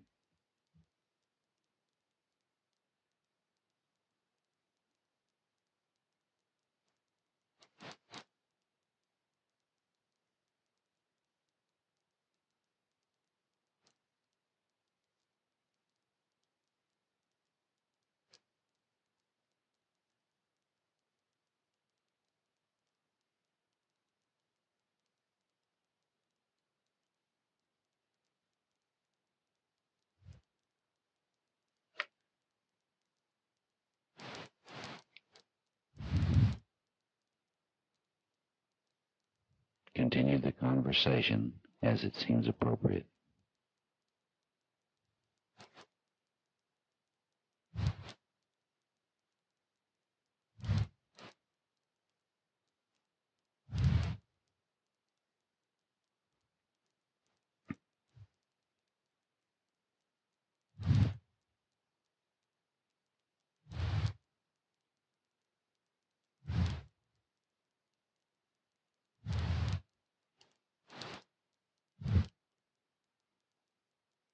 Now, if there's something that you have wanted to ask that you have not been able to ask that question now and listen carefully to the answer.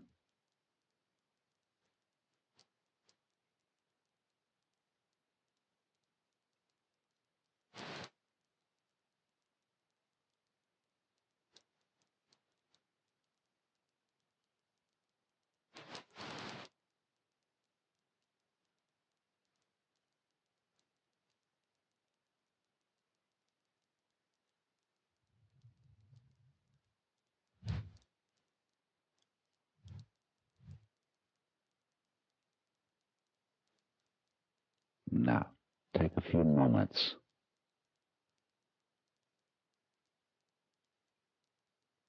to communicate to this figure that you would like to speak with them again in the future.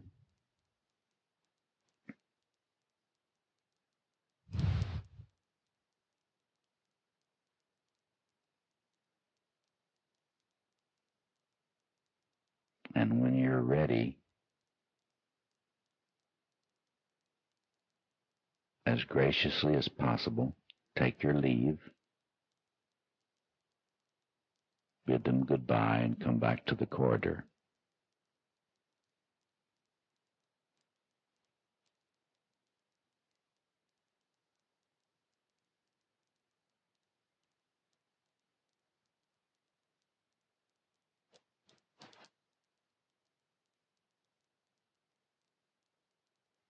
When you're ready, find your way down the corridor back to the door that leads here to this room and to your body, and keep your eyes closed. Continue to breathe deeply.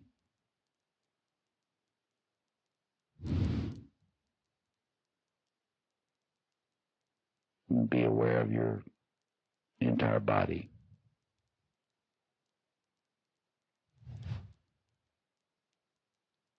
Let your consciousness range out to your toes, into your ears, your shoulders, your stomach. Be aware of your whole body.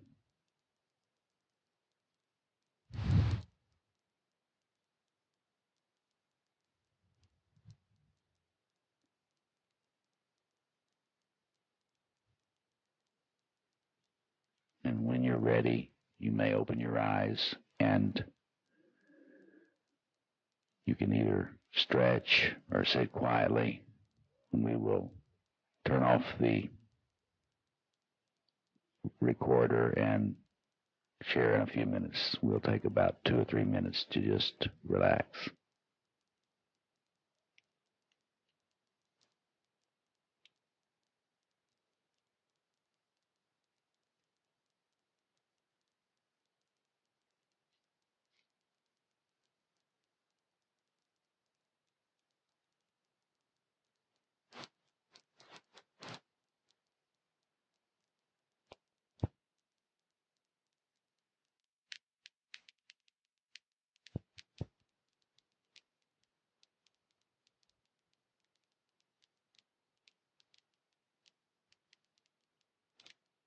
So, uh, tips for picking up on when an idealization is occurring, and someone has said an energy going out from them. That is certainly a kind of phenomenon. As I've said to you, you go in a room with someone and you feel weaker than when you were outside. Then you have to ask the question, wonder what's happening in the dynamics of this room. So that's one question. Yes. This participant's question is inaudible. Yeah, the fascination part, the fascinans that Otto talked about, that is one of the things you pay attention to. You need to pay attention to what are you fascinated with? What or who are you fascinated with? Doesn't mean that all fascination is clinically an idealization, but it may be. So you want to raise the question. Remember that mysterium tremendum, mysterium fascinans, awe, a feeling of awe, or a feeling of fascination. It's worth paying attention to. Jung would say that there'll be some sort of flow of libido. You'll be able to feel the flow of energy. Anything else that you can think of that if you were going to pick up on the fact that you're doing an idealization? Let's get some more of these out here. Just come on, have the courage to be imperfect, and we'll think about them. Go ahead. The participant says that what she doesn't understand is that a person starts to glow, and she guesses this is part of the fascination. It's a force field, and that she can heal herself. Their field. It's almost like their aura. That's right. It's see, if we had more time, we could go into how this relates to the concepts of charisma. See, charisma and grandiosity and luminosity. All of these words are not like some people think just ideas. They are referring to a phenomenon that occurs. I know a young man now who's trying to research the extent of the numinosity and idealization around Jackie Kennedy, and they have some very sophisticated ways of doing that relating to the auction of her things, and so these whole ideas of charisma, what Kelly is talking about there is, if someone has charisma, you will feel it. And it's not all in you. It's not all in your projection. A lot of the time, their energy will pull your projection. So it's not all you. The world is not a blank screen, in other words. There really are people with different amounts of energy out there. Some of them are black holes, and some of them are just incredible furnaces. And they will pull things out of you.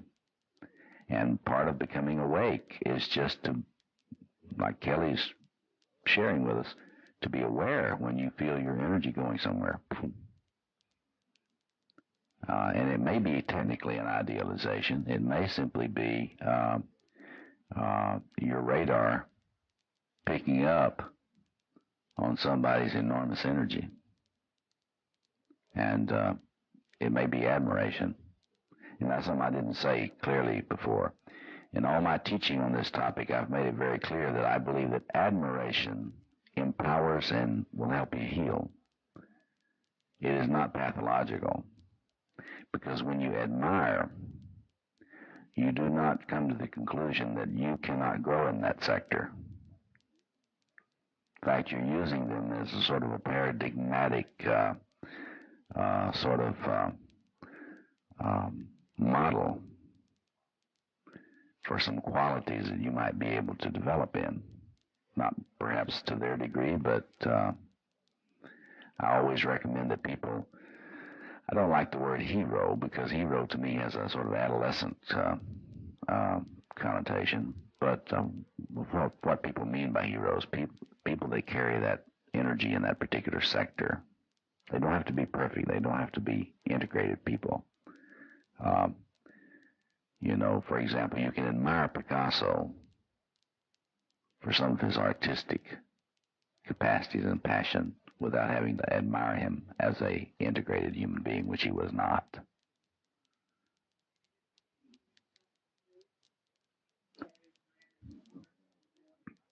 Well, you know, if you're unconscious enough, you can mix up everything, and it's really true. It's really true, and people do that. You know, they just take everything hook, line, and sinker, and they assume that because somebody has got some charisma, that means they're whole, and they're safe, and that they're safe, and that they're. Oh yes, right, right. The idea that because their work is divine, that they are good, and the truth is that there are a lot of very demonic people that have been vehicles for very, very beautiful things to come through. And so, if you don't like the word demonic, just say destructive people. So that's a good point. But see, in the individuation process, you know, awakening means that you become more subtle. Your discernment powers get better, and so you don't assume that because someone has a lot of erotic energy that they're a whole person, or one of the others. So, yes, you're telling us what you love. That's it.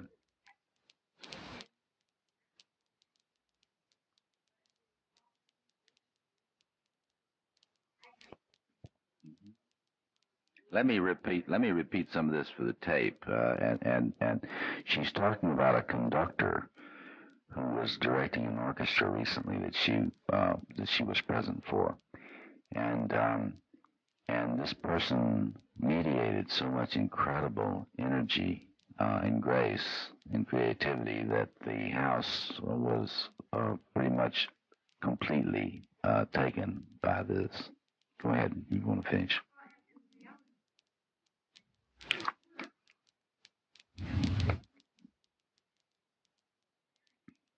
Now tell me the name of the conductor. Christoph Eisenbach. And so we'll give him a bouquet of flowers today. Yes.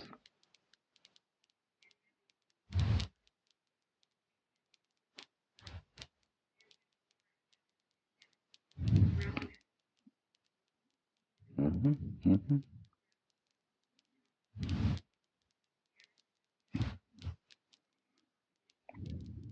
Right.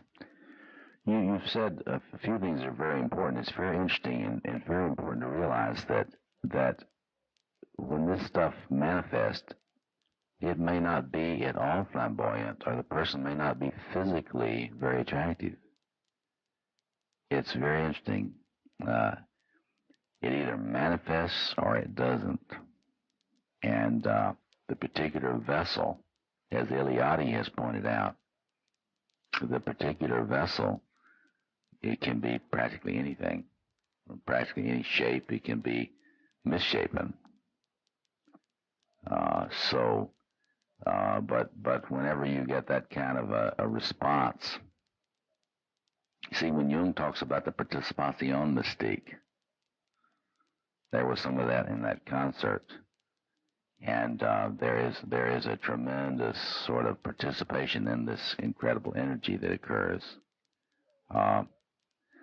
So certainly this is related to idealization. The question is, in any particular instance, is this simply beauty? Could be just beauty. And beauty will affect you. If you're in the presence of beauty, it will affect you to some degree, depending on how sleepy you are. But it will affect you anyway, even if you're asleep. Yeah, go ahead. Mm-hmm. Mm-hmm. Well, and see, there again, that's the thing. A lot of the time when you have this, it's not a draining of energy. You, by connecting with a particular figure or person, your energy goes way up. And the question we have to ask in terms of this area of study is, what can we learn about how we can maintain a more optimal energy level? See, people assume that normal is really, their ideas about what is normal is really very low in terms of joy in life. And the poetic imagination is very impatient with that. The poetic imagination knows that more joy is possible than what people think is ordinary or normal. This is where psychology's harmed us a lot, the way it's worked. These wooden concepts of normal, gray normal. So in this area of study, you would ask the question, okay, so now this is not an idealization in the sense that it drains me of energy, but it gives me this energy. And the question that I would ask myself is, okay, so how does this compare to my day-to-day life? And how much am I aware of the wonder of it all day to day? Because it's like William Blake. When you start having things open up, then the experiences are more frequent. That sort of thing, and that's the challenge. Yes. This participant asks a question in terms of projection and idealization regarding a poet that she reads often. She asks if she is giving away energy by being so impressed by the poet.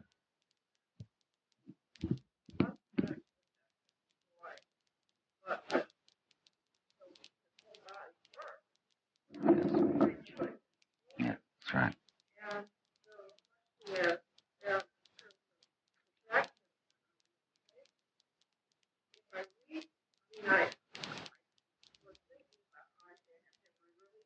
Mm-hmm. Mm-hmm. Well, but if you know what you're doing, see, if you know that you are accessing a certain part of your potential experiencing through his art, that's not a pathological idealization at all, see. That is what we all need to do, to find ways to, through admiration, awaken. It's about awakening. What do I need to do to awaken this sector of the golden flower in me? And that's the beauty of Jung. Jung doesn't have a fancy that little ego complex of yours is the end of all things. He thinks that the self is trying to incarnate in you in as brilliant a way as possible, and that it judges the ego and presses it. And of course, the individuation process is the story of how one responds to the press of the great self to manifest. Because if you try to eat it all at once, try to manifest it all at once, it may blow you to bits. But if you don't face the task of letting it manifest through you, then you have gray, normal, or worse. Depression. So yes, a couple more, and then I want to talk about the wider implications of idealization. Yeah.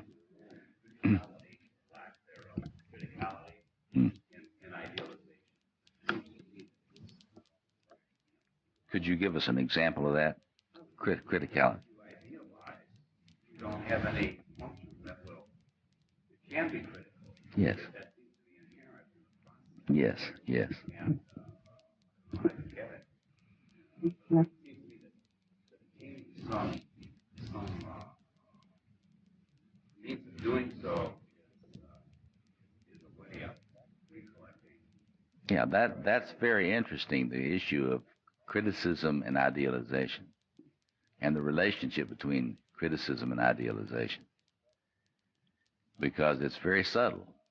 It's not. It doesn't. If you're very critical, it doesn't mean you've resolved your idealizations. In fact, if you're extremely critical, it may mean that you've not done any work with your idealizations.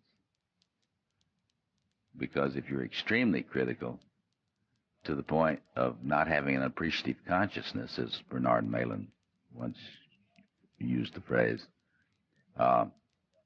you may be defending against the self-object function of idealization. You may be defending against powerful idealizations that are not cooked, are not metabolized. And so whenever I see somebody that doesn't have any heroes, or is very cynical, or is constantly bah humbugging, I don't assume that they've resolved their idealizations. I just assume that they have tremendous urge to idealize, which they're defending against by constantly saying no. Behind a compulsive no is a longing to say yes. So it's a subtle issue. It's quite clear that however, it's like the way I would think about that is that one does need the development of the aspect of one's psyche which can enable one to see the one-sidedness of the idealization. You can call it any number of things, but yes, that's right. Yes, or exactly, yes. No, the idealization, you see, it's really unconscious, and the struggle in individuation is to make it more conscious, become more aware where you've idealized, and get a sense of how you've responded. Have I related to my need for idealization by being more critical, compulsively critical, or have I been just sort of naive? Because they're two poles of the same phenomenon: being really naive or being super critical. They go together. And the question is the appreciative consciousness, which is really the goal, and be able to appreciate without deifying. And that's what you're getting at. I mean, it's like you're talking about. You're not talking about the art critic that destroys all the art. You're talking about the art critic that can give you a context for understanding a piece of work, and doesn't make it more than it is. Yeah.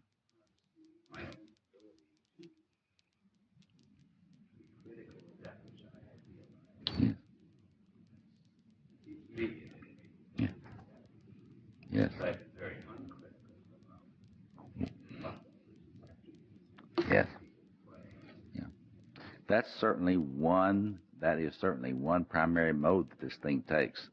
But remember now, under vicious envy attacks is idealization, where you try to destroy the other, and you don't say anything positive about it.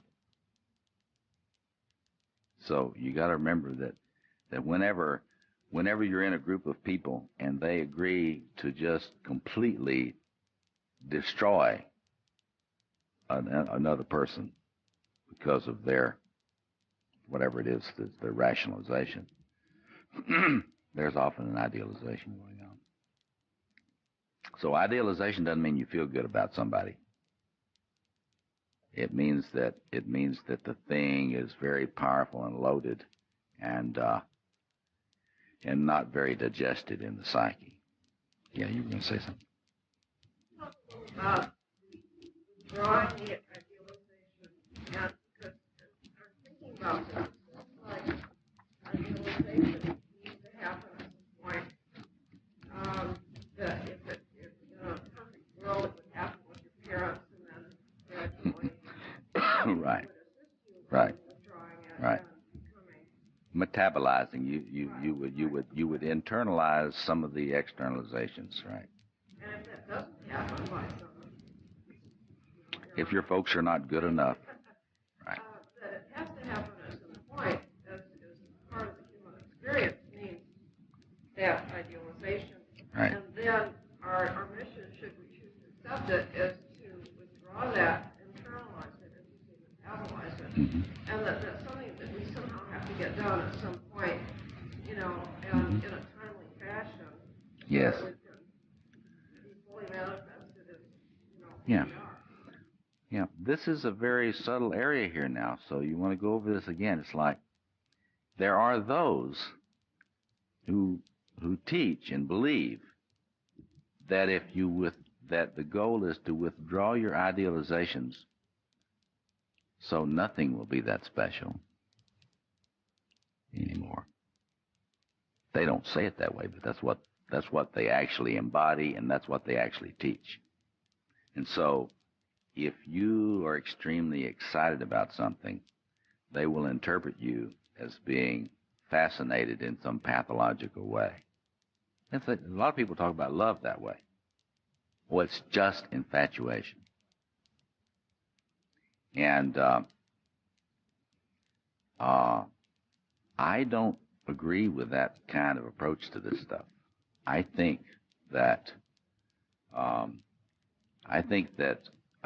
we don't want to offer people a gray, normal, philosophical anthropology, view of the human. We really need to learn from the artists and the poets that there's a lot more there than most of us can access, and so we want them to get a wider capacity to see that this great dance of Shiva is everywhere, and so that they can experience joy through a wider aspect of life. And unhappily, a lot of psychology does not enlarge the human personality. A lot of psychology folds, staples, and mutilates the human spirit. And hopefully we will practice a form of Jungian psychology that will not do that. That's what I hope we can do. Yes. A participant asks about idealization in organizations, that the language of organization is pursuit of excellence, setting of goals, achievement of market share, etc., which requires as a society that somebody's got to go to relearn.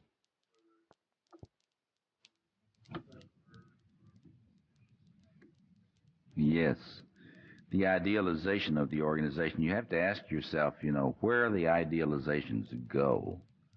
Often they will go to religions, religious groups, can go to an organization.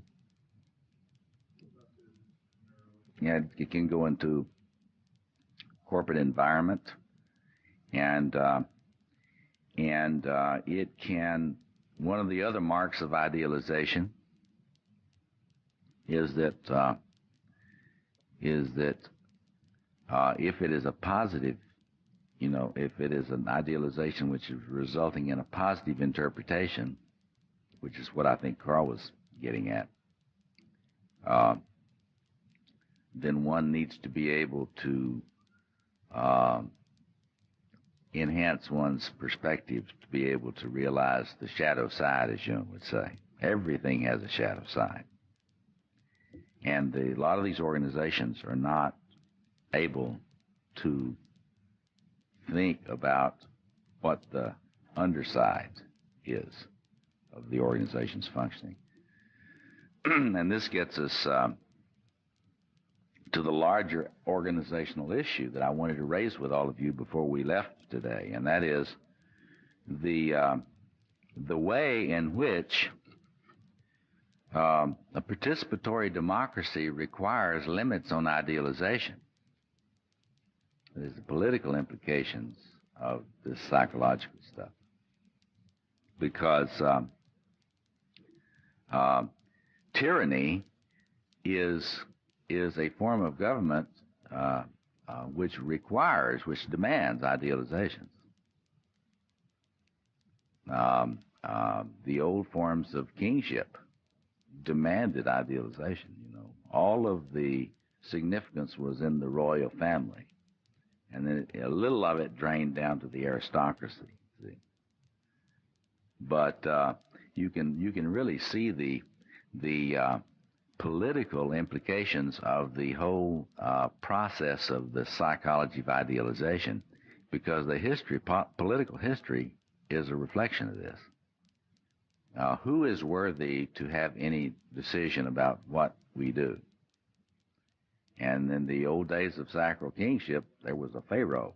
The pharaoh was the only self. Everybody else was there to serve the God King. And if you haven't thought about this much, you want to look at John Weir Perry's book, The Heart of History, and look at what he has discussed about the gradual formation of the cultural possibilities for democracy throughout time. And I agree with John about a lot of what he says in that book. And so any kind of idealization of government or of people who are politicians, that has to be watched very carefully. Because it's very easy to give away the responsibilities of citizenship in that kind of context where media is so good at enhancing our primitive idealizations. And a lot of this campaign, a lot of the money being spent for campaign advertising, the purpose of it is to enhance your idealization of the candidate. It's not to answer your questions. It's not to help you do sophisticated analysis or criticism, as Carl is saying, about what the program being put forward by the senatorial candidate is. It has the express purpose of enhancing your idealizations and minimizing what Carl was suggesting, your critical abilities. You're not supposed to have, the ad is not supposed to increase your critical abilities.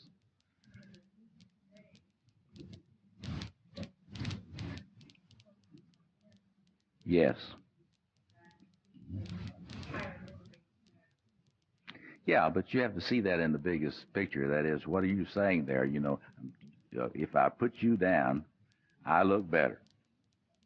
It's not really, you're really not telling me about your program.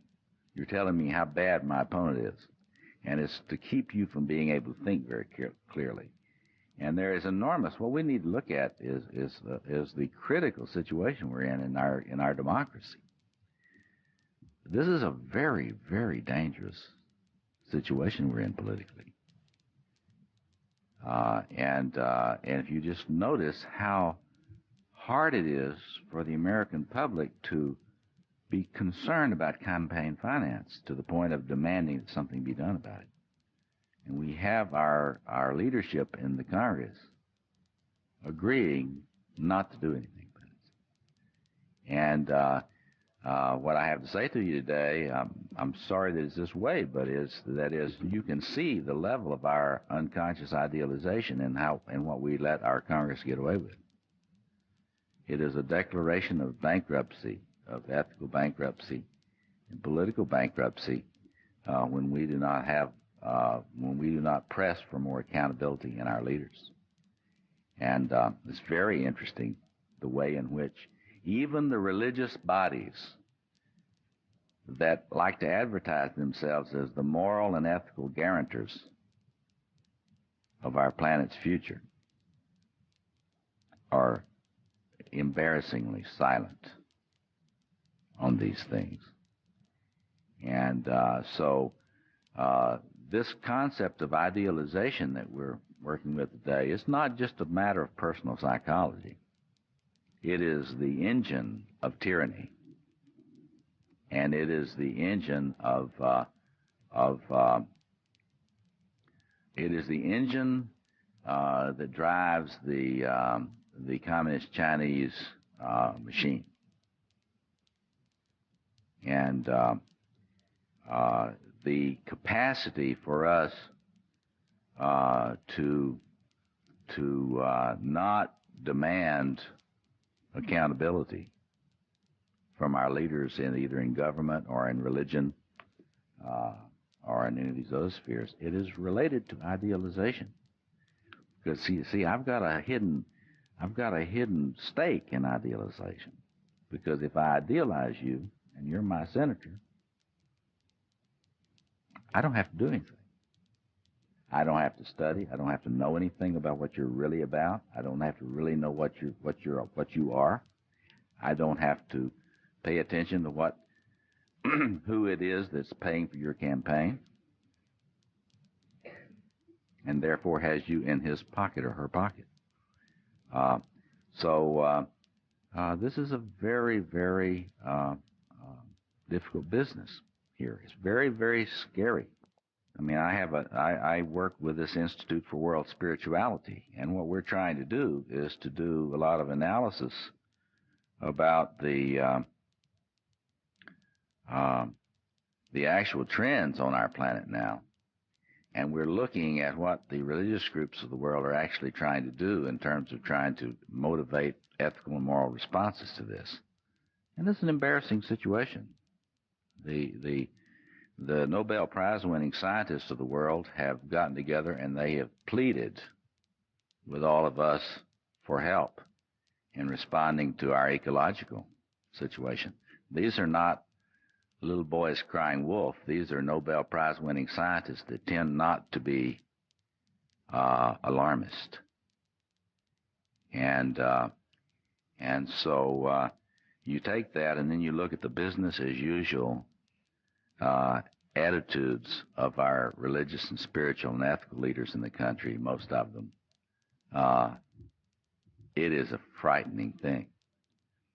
And this is related to something that is also in our spirituality. There's a lot of spirituality today across the land, not just in the Christian churches, but certainly New Age spirituality. And while I've often pointed out some positive things about New Age spirituality, such as its interest in ritual and its interest in bridging different groups in the world for renewal and transformation, I appreciate those things. But there is a thing both in fundamentalist Christianity and fundamentalist Islam and in the New Age that is a form of idealization of the sacred. It's very interesting. Think, idealizing God, what do you mean? Well, it is an idealization of God if you don't think anything is required of you. And it's very typical for fundamentalist Christians or New Agers to just assume the world is going to successfully get through this next 20 years in such a way that the situation of your great-grandchildren is going to be just fine. But the truth is that that is wrong. There are no guarantees that our ecological situation is going to be secured, that the Earth arc will be, another way of saying a sustainable environment will be secured. And so I want to close on that note. I mean, this is a somber note, but I'm a hopeful person. I'm not an optimistic person. I think that there is a lot of hope if people withdraw their idealizations and become more empowered to provide the leadership at the grassroots and at other levels that they can, and to hold other people accountable for their responsibilities. And I just want to suggest, and we can open it up and discuss this a few minutes. I want to suggest to you that this idealization, you asked me what I think is the relationship between idealization and evil. Well, there is a great deal of things that are truly evil in the world right now that are happening, that are directly related to our tendency to idealize and therefore give away our responsibility and absolve ourselves of all. God will do it. Let go and let God. And so that's my final thought. Let me open it up and let you make some comments. We've got about 5 minutes, and then they want to remind us about your form that you need to fill out before you leave. Yes, back here. Yes. A participant asks about Yes. giving away our power, which is the idea that one just can't do anything, and that then one can become a victim of circumstance, because while one is idealizing human greatness, one demonizes prevalent issues of the day, children, minorities, and the poor, etc. The participant says that she is also struck that in this way we give our energy away too easily.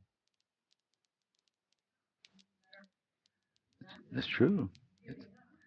It's very insidious. This is not pretty, what we're talking about this weekend. This is not pretty. This is insidious.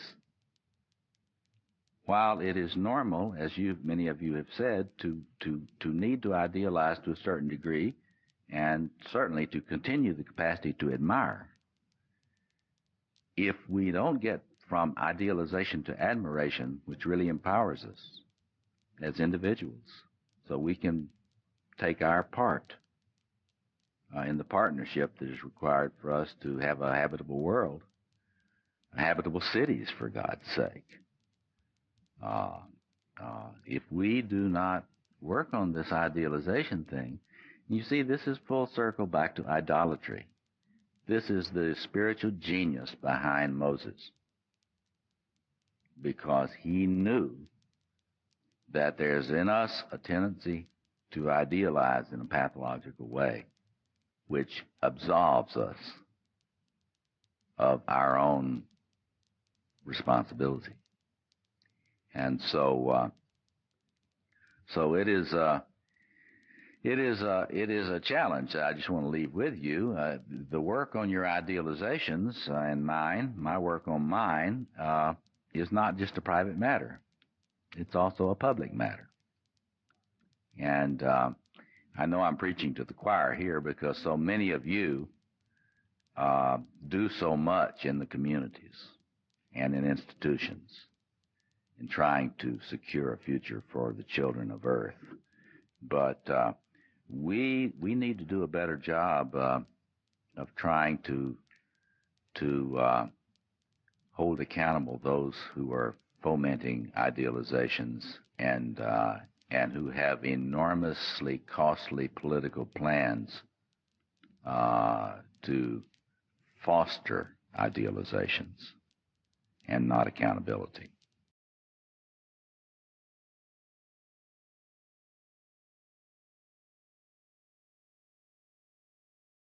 Now, why are people disillusioned? Why are young people killing each other?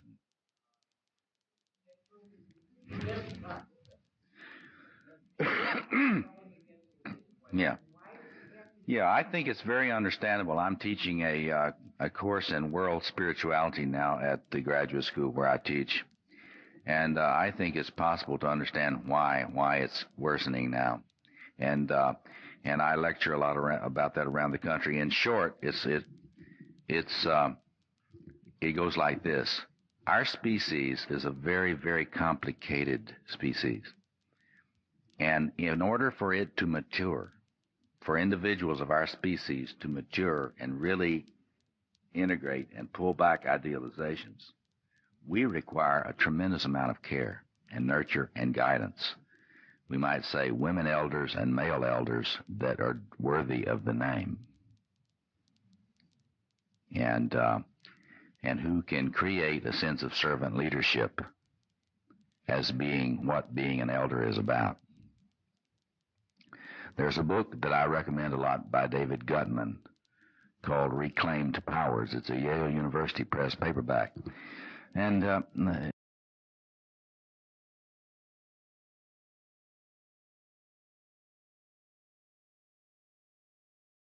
other places, and that is that the urbanization, compulsive urbanization, which is happening over the entire globe,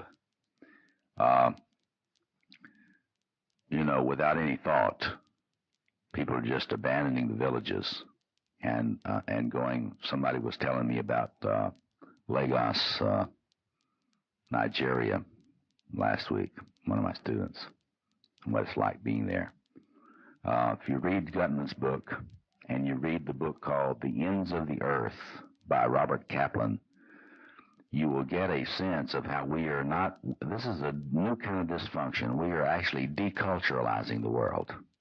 It's not substituting a bad culture for a better culture or that sort of thing. We are actually seeing such a breakdown in human functioning that the culture that is there, it's impossible to replace with anything because it's so deteriorated. Kaplan has written a lot about it in the Atlantic Monthly article called The Coming Anarchy. But related to our topic today, it takes a lot of nurture to mature.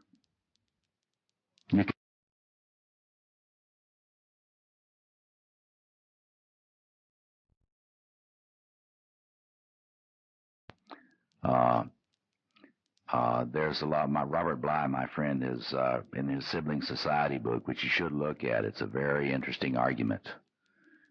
He talks about what is happening to the brains of our young people. The research has been done on what's happening to the brains of our young people by being given television. There's a lot of research on this, and it's not pretty. So there are a lot of ways to understand it, and it's all related to the need for us to become the kind of elders that we didn't have. That's what I like to say to men and women today. Become the kind of leader and elder that you wish you had had when you were young. And I believe with all my heart that that's possible for us to do, provided that you take the time and effort to do it and have the courage to do it. And is it worth it? Well, some of you are lucky enough to have grandchildren and great-grandchildren.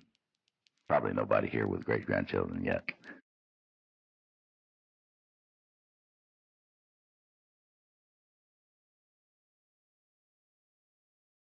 I can tell how I feel about the fact that today, as we have met, 30,000 children have died of unnecessary causes. That is evil. And so that's where I leave you today. We can do better than that, as the Kennedys used to say. We can do better than that. Thank you very much. You've been wonderful. I have really, even in spite of this bug, I have really enjoyed being with you. It's been a pleasure. Thank you.